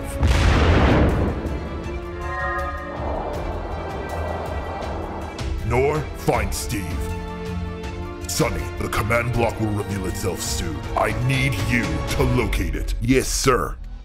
Zuri led me to where they had seen Alex before, but she wasn't here. We continued toward a city. We spotted it, and there was lightning crashing all around it, and a monstrous giant Alex was looming inside. Alex, you need to stop! She turned her attention and charged at us. We quickly moved out of the way, and I used my air powers to keep her at bay. That only angered her, and she was about to strike me with lightning. Steve, move! Zuri pushed me out of the way and got hit by it. Zuri, no! I ran up to them to see if they were okay. You have to stop her. Only you can save us. They were defeated. I couldn't believe Alex would do such a thing. No, it wasn't her, but a monster Herobrine had created. Alex, please, stop. I froze her in place using my ice powers. Listen to me. We're friends. Herobrine is doing this to you. You have to fight it. Steve?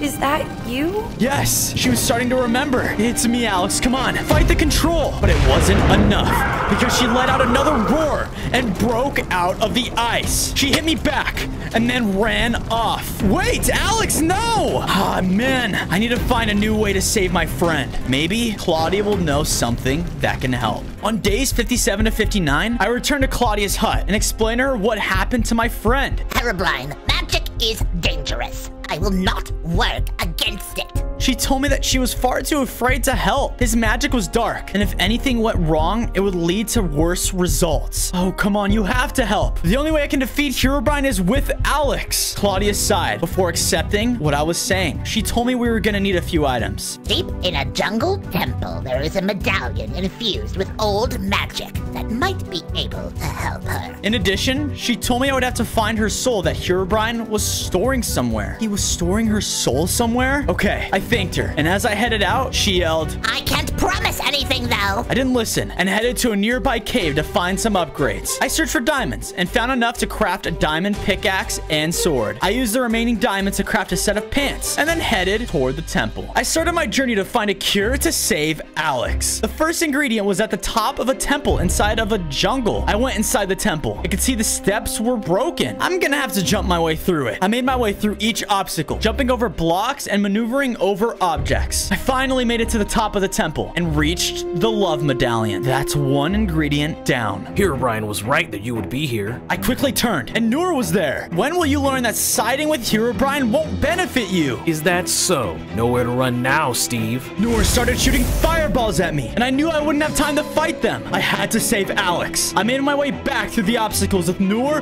right on my tail. They blasted one of the blocks and it crashed down, trapping me. Oh no.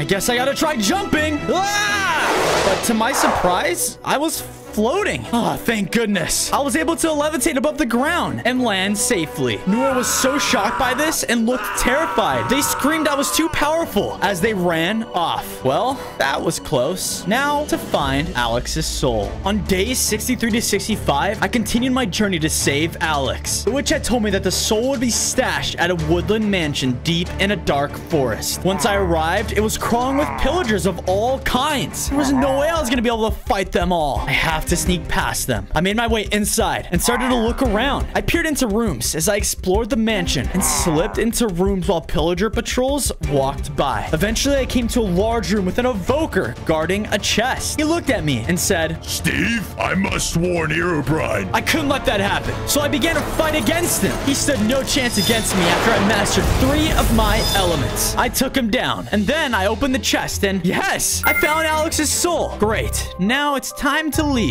But when I turned around, Alex was there. Steve, everything is fine. You can stay here. Alex, what is going on?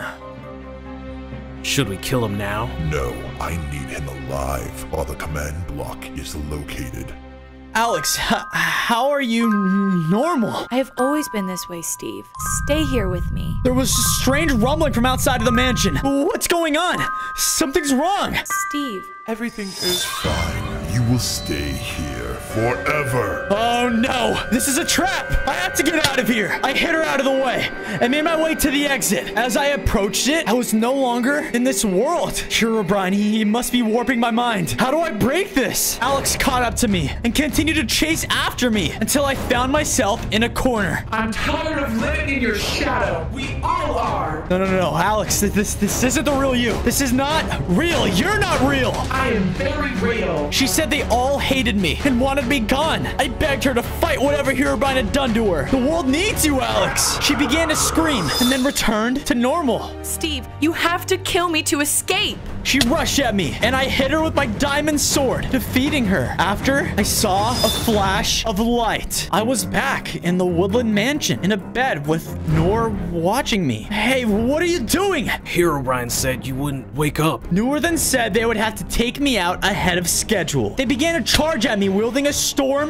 hammer and took some of my hearts. Oh man, I'm not going down that easily. I knocked them back with my diamond sword. Once they were at a distance, they tried to rush at me again, but I blew them back with my wind powers. I then used my fire and ice one after another to take them down for good. Noor was defeated and dropped Alex's soul. I quickly collected it and then began to head out, but pillagers were waiting for me. I disappeared them with my lightning abilities and then made a break for it. I needed to find Claudia and brew this potion. Huh, this must be it. I have to tell Herobrine. On days 72 to 74, I returned back to my base, and to my surprise, Claudia was there with F. What are you guys doing? Effie saved me. She said that her home was attacked by Herobrine's army of the dead, and wouldn't have made it if it wasn't for F. I knew she would be safer here now, so I got to work constructing her a house that would suit her. I then gave her the love medallion, as well as Alex's soul, in order to start brewing the potion. Hey, F, I'm sorry for not believing you about Alex, but I promise all of it will be over soon. You have to go to the Wind Clan now. We're running out of time. Claudia came out of her hut and told me the potion was ready. She then dropped me it. I told F I needed to save Alex before I did anything else. F shook their head, and I can tell they were disappointed. Okay, I didn't trust you before, and we paid the price. I'll head to the Wind Clan and then find Alex. On days 75 to 77, I arrived at a temple, but it was totally destroyed. Was I too late? No. Herobrine made his way here already. How am I gonna master the elements now? I walked through the Wind Temple and heard someone speak. Hello, Steve. I've been waiting for you. I turned around and saw one of the Wind Clan members who introduced themselves as Zephyr. Will you help me master the elements? Zephyr told me unfortunately he was not here anymore and would not be able to. I was disheartened by this. Had I really failed the world? If I am gone, it is for a reason. The way it was supposed to be. The power to master the elements is inside of you, Steve. Think of how effortlessly you learned to control fire, how easily you used your ice abilities. You remained unscathed through the lightning, and you have already used your wind element with great success. Was he right? All of the power was always within me, and I just learned to control it better. Zephyr did tell me I needed one more thing. 5 hearts! I thanked him for his help and headed out. Not so fast! So it ends here. I was making my way back to base when I saw giant Alex terrorizing a village. I needed to bring the real Alex back once and for all. I made my way inside the village. Alex, it's time to turn you back to normal. Kill Steve! Alex charged at me, but I pushed her back with a gust of wind. Now that I had control over my elements, fighting Alex wasn't a problem. The only problem was getting her to take the potion now. Alex struck me with lightning, but it only did little damage to me. I continued fighting with her until she was weak and then splashed the potion at her. She paused for a moment. Alex, are you okay? She screamed and knocked me aside. Ah! Come on, you have to remember. It's me, your friend, Steve. She moved away from me and started struggling. That's right, Alex. Fight it. You're not Herobrine's monster. Not anymore. Steve! Suddenly, there was a large flash of light, and Alex was back to her normal size.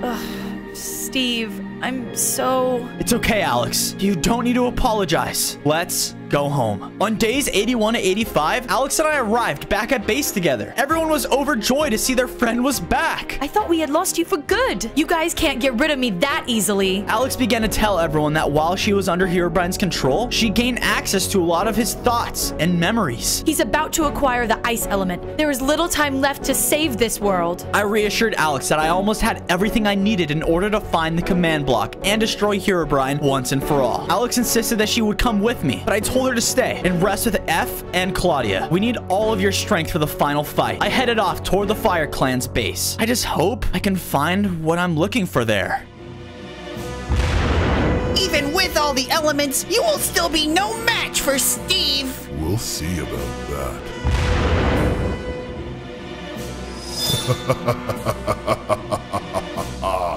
I made my way to the Fire Clan to meet Chiron. I needed the fire armor if I wanted to fight against Herobrine. When I made it to the house, I couldn't find him anywhere. Chiron, where are you? I kept looking around the house and found a note nearby. Chiron wrote this, and it was addressed to me. Dear Steve, you made me realize that there are still things left in the world to fight for. I've gone to help Aspen defend the ice. Oh no, they shouldn't have gone to fight Herobrine by themselves. I should have been there. I kept reading. The clan leader has the elemental armor. I know you can save this world. We all believe in you. I went to the graveyard and found the Fire Clan's leader's grave. There was a chest behind the tombstone, and I opened it to find the elemental leggings. I equipped it, and suddenly I was transported to a large field. Where was this? I wasn't sure how I knew, but I had a feeling that the command block was here. I was back at the graveyard, but I knew where I had to go now. I needed to beat Herobrine to the command block. Thank you, Chiron. Thanks to you, I can end this madness once and for all.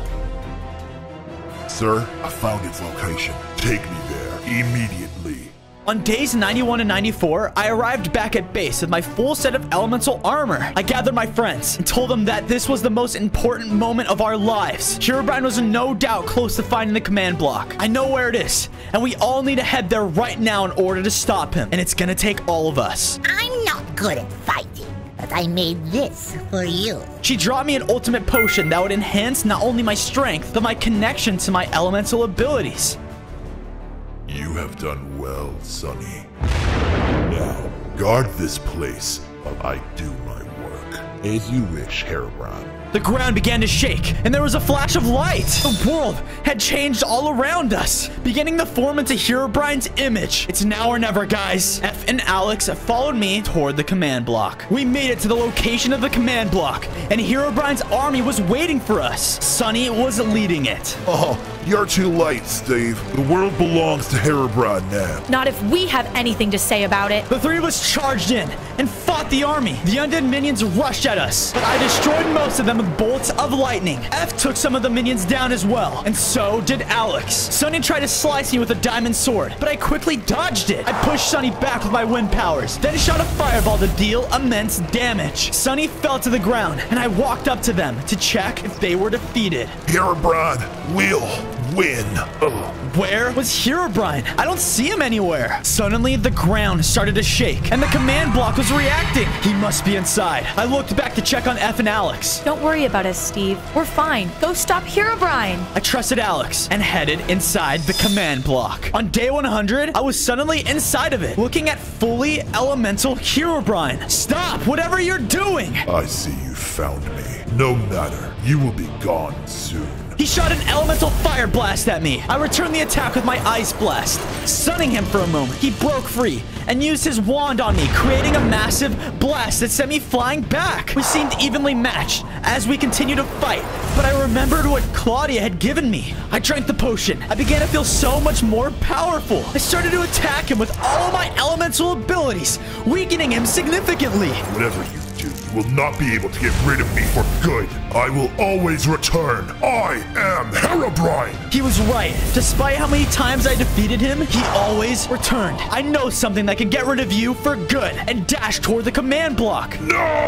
And then began to alter his code. You lose. There was a flash of light, and I was outside of the command block. Herobrine was erased from the world permanently, and everyone was saved. On day 1, I spawned in as an elemental Witherstorm. I was smaller than I expected to be, and I only had 10 hearts. I didn't know what my purpose was, but I did know one thing. I had the desire to absorb the world to become the strongest creature in all of Minecraft. Suddenly, I spotted a village far off in the distance. The perfect place to make my presence known. Greetings, mortals. I am the elemental Witherstorm. The villagers were all terrified by me. They all began to scatter and run away. To my surprise, I was able to summon lightning from the sky. I defeated a lot of them. I can tell since I was still weak, I wasn't able to fully control it though. As a Witherstorm, I had the ability to absorb other creatures. I absorbed the villager, and I felt so much stronger. I continued wreaking havoc on the village before the iron golem showed up. They put up a good fight, but I was able to overpower them and absorb them too. The entire village was destroyed, and I realized that I had gained an additional 5 hearts. I also grew a little in size. It seemed as though the more things I absorbed,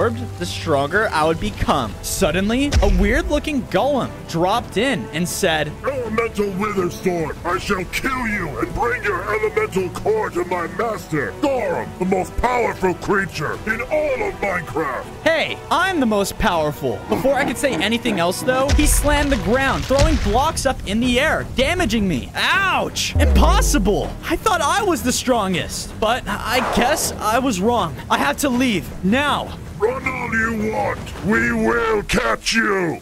On day 2, I was running away. Apparently, I wasn't as powerful as I thought I was. That needs to change. I was roaming around when I ran into a few strange mutated wolves. So the elemental Witherstorm does exist. We must deliver your core to Garum! That's the second time I heard of this Garum. Why did he need me? The wolves then started to attack me. Their claws did a lot of damage. Ouch! Because of my panic, I accidentally shot out a bunch of lightning again. I was able to defeat all but one. I flew over to him and absorbed him as well. Because of that, I grew a little bit more in size again. Hopefully, though, I'll be able to fully control my lightning power soon. I then noticed that one of them dropped something. What's this? I went over and picked it up. It was a note from Garum, the guy who wanted my core. Do not disappoint me. Obtaining the elemental core from the Witherstorm will grant all of us mutants power like none other. So Garum is a mutant too, and apparently the most powerful one. Maybe if I fight more mutants, I can learn how to stop him to prove you can't mess with a Witherstorm, the real strongest creature in Minecraft. On day 3, I found myself in the middle of a forest. If I wanted to be the strongest, I had to upgrade myself. I then took down a few trees using my absorbing powers and collected enough wood to make a crafting table and a wooden pickaxe. Then, I used the pickaxe to collect stone and crafted a set of stone tools. I continued onwards and eventually found a nice open area and decided that this would be the perfect place to make my base. I collected some of the nearby trees and then laid the foundation for it. I knew that as I got stronger, I would also become bigger. Because of that, I made the base a little bit bigger than I currently needed to accommodate my growth. I then left my base and decided to go out and explore more of the world to find a new way to get stronger. On day 4, I was exploring, looking for anything or anyone to make me stronger. I spotted some cows in the plains, and I tried to use my elemental abilities on them, but it seemed like I was too weak still. I decided to attack them with my stone sword. As I continued to attack the cows, I tried to absorb them, but for some reason, I wasn't able to. Why?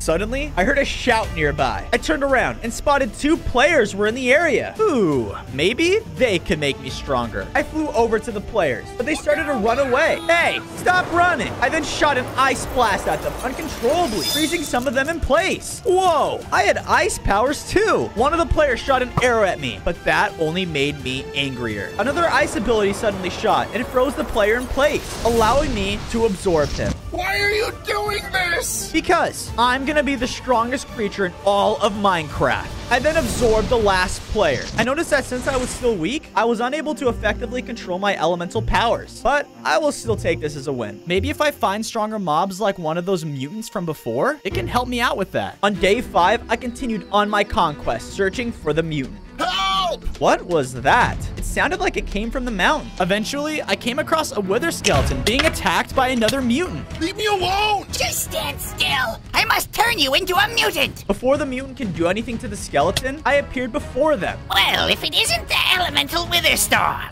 time to die. I don't think so. By accident, I used my elemental lightning power to strike the mutant spider before charging at him with my stone sword. The mutant swiped at me with its claws, dealing some damage. He was strong, but I was not backing down. For some reason, I felt the need to defend this wither mob from the mutant. After a good fight, I eventually weakened him to the point where I could absorb him. You have no idea what's coming your way, Witherstorm. Garum will win. I absorbed him and grew into a larger Witherstorm. I had a total of 25 hearts. And look at that. I had a new Witherstorm ability. I tested it out. It looked like an energy beam that was able to destroy blocks. It destroyed that entire tree. This will come in handy. The wither skeleton stopped me. He wanted to thank me for saving him. The skeleton introduced himself as Grim and told me that he couldn't believe that the legends were true. Legends? Yes, the legend of the great elemental Witherstorm who would stop Garm, the mutant dragon. He is the strongest mob known and made the world unbearable for most creatures to live in. It is the Witherstorm who would rise and bring peace to all of this. So, he isn't just any regular mutant. He's a mutant dragon? Great. Did you say bring peace to the land? That doesn't sound like me. But if he is known as the strongest mob, then I will stop him to show him who the most powerful creature really is. Grim asked if he can come with me. I thought about it and realized I couldn't leave another wither mob alone in this world. I decided to let him tag along. The 2 of us returned to base, and I realized that even though I had planned ahead, I still wasn't going to fit inside my home. I had materials left over from when I first started, so I used them to make myself a bigger house to fit my new, larger body. With the leftover materials, I decided it was best to also make Grim a house. I built a small shack near mine for him to live in. Grim thanked me for the new place, but I could tell that he was sad about something. Hey, cheer up. I just saved your life back there. Yeah, well, I wish I was as strong and useful like you. Grim told me that he got kicked out of the Nether because he wasn't strong like the other wither skeletons. Well, I'm the strongest creature in Minecraft. My strength makes up for your weakness. I can tell that he was still a little saddened, and I felt a little bad for him. Anyways, there are other pressing matters at hand. I asked Grim what else he knew about this legend. The elemental Witherstorm is destined to be the strongest creature in Minecraft. The only problem is that Garum stands in your way. You know, I've been hearing so much about this Garum. I haven't even met the guy. You wouldn't happen to know where he might be. I wouldn't know, but wherever there's a mutation, Garum is not far from it. Interesting. I think it's time I find this Garum and show him who the real strongest creature is. On day 7, I left the base and started my hunt for Garum. Grim said that wherever there is mutation, Garum isn't that far behind. Maybe if I find another mutant, they can show me where to find him. I continued flying throughout the world until I spotted a familiar massive stone golem walking about. Hey, you big rock. Remember me? The creature turned around and was surprised by my presence. You wouldn't know where Garum is, would you? I told him I wanted to meet his leader once and for all. The golem laughed and introduced himself as Boulder. He said that he was not going to bring me to him alive. Garum will be pleased with me killing you and bringing him your core. You keep saying I have a core. What is it exactly? The golem didn't answer though and threw blocks into the air that hit me. Ouch!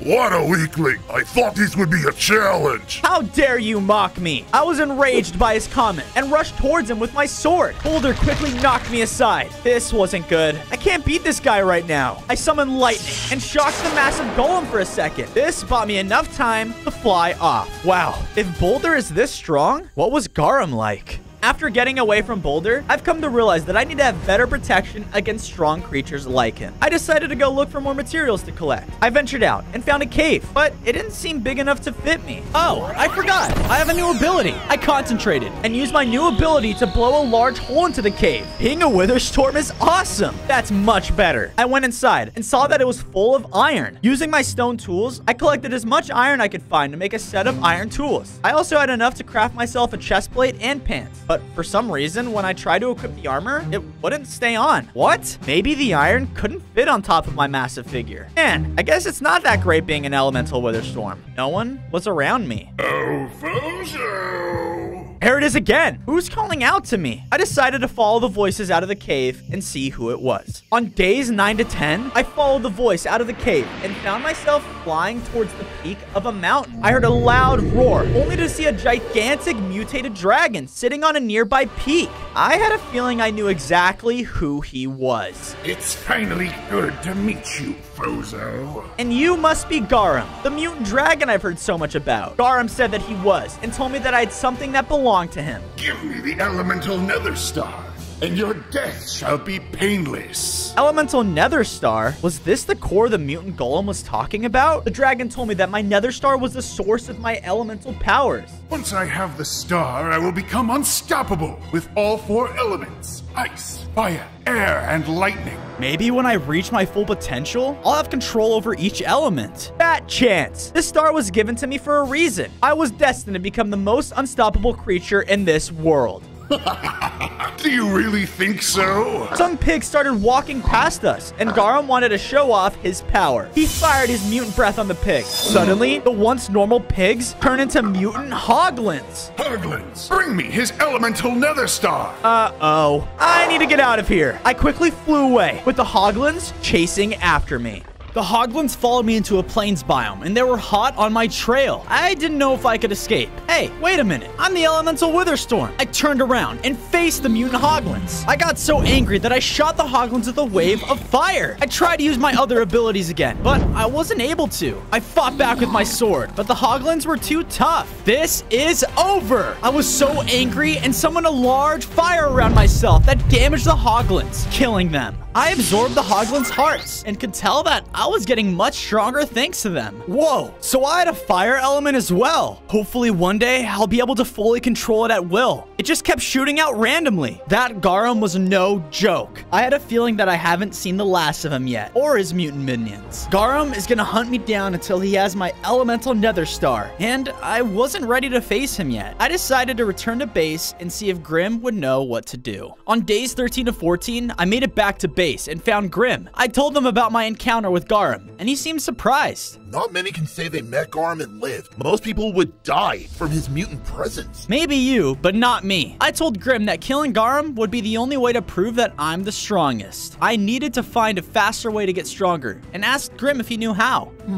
Well, you could enhance your elemental nether star. He said that there were beacons based off the elementals that were scattered all around the world. With each beacon you collect, you'll gain more control over your stronger elemental attacks, making you more powerful. This was great. Hopefully with these beacons, I can become stronger than Garum. He won't know what hit him. I asked Grim where I could find them, and he said he only knew of one beacon location. Hey, well that's a start. He told me that the ice beacon was located in an ice biome not far from us. I thanked him for the information and flew off towards the beacon. As I was flying across the ice biome, I remembered what Grim told me. You can find the ice beacon at the top of a mountain, but be careful. With each beacon, there's probably someone guarding it. I eventually saw a mountain with a beam of light glowing from the top. That must be where the ice beacon is. I flew up to the top of it, and just as I said, there it was. I was about to go retrieve it when I saw a large Yeti monster.